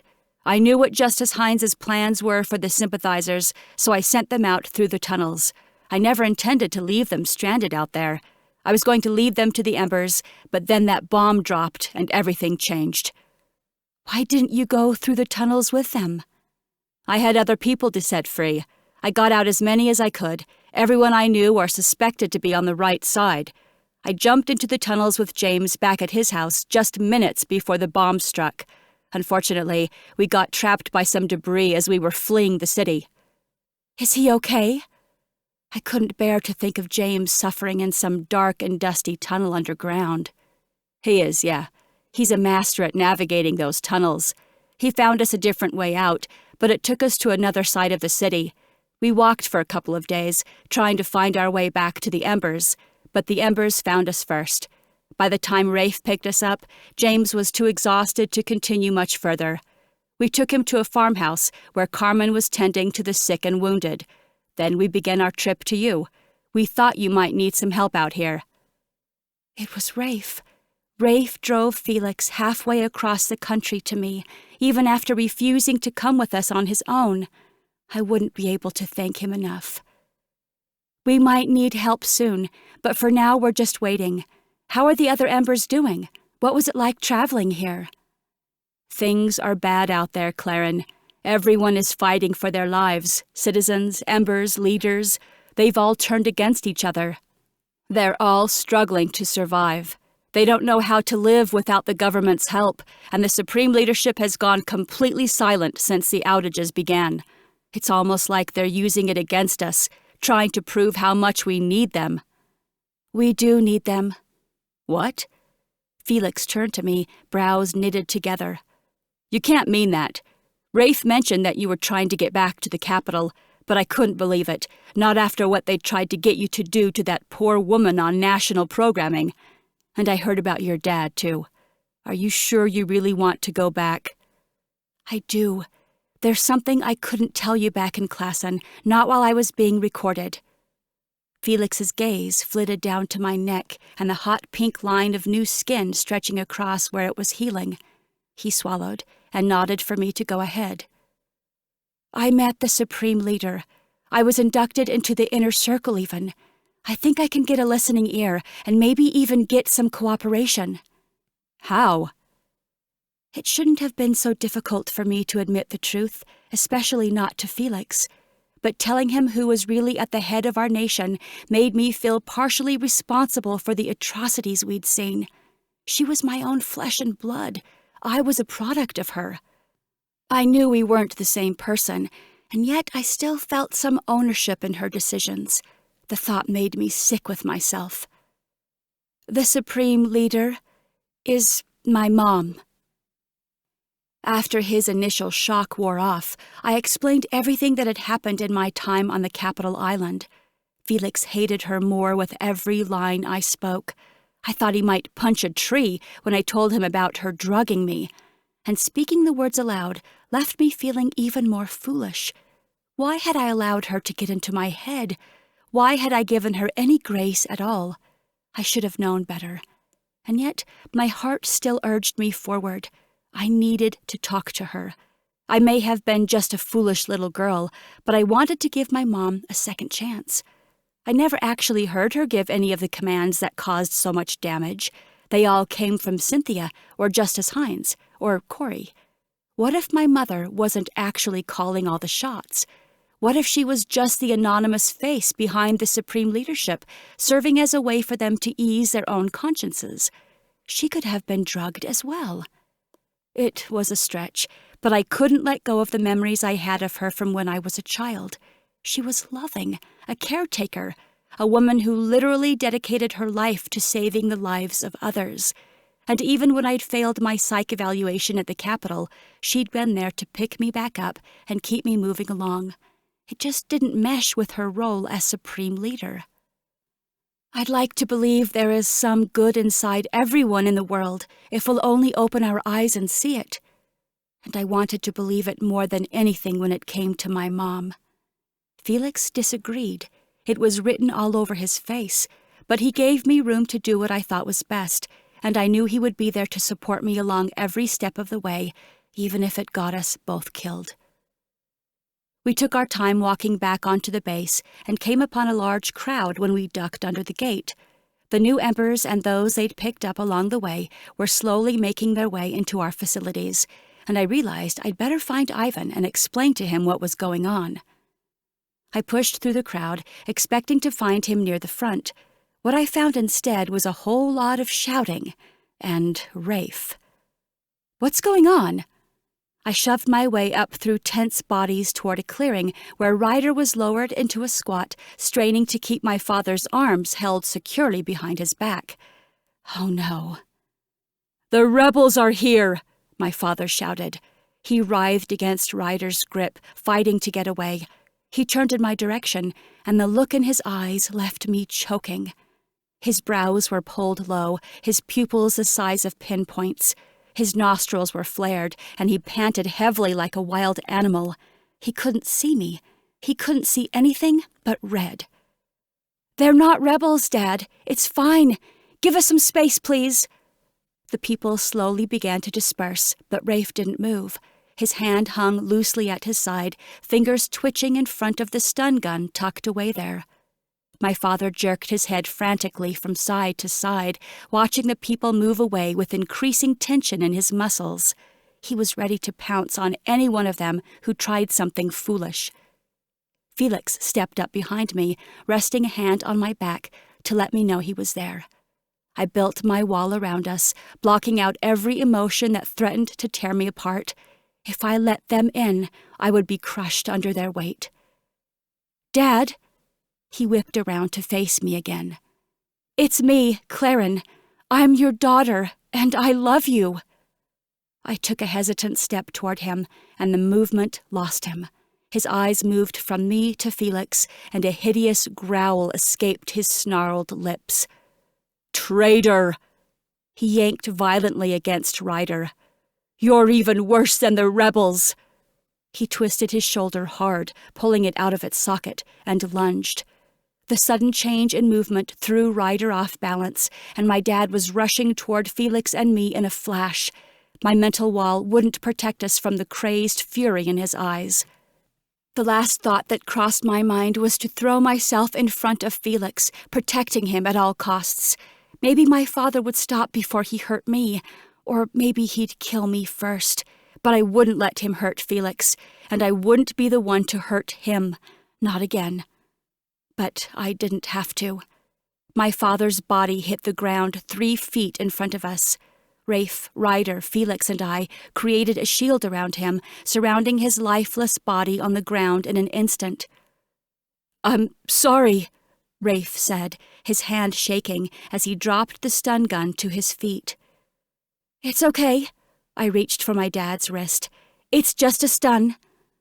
Rafe heaved over his side as I felt around, pushing my fingers into the soft spots around his tendons, searching for that river of life pulsing through his veins. There was nothing.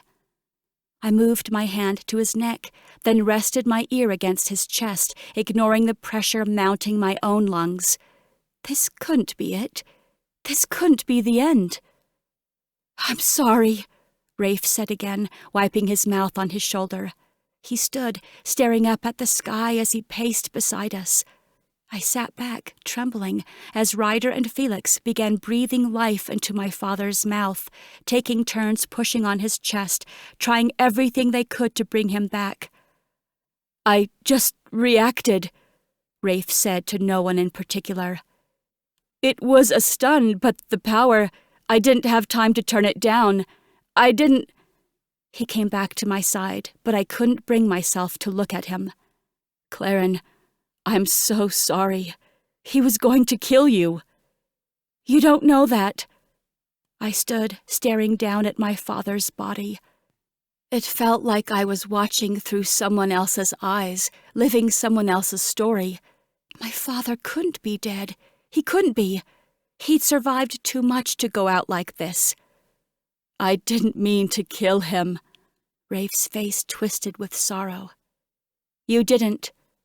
Something snapped in my chest, stirring up nausea in my belly as I realized the truth of the matter. My mother did, the day she left us. My dad and I shared one trait in our final days. We'd both been turned into machines by Meredith Greenwood, the supreme leader, our greatness. And if she wanted me to be a machine, then that's what I would be. But I had only one target. Fitting the role I'd been forced to play, my eyes were dry as I turned away from the horrific scene.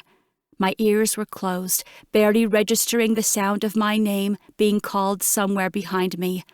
I was a machine, worse than my father, worse than Cynthia or Justice Hines. It was time to find my mother. Chapter 28. I needed a boat. We were on an old naval base, for goodness sakes. There had to be one nearby.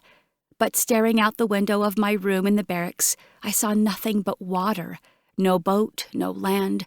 I had no plan, not really. I just wanted to get out. We'd waited long enough. A single gull flew across the sky, and I would have given anything to trade places with it and fly away. But where would I go? Would I fly back into the arms of my only remaining family member, only to have her drug me and use me as a tool again? Nothing my mother could say would make anything better, and nothing I could say would change her mind. There was only one possible way for all this to end, and when I finally did find my mother, I knew we wouldn't both leave that room alive. In fact, I'd count it as a failure if we did. I collapsed backward on my bed, staring at the ceiling. I just needed a second to clear the thoughts from my brain. There were too many. I couldn't concentrate. My dad was dead. My mom was next. Claren, can I come in? Felix's voice cut through the noise in my head, but I didn't respond. He came in anyway. The bed dipped as he sat beside me, wordlessly running his fingers through my hair. Every touch of his hand silenced some of the thoughts fighting for my attention, but I also felt the pressure in my chest continuing to build. It pushed against my ribs, climbing up my spine and settling in my head, replacing the noise with a well of emotion. I tried to push it down at first. I tried to bury it, but it wouldn't budge. Felix, he laid back beside me, eye to eye. I'm here. He's gone. I know. Felix pulled me against his side, cradling me in his strong arms. He provided the strength and comfort I needed to let my walls down. And finally, I cried. I cried until my eyes went dry, closing them, and allowing myself to succumb to the fatigue that I hadn't realized had been weighing on me for weeks now. I mourned the loss of my father. And as I dreamed of all the ways I could kill my own mother, I also mourned the loss of my soul. Another knock woke me some time later. Felix's sleeve was wet and stuck to his bicep where my sweaty head had been. I lifted up, allowing him to stretch himself awake when the knock sounded again. Claren, are you in there? It's Emilio. Come in. Hey, he said, nodding as he closed the door behind him. Good to see you again, Felix. Emilio strode over to us, trying to maintain a look of respect as he prepared to pay me condolences, no doubt. But Emilio had always been a poor actor. He couldn't keep his inner excitement at bay. I'm sorry about earlier. Are you okay? I will be. The words were a promise to myself as much as they were an answer to his question. What's going on? He perked up at my question, but quickly regained control of himself again. There's some news, but I'd like to talk to you over dinner. It's ready in the dining hall if you feel like coming down. I'd rather you tell me now. Emilio looked to Felix for backup. I guessed he'd been sent up here to try and coax me out of my room so I would eat. He feared I'd stay here and crawl back into my bed to cry for a few days. But he was wrong. I was done. The softer side of me died with my dad. I promise I'll come down to eat too, I said, but I can see that you're about to explode. I won't ask you to hold it in anymore. What's the good news, E? I could use some. He grinned widely, happy to drop his front. The sub is ready. Seriously? I scooted to the edge of my bed. Are you sure? Emilio nodded. The reactor was still good, even after all these years. It looks newer. I'm guessing it was only in use for 5 or 10 years before the war, and it's just been sitting here ever since. We did have to make some repairs to the hull and some of the internal systems, but I feel confident that she's finally ready to head to sea. That's incredible. I squeezed Felix's hand and gave him a smile. We're going to the capital. We followed Emilio downstairs into a packed dining hall. He explained that several of the new Embers had immediately jumped in and helped our current people with food. They brought bread, eggs, and other goods from their various settlements, and everyone contributed to making a huge welcome feast for the newcomers. They had no idea it would also become a celebratory feast for Emilio's news about the submarine. High spirits filled the room, almost enough to boost mine a smidgen as well, until my gaze landed on Ryder. He sat at a table with Dusty and some of the Cheston citizens, people we'd spent the last couple of weeks with. But while they smiled, he was stone-faced, staring off into nothing. He'd been the one fighting to resuscitate my father along with Felix. He was the one who disposed of the body when it was clear my dad was gone. I slid into the seat beside him. Hey, thank you for your help earlier. I know that was probably as hard for you as it was for me. It's all part of it, he said with a shrug. Not for long. I'm not going to let her get away with this anymore. A silent understanding passed between us, and Ryder sat a little taller in his seat. He felt it too.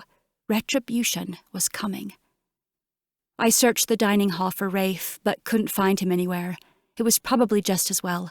He would be pretty shaken up after what happened earlier, and I wasn't sure of how I might respond if I saw him now, but I hoped he had someone to take care of him, wherever he was. I rejoined Felix and followed Emilio to a table with Ivan and Tabitha. There you are, Ivan said with a polite smile. I was sorry to hear about your father this morning. Thank you.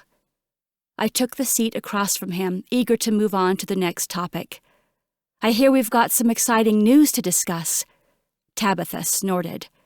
I know you're skeptical, I said to her, but this is the best shot we've got.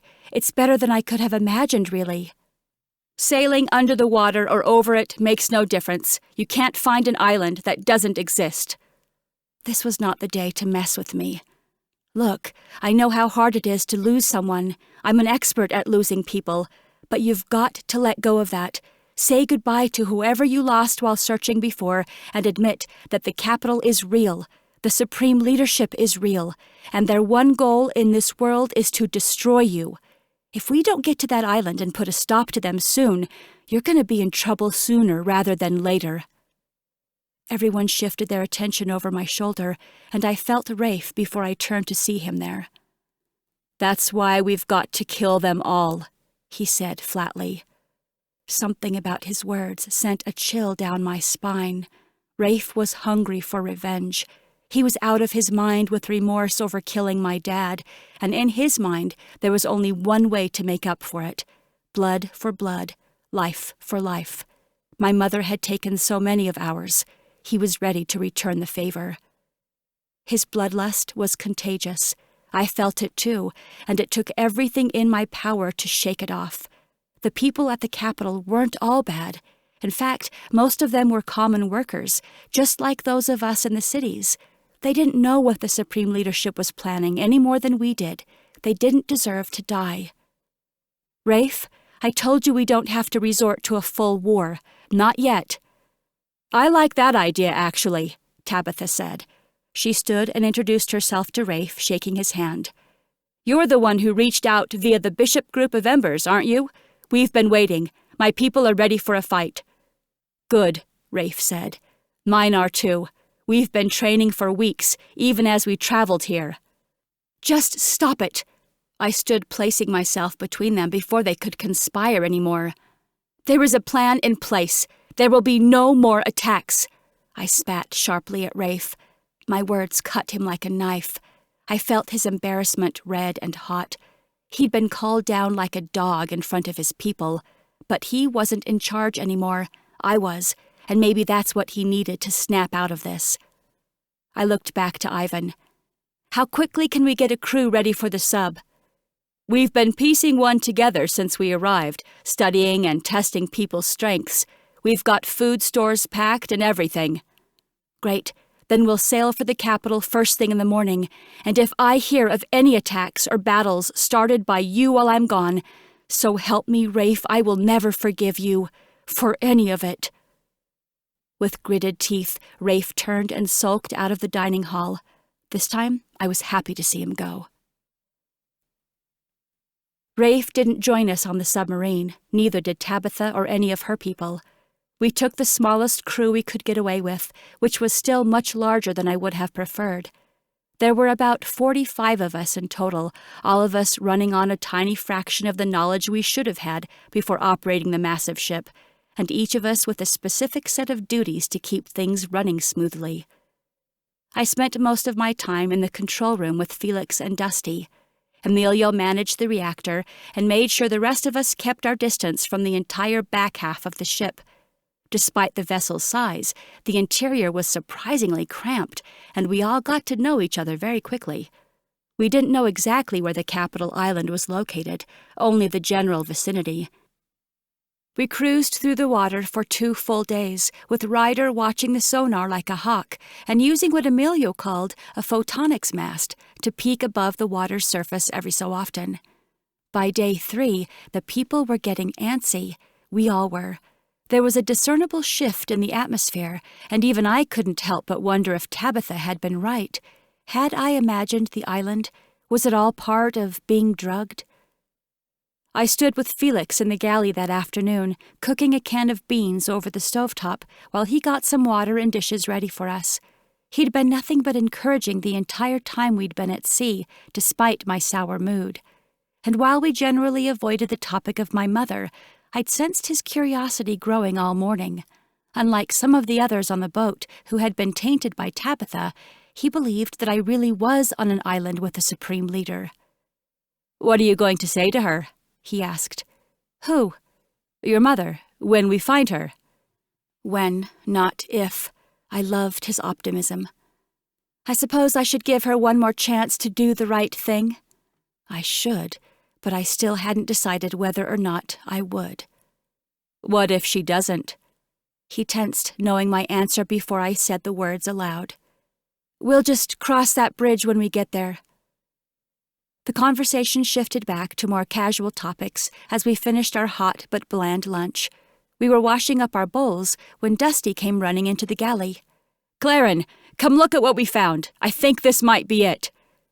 Dropping our dishes in the sink, Felix and I ran with Dusty down the narrow hall back to the control room, where Emilio and Ryder were already waiting for us. "Look," Emilio said, pointing to a screen. In full color, up ahead on the horizon, I saw tall white walls rimming a small island backed by a vivid blue sky. It was impossible to see what was inside from our vantage point, but I knew what it was. The capital. Dusty let out a whoop of excitement. "How deep can this thing go?" I asked. "They've got a gate blocking the only entrance to the island that extends at least a few stories below the water's surface." Emilio giggled. "A few stories is no problem in this thing. A few thousand would even be doable." Dusty frowned. "The hard part will be navigating in through the small opening. Tell me everything you remember about it so I can prepare." I described the few details I had, remembering back to when Emmeline and I flew in to meet Cynthia my first time at the island. I'd been so distracted that day that the details were blurry, but I did my best recalling what I could. And where am I supposed to take us once we're inside? There's a dock right near the entrance to the lowest part of the Capitol building. It's where we were taken in from the aircraft carrier on the other side of the island. There's no way I can pull the submarine up to a dock without drawing the attention of every person in there. If you can just get me on the other side of the gate, I'll swim to shore. That's a horrible idea, Ryder said. Assuming you make it to shore, are you just hoping no one will notice your wet clothes and the scar around your neck? Well, do you have a better suggestion? We have to get in there somehow. What about the aircraft carrier? Felix asked. It would be much easier to come up from under it. If a few of us could board the ship, we can take out the ship's crew and change into their clothes. With their uniforms and ID cards, we could float right into the island, like we belong there. That's assuming their power is working. I took his hand, hopeful that we could make Felix's plan work somehow. They're not on any of our grids, Emilio said. I don't know how they generate their power, but it's separate from the rest of the nations. That didn't surprise me a bit. Okay, so as long as we can get the identification and uniforms from their own protectors and a small boat, we should be fine. I laughed at the absurdity of the plan. We must have gone mad to consider trying something like this. But what other alternatives did we have? Sounds easy enough to me, Dusty grinned. Ryder shook his head as though he couldn't believe what he was about to do. Let's go. Felix took my hand. You know I'll be with you every step of the way. I did. I knew that he would, and the thought terrified me, because no matter how I played this idea out in my mind, I couldn't see it ending well. Chapter 29. We dove deep below the water, and Dusty gave us a wide berth around the island. Ryder's spot at the sonar became very important as we maneuvered our way around the Capitol in search of the aircraft carrier on the other side. Look at this. We all gathered around Ryder's screen and watched the movement where he was pointing. I don't have a lot of experience with this, so I could be wrong, but it looks like the Capitol Island isn't really an island at all. What do you mean? I moved in closer. Oh my goodness, he's right. Emilio dropped his jaw. There's water under it. Islands don't just float.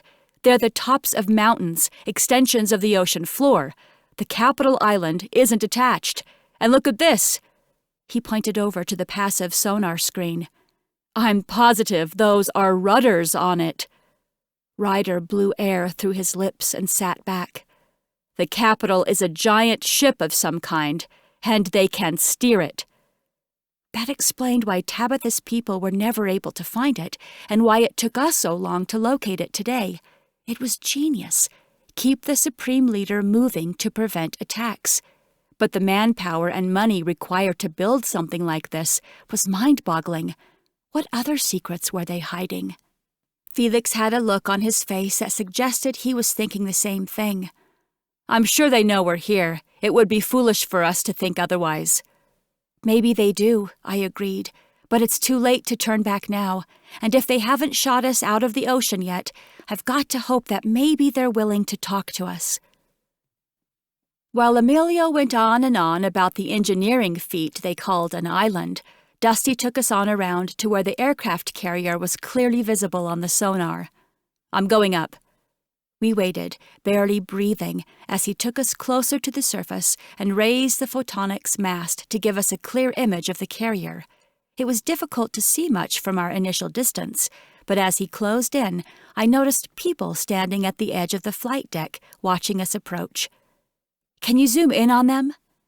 Emilio messed with the controls for a minute before I watched the people on the screen enlarge with incredible clarity. Anise! She waved her hand in the air as though she'd heard me. Is that your tech girl from the inner circle? Ryder asked. Tech girl, tattoo artist, surgeon and friend. That girl saved my life. Who is with her? Felix asked. I don't know. I don't recognize them. But I trust Anise wholeheartedly. We're safe to surface."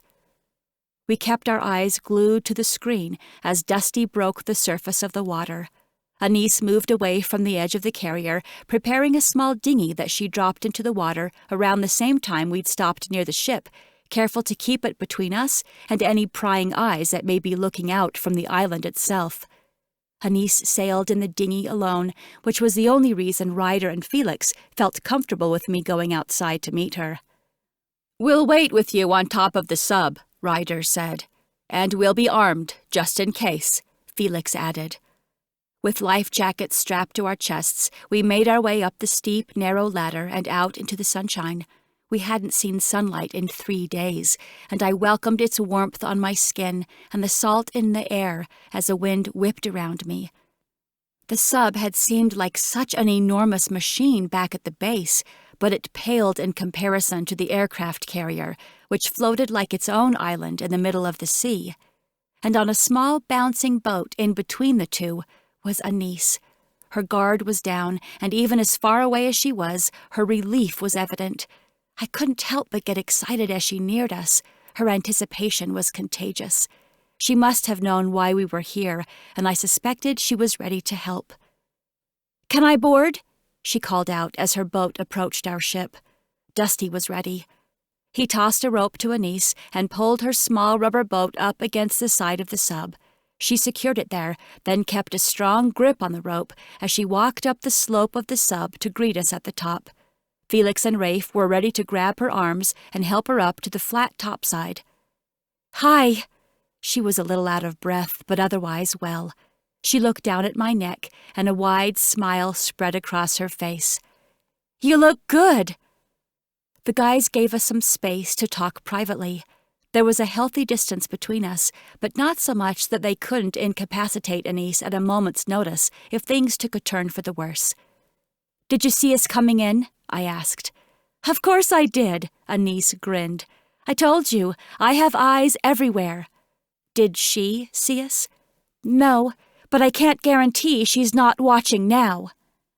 I glanced at the delicate flowers tattooed across Anise's neck, knowing my mother would very well be listening to every word she spoke. This was it, the end game.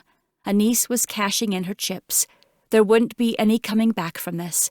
Either my mom would have a massive change of heart, or, more likely, one of us would walk away from our meeting with blood on our hands. I reached out and squeezed Anise's arm to let her know I was on her side. "What are you doing off the island? Are you leaving?" "Soon." She glanced over my shoulder in the direction of the capital. "But first I have to ask for your help." "You've got it. Whatever you need." "Okay, but understand, once I speak the words, you'll have to act immediately.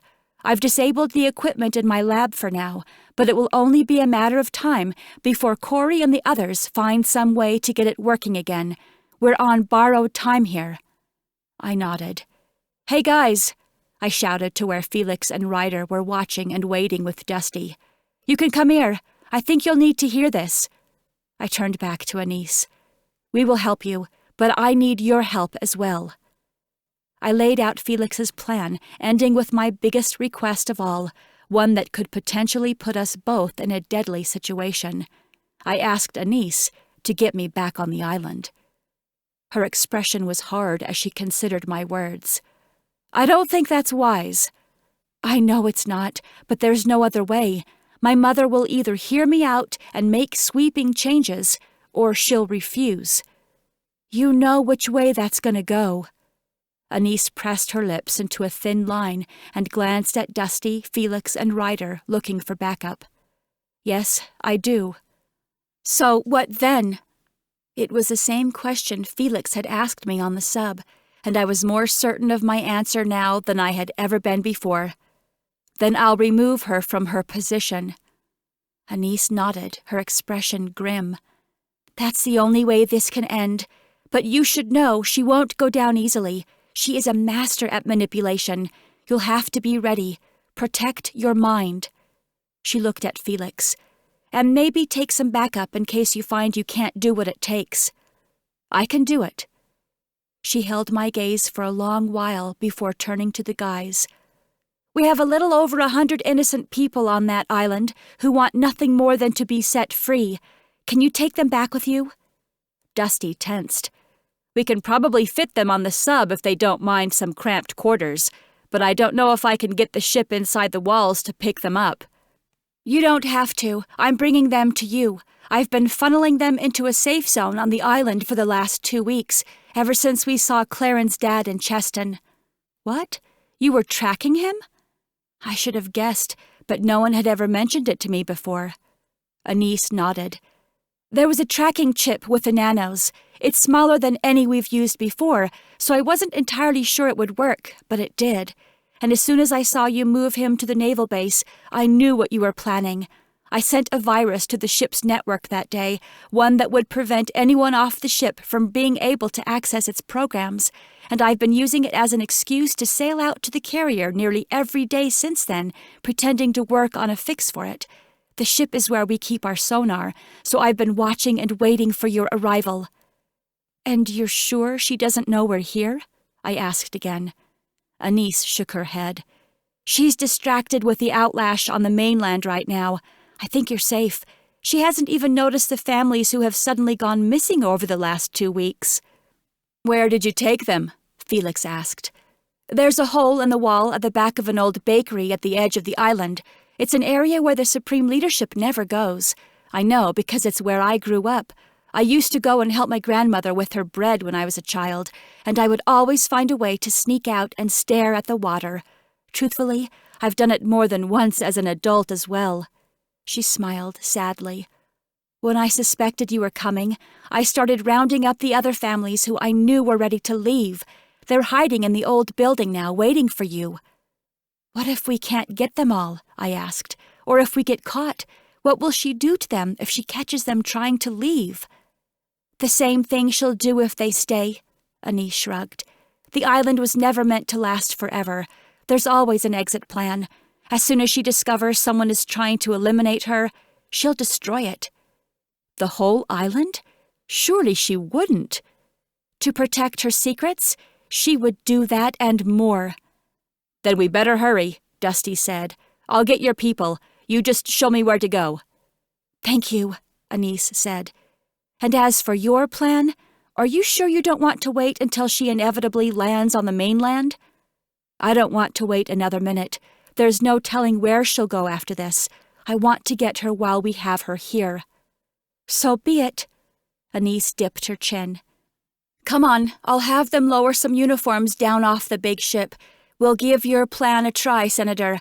And you won't even have to kill any of my guys. They're all vetted, promise." Dusty and Ryder assured us they would do whatever it took to get Anise's people and take them as far from the island as possible. They would go deep with the sub until we pinged them from the main ship to come back for us. And after a brief goodbye, we were off, sliding into the dinghy and preparing for the most important challenge of my life. Chapter 30. Felix and I were all dressed out like protectors, sitting armed on either side of Anise as we sailed toward the main gate of the island. We'd considered going in through the same hole in the wall where Dusty and Ryder were helping the others escape, but ultimately thought it would be safer to face it head-on. We'd offer a great distraction away from the action going on at the back of the island, and we had a good cover story with Anise's approved travel between the ship and the capital. But Anise was still hesitant. "This will not end well," she warned me again, as a giant gate lifted high into the sky to allow us access to the island. "I know, but it has to end one way or another. Worst case scenario, she wins today and flies to the mainland where the Embers are already prepared for war. She's not getting away with this anymore." "And what if she refuses to meet with you at all?" Anise asked. "She won't. She's still my mother." "You give her too much credit." "I know why you might think that." I faced her, willing her to see it from my perspective. "You only know her as the ruthless supreme leader who would do whatever it takes to keep the nation under her thumb. But I know her better than that. I know her as the healer, the caretaker, my mom. I know she will probably have to be stopped with force, but I can't just give up on her. I've got to at least try one more time to let her do the right thing. Otherwise, I'll be left wondering for the rest of my life. That's not a burden I'm willing to carry." Felix gave my hand a squeeze. He knew how difficult this was for me, and even though he didn't necessarily agree with my decision, he'd back me up no matter what. "Okay." Anise took a deep breath and directed the boat through the gates toward the dock. "Then let's do this." It was easy to get into the capital with Anise on our side. She had the credentials necessary to access every part of the building, and Felix and I were disguised well enough with our stolen uniforms to get through without a single questioning glance from the workers and other protectors going about their daily duties. The collar of the uniform sat high on my neck, shielding my mangled mark from anyone who didn't inspect too closely, and my hair was tucked tightly under my hat. Everything was going as smoothly as we could have asked, until we reached the floor that contained the offices of the other members of the Supreme Leadership. A woman's voice laughed out loud and sharp around a corner ahead. Felix and I recognized the grating noise at the same time. Justice Hines was here. We paused, exchanging worried glances, as Anise immediately pulled open a closet door across the hall. She silently gestured for us to hop inside, and I heard Justice Hines coming down the hall as soon as the door clicked shut behind us. I instinctively threw my wallop around myself, trying hard to shield Felix's emotions as well, though I knew it didn't quite work that way. "Anise, aren't you supposed to be playing on the boat today?"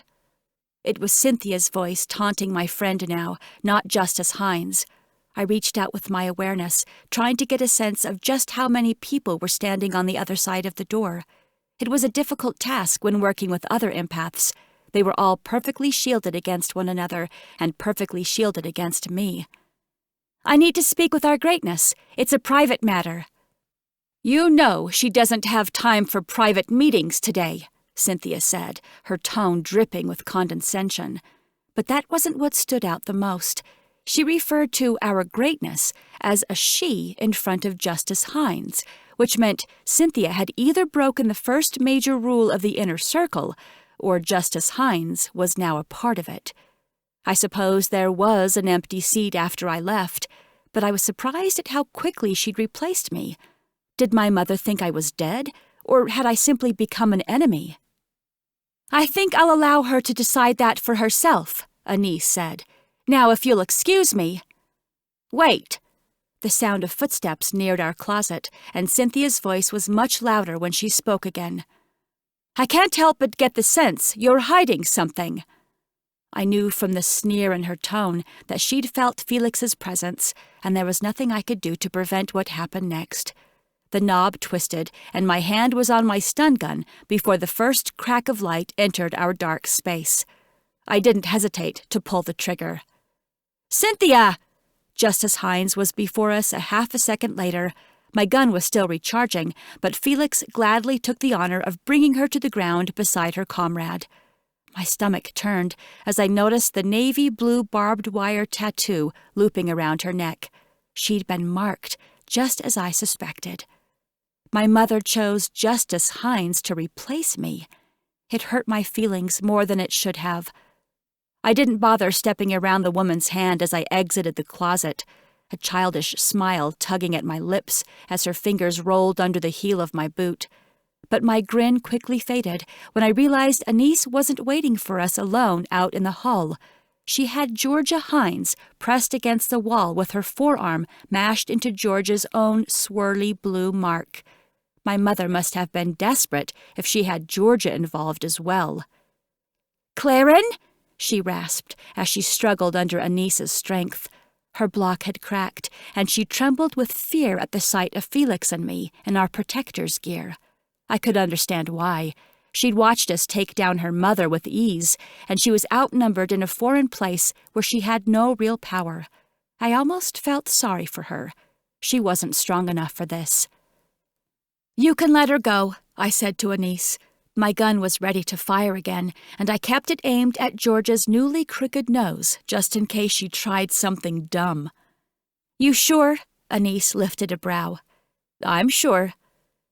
Georgia cowered into the corner, backing away from Anise as quickly as she could. I could have brought her down instantly. I wanted to. But Georgia was just a pawn in the same game as me. We were the same in many ways, working to impress mothers who cared for power and prestige more than their own daughters. I'd realized it now, but Georgia still desperately clung to a mother who would never love her for who she was, only for what she could provide. Could Georgia be saved as well? "Can you lock these doors from the outside?" I asked Anise. "Not these, but there's a holding cell down the hall." "Perfect. Please take Cynthia and Justice Hines to the holding cell. Make sure they're locked up before the stuns wear off." "What about her?" Felix asked. He looked at Georgia, who bowed her head in shame. She refused to meet his eyes, and though he couldn't sense it, I felt her bite of embarrassment. Georgia really had feelings for Felix at one time.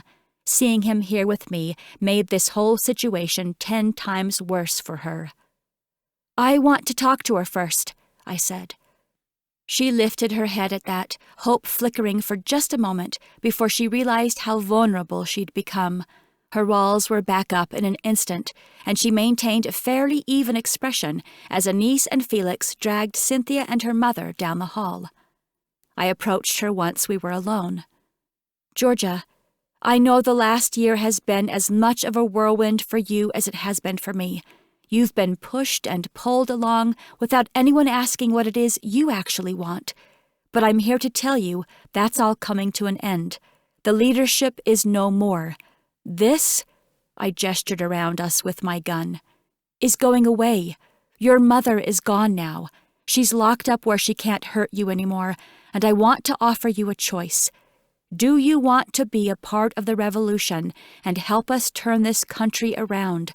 Or do you want to die with your mother on the wrong side of history?"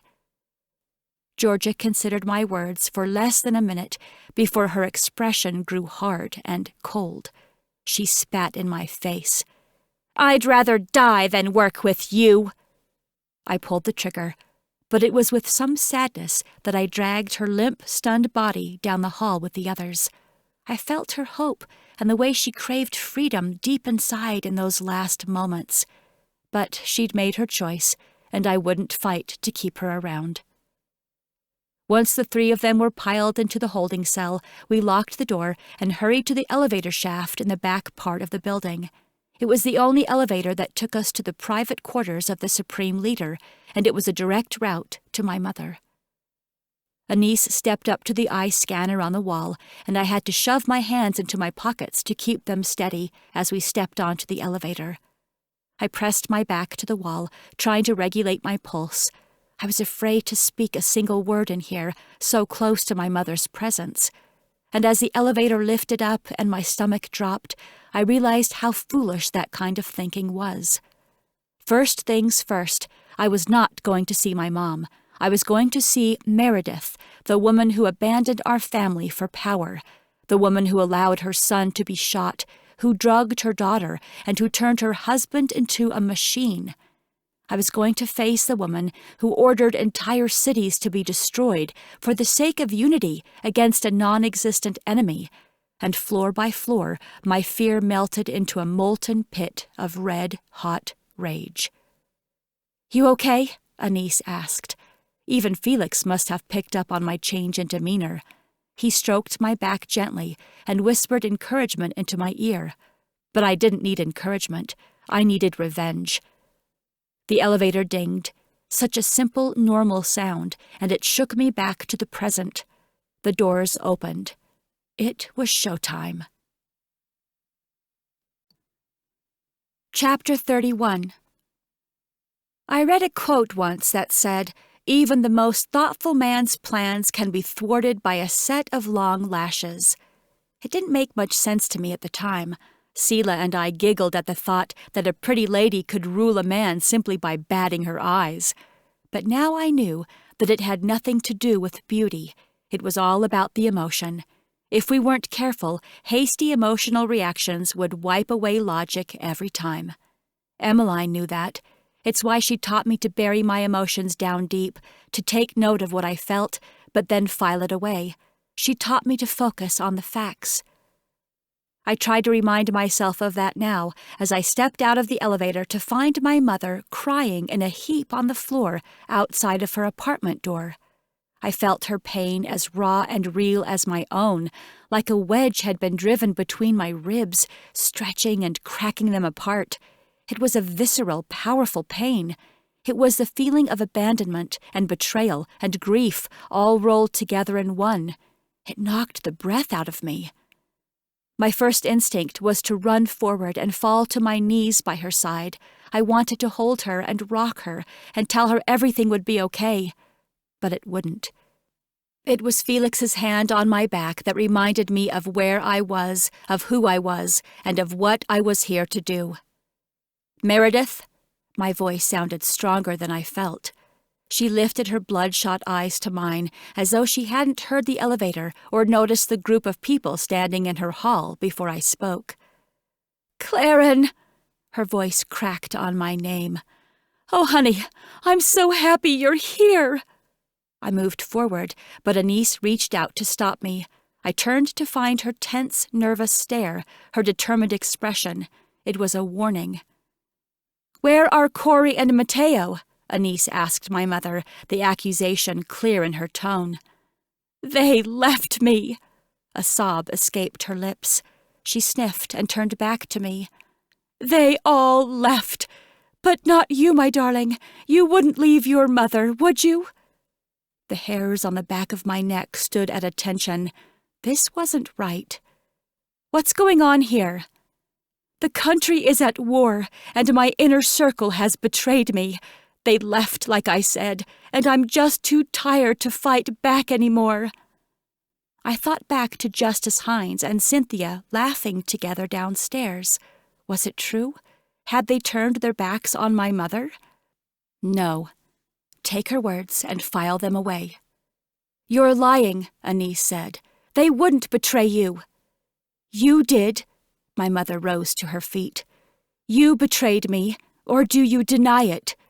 Anise didn't respond. "I can prove it to you." My mother continued, walking toward us now. "Come to the lab. I'll show you footage of them leaving. You can see their tracker locations yourselves." She raised her hands in the air as Felix pointed his weapon at her. She was getting too close. "I'm unarmed. This isn't necessary. I told you, I have nothing else to lose." "I don't need proof," I said. "I need you to take action. That war on the mainland doesn't have to happen. Call upon your protectors. Have them put a stop to this. You have the power to save our country." "I have no power anymore." She sulked past us, down the hall toward the lab. Anise's jaw was tense as she looked to me for how to proceed. I narrowed my eyes, searching my mother for a crack or a hesitation, anything to show that she wasn't being genuine. But there was nothing there but sorrow and surrender.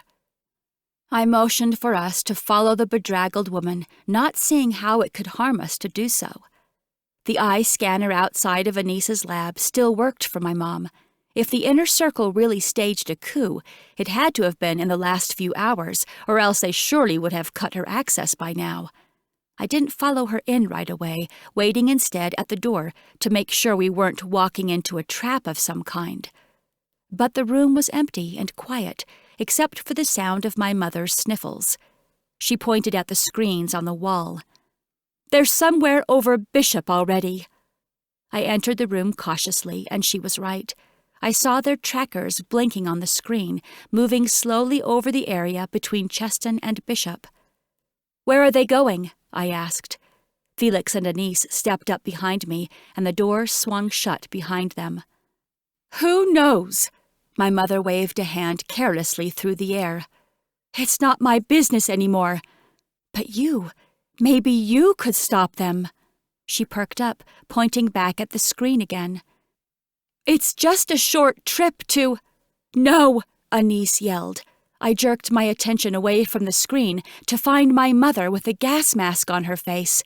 Her hand was mashed down on a large black button on the console before us, and Anise was scrambling to open a cabinet. I watched Anise reach inside for a mask of her own, but she'd gone blurry. The edges of my vision grew dark, and I tried to reach for my stun gun, but my arms had become wet noodles, uselessly flailing at my sides. I fell to my knees, landing beside Felix, who had a thin line of blood trailing from one nostril. Then the floor felt cold against my cheek, and I realized I'd fallen completely down. My eyelids were heavy, so heavy. I wanted to close them, but I was flipped onto my back and jabbed in the cheeks with something made of hard rubber instead. There was some distant shouting and cracks of metal, but they sounded like they were underwater, and my lungs felt cold, but with every icy breath I took, the world began to clear. I turned to find Felix laying beside me, wearing a gas mask that Anise had gotten for him, too, and to my other side, Anise and my mother were engaged in a fight. Dark hair flew through the air like a raven, a black whip that crashed into the cabinets and slid to the ground. Anise was unconscious. I tried to stand, but I was still too weak. Whatever gas my mother had released into the room was strong. I didn't dare remove my mask. She circled back around to the console and spoke into a communicator. "Anise is down. The path to the mountain is clear." I tapped around for my stun gun, but it was gone. Felix had been stripped of his weapons as well. He was breathing, the mask secure on his face, but he wasn't lucid yet. Anise must have put my mask on before his. He'd inhaled more of the gas than I had, but how much was too much? I couldn't worry about that now. If I got caught up in the what-ifs again, I'd never get out of here. File it away. Inhale, exhale. "You're awake!" I turned back to see my mother's face inches from mine, grinning like a madwoman. She'd reached for my mask, and I prepared to hold my breath, but she didn't move it. Her fingers rested for just a minute before she pulled away. "There's no need to watch you suffer, I suppose. The game is over anyway." "What did you do?" I struggled to pull myself up into a sitting position. My fingers and toes tingled and buzzed, but there was still some life in my limbs. I just had to wake them up first. She laughed. "I initiated the exit plan.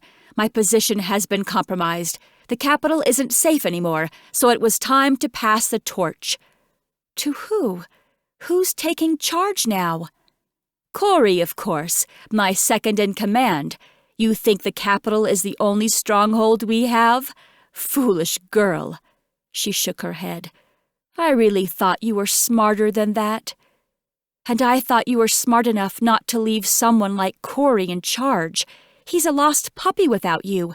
He needs your guidance. He'll never command the same level of respect as you." I tried to appeal to her hunger, her need for power.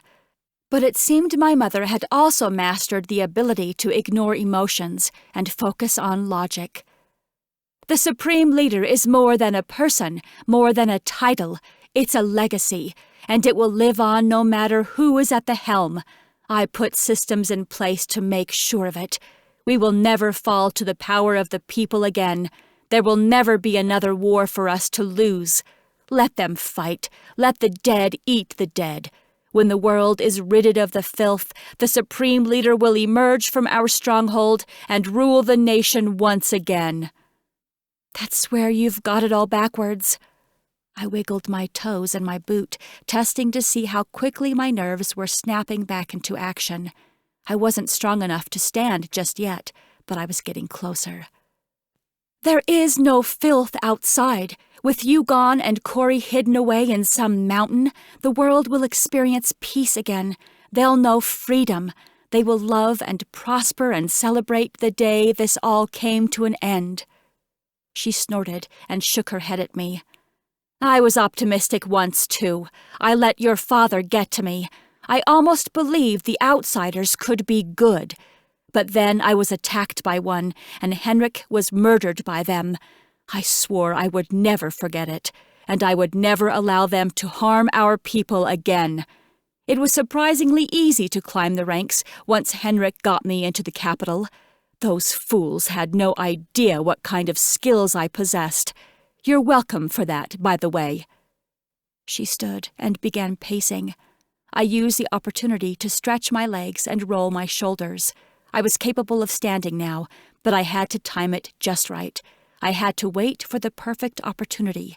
So I let her continue, getting lost in her own memories. I climbed the ranks quickly. It was easy to do when I could practically read their minds, and with a little tea to help me persuade them, they were putty in my hands. I collected their secrets like candy. It took no time at all for me to discover who was in the inner circle. Some of them were fools, too, she groaned. There were some who still fought the way you do, but I eliminated them one by one, always making it look like an accident or a medical mystery, and eventually I got tapped to join them. She stopped suddenly and shook her head at me. It was so easy. I recognized my chance and seized it, leaping for her mask. It caught her off guard, just as I'd hoped, but she had so much more strength than I did in my recovering state. She smacked my hand away with ease and twisted herself away from me. "I have killed so many to get here. Good people, too. You think I won't do the same to you? You think I won't put the future of our nation ahead of a single life?" Anise lifted her head from her spot on the floor behind my mother and weakly pushed a single finger to her lips. I looked away, determined not to reveal her position. "Every other nation in the world that has tried to unite its people has failed. Time and time again, they crumble. Most of them aren't even on the map anymore. If all I have to do to prevent that from happening to New America is kill my own daughter, you better believe I won't hesitate to do it." I remained frozen to my spot as she lifted her gun toward me. Anise kicked out hard, landing both feet behind my mother's knees and knocking her off balance. She regained her footing quickly, turning the gun on Anise instead. I lunged, grabbing at my mother's mask from the back and pulling it off to the side. She may have gotten one lungful of the gas, but no more. With one arm frantically grabbing at her mask, the other swung over her shoulder to whip me with the barrel of her pistol. The hard metal crashed hard into the mask on my face, cracking the plastic. The impact also caused her to lose her grip on the gun. It landed on the floor just a few feet from where I stood, and I scrambled to pick it up before she could. The cold metal felt good in my hands. It felt final. My mother dove for it, but she was too late. Her eyes grew wide for a fraction of a second, but the look was replaced with a crazed smile as she settled on my mask instead. Her face began to blur, and Anise yelled my name from which sounded like a much greater distance than it was. The room tilted on its axis as I whipped quickly around to see Anise pull her mask from her face and fling it to me. I stared down at the blurry shape of it at my feet, taking too long to register what was happening. The crack in my mask was bigger than I thought. The gas leaking in was already beginning to affect me. But I couldn't take Anise's. That would leave her with nothing. I looked up to see a trickle of blood leaking from her nose as she weakly motioned for me to put it on. "No, Anise!" Still gripping the gun in one hand, her mask was in my other as I ran to her, ready to push it back against her face. But I knew it was too late when I got there. She'd purposely inhaled the gas, breathing in heavy lungfuls of the poison, knowing I'd never take the mask if she could still use it. Her head lolled to one side, and she began to convulse, all the while growing blurrier and blurrier. I had no choice. If I didn't want to end up just like her, I'd have to put it on. I held my breath and switched it out with mine, ensuring the edges were completely sealed before inhaling again, and as my head cleared, I heard the sound of laughter behind me. "See?" my mother said. "It's not so hard to kill a person. Life is such a fragile thing. Accidents happen." She laughed again. "It doesn't matter anyway." She strode over to the table in front of the monitors and picked up a tablet, turning it to face me. We've all got to die at some point." I raised my weapon, hands trembling slightly as the gas still worked its way slowly out of my system. "Don't move," I shouted, but my attention was snagged by the screen. It displayed a bird's-eye view of the Capitol captured by a drone in the sky. The aircraft carrier moved slowly away from the island, and our submarine was nowhere to be seen. In the bottom right-hand corner of the screen, a timer ticked down, second by second. "I hoped you could be great," my mother said. "It's disappointing to see such natural skills go to waste. We could have changed the world together. But I am still your mother after all, so disappointment or not, I'll still let you have your hero's ending. You can die beside me for the greater good." "I'm sorry I'm such a disappointment to you." I took 2 steps forward. "But I'm not dying beside you today. I've got your hero's ending right here." I pulled the trigger without a moment's hesitation. She fell to the floor, coughing as the blood pooled around her. For just a minute, I was reminded of Cato on the courtroom floor and how easy it was to order his death. I stood over her for just a second, long enough to see the light blink out of her hazel eyes, and I felt no remorse as I picked up the tablet from the floor beside her. Wiping the screen clean on my pants, I saw we had just under 4 minutes remaining before the bomb dropped. There was no way I'd be able to get the island evacuated in such a short time. I didn't even know how to begin. I scanned the room for controls, but there were so many buttons and screens and menus that I couldn't possibly search through them all. I went for the only one I knew with any certainty, the large black button my mother used to initiate the gas. I slammed my fist into it and heard the soft click of the lab door unlocking. I wouldn't feel comfortable breathing again until we were safely away from this wretched place. Mask still on tight, I reached for Felix. His eyes were half open, and his fingers curled slightly as I made eye contact with him. He was alive, and slowly but surely he was coming around. If only we had more time, I could get him down to Anissa's family's bakery and get into the safety of the water. I checked the screen again to be sure. 3.5 minutes. Not even close. I slid my arms under his and pulled. He was heavy, but I was determined. I got him out of the lab and halfway down the hall before my muscles were burning with fatigue. 2 minutes. I powered through. It was all I could do. I wouldn't spend the last minutes of my life wishing I would have done more. I yanked and pulled and yelled my way down the hall, grunting as I tugged him along. Somehow, I made it past my mother's apartment and through the doors that led to her private hoverjet. The machine sat atop the landing pad, glistening gloriously in the sunlight here at the highest point of the island. 23 seconds. It wasn't enough time. I didn't even know how to fly a plane, much less a hoverjet. I pulled Felix past the aircraft and over to the edge of the roof.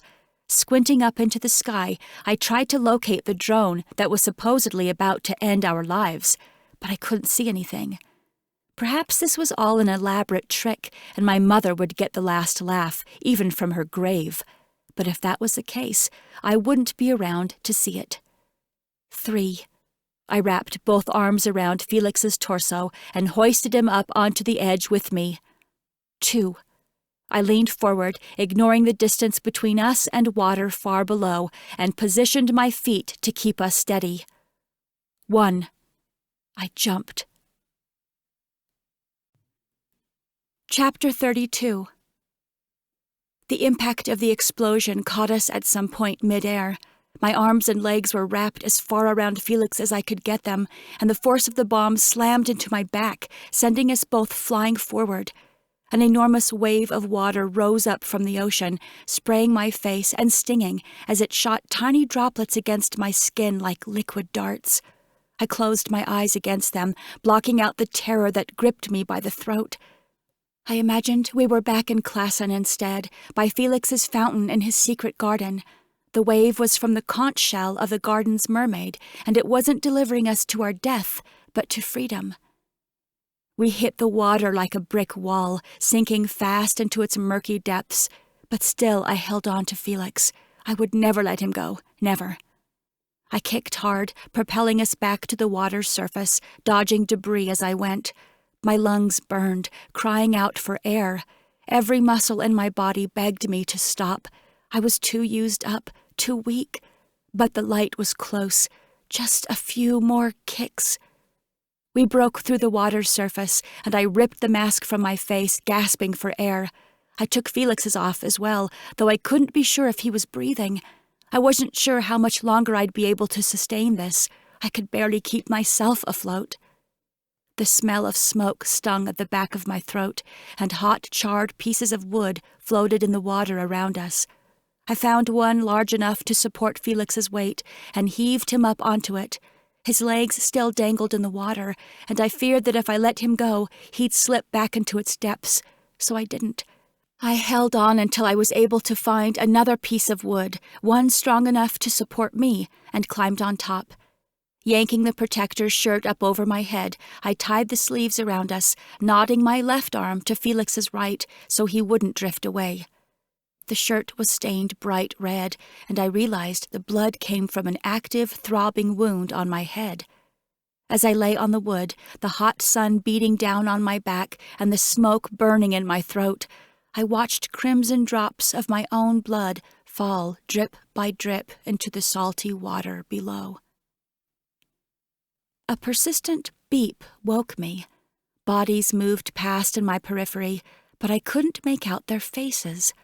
I tried to sit up, but found myself tethered to a bed with plastic lines attached to my veins. My head pounded like a thunderstorm, and my mouth tasted like vomit. "Felix!" My voice was a croak. He didn't answer. I reached out with my awareness instead, searching for him that way, but it was too loud. So much beeping. There were too many people, too many emotions running high. The weight of it crushed me. "Felix!" I tried again. "She's awake." I turned to see Ryder frowning down at me. He turned to a woman I didn't recognize, then began to move for the door. "No, wait, Ryder! Where are you going? Where's Felix?" My lids grew heavy again, and next thing I knew, I was standing beside Felix in the garden. He took my hand and kissed my forehead. "You did it," he whispered. "I knew you would." A wave spilled out of the fountain and lifted us high into the air as our own private chariot.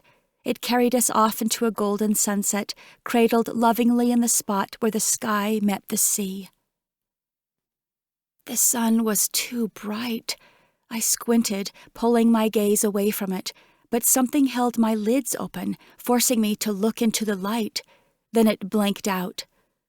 "Looks normal," a voice said. I knew that voice. "Joy?" "Yes." A warm hand stroked my cheek. "Yes, Claren, it's me. Are you with us?" I struggled to open my eyes again, but the sun was gone. I was in a dark bedroom, drapes drawn over the only window. "Where are we?" "We're in Carmen's farmhouse." "But how?" I coughed, and Joy grabbed me a glass of water from a bedside table.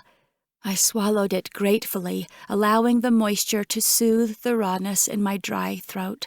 I reached up to feel it, and my fingers touched fresh gauze. Moving up higher, I felt gauze wrapped around my forehead as well. What happened? "Is she awake?" Carmen stepped into the doorway, her eyes filled with tears as she met mine. "She is." Carmen turned over her shoulder. "She's awake," she called out. Carmen took a spot beside Joy on the side of my bed, and I was just about to ask them again to tell me what happened when I felt him. I knew it wasn't a dream this time. I felt him as real as I felt the water in my hand. My eyes shot to the door in time to see Felix enter with a stack of clean towels in his arms. He immediately threw them on top of a dresser and rushed to my side, placing a string of kisses on the back of my hand and mumbling one word at a time between them about how much he loved me. "You survived." I ran a hand through his hair. "We survived."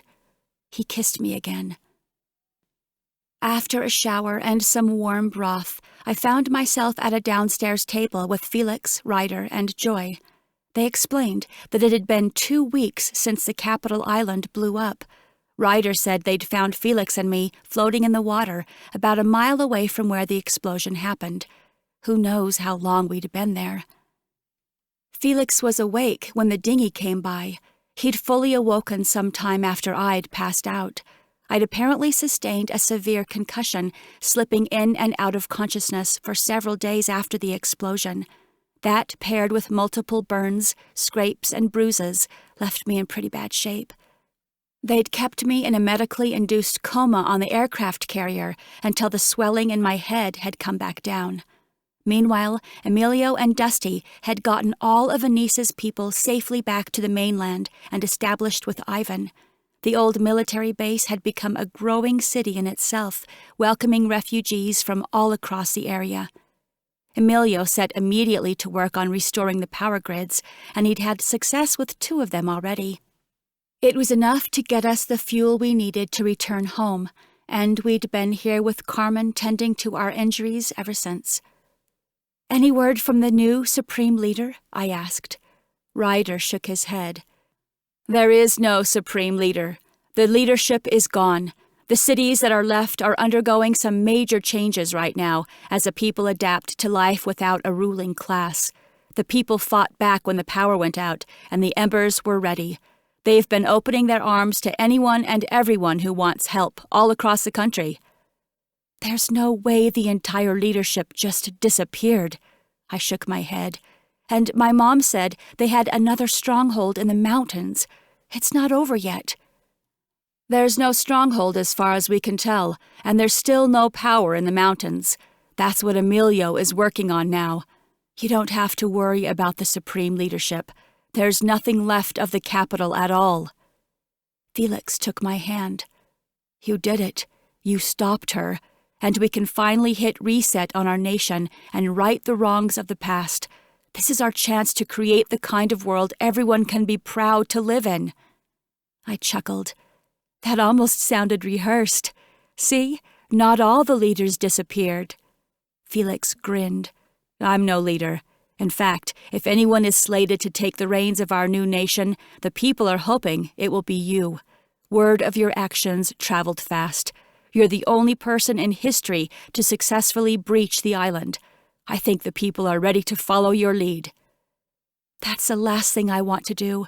I was thinking of finding some little cabin in the middle of nowhere and staying low instead." "All alone?" Felix quirked a brow. "With you." He kissed me on the lips. "I was hoping you'd say that." I didn't believe we were really safe. Somewhere, in some nameless mountain, I was sure that Corey sat waiting for his opportunity to strike again. But we'd never find him, not until he was ready, and maybe not in this lifetime at all. But I was alive and home and surrounded by people who loved me. The theatrics were over. My walls could be retired, and for once I could revel in the hope I'd pushed down for so long. I could lean into the warmth and cherish what could someday be happiness. That was enough for now. I stood on the back porch of Carmen's farmhouse that evening, staring into the same sunset I'd dreamed of traveling to with Felix. Only this time, it sat cradled between a pond and the sky, and Felix was really here with me, fingers intertwined with mine. We looked out over the water, listening to the sound of a baby cry from somewhere in the house, and despite all the tragedy we'd endured to get here, I knew that we won. The war was over. The old world was gone, but from the ashes, we would start anew. Epilogue. A high-pitched giggle rolled over the grassy hill, followed by a young, red-haired girl in a blue dress.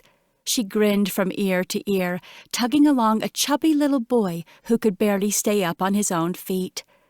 "Come on, Cato, he's coming!" Another shriek of giggles erupted as Felix came over the hill behind them, crouched low with his arms to the sides as he roared. The girl picked up the young boy and tried to run. "Lisa, put him down!" Selah called out. I looked at my friend with a grin. "She's fine. She won't hurt him. Besides, she's got to get away from the birthday monster somehow."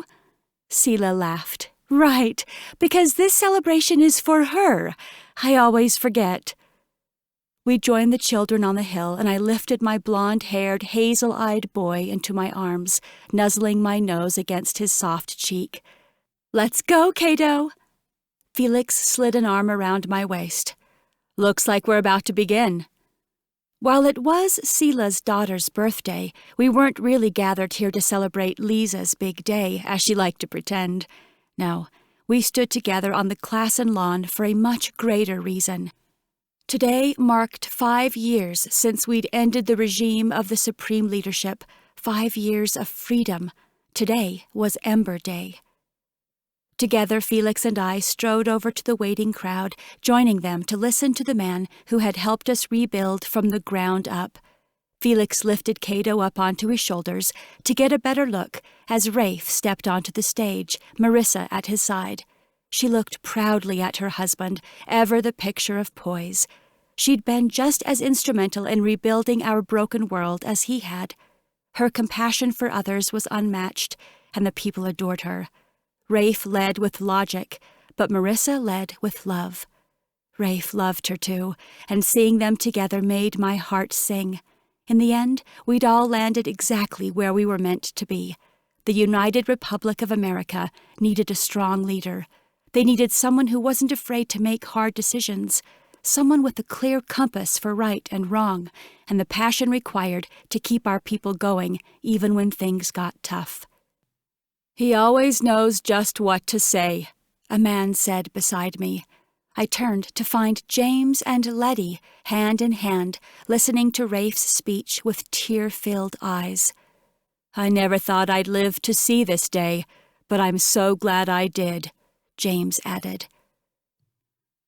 We enjoyed an Ember Day feast together that evening with the residents of a small but growing Claren city, and as we gave thanks for the hands that worked together to prepare it, I was struck with the same thought. There was much to celebrate. With my son in my arms and my husband by my side, we laid on a blanket under the stars that night beside the pond in what used to be Morton Burrow. A dazzling display of fireworks shot across the sky, illuminating Cato's bright eyes with flashes of blue and white and gold. And I was not only happy to be alive, I was excited for the future. This has been From the Ashes, Ember Society Book 5, written by A.R. Colbert, narrated by Jennifer Groberg. Copyright 2021 by A.R. Colbert. Production copyright by A.R. Colbert.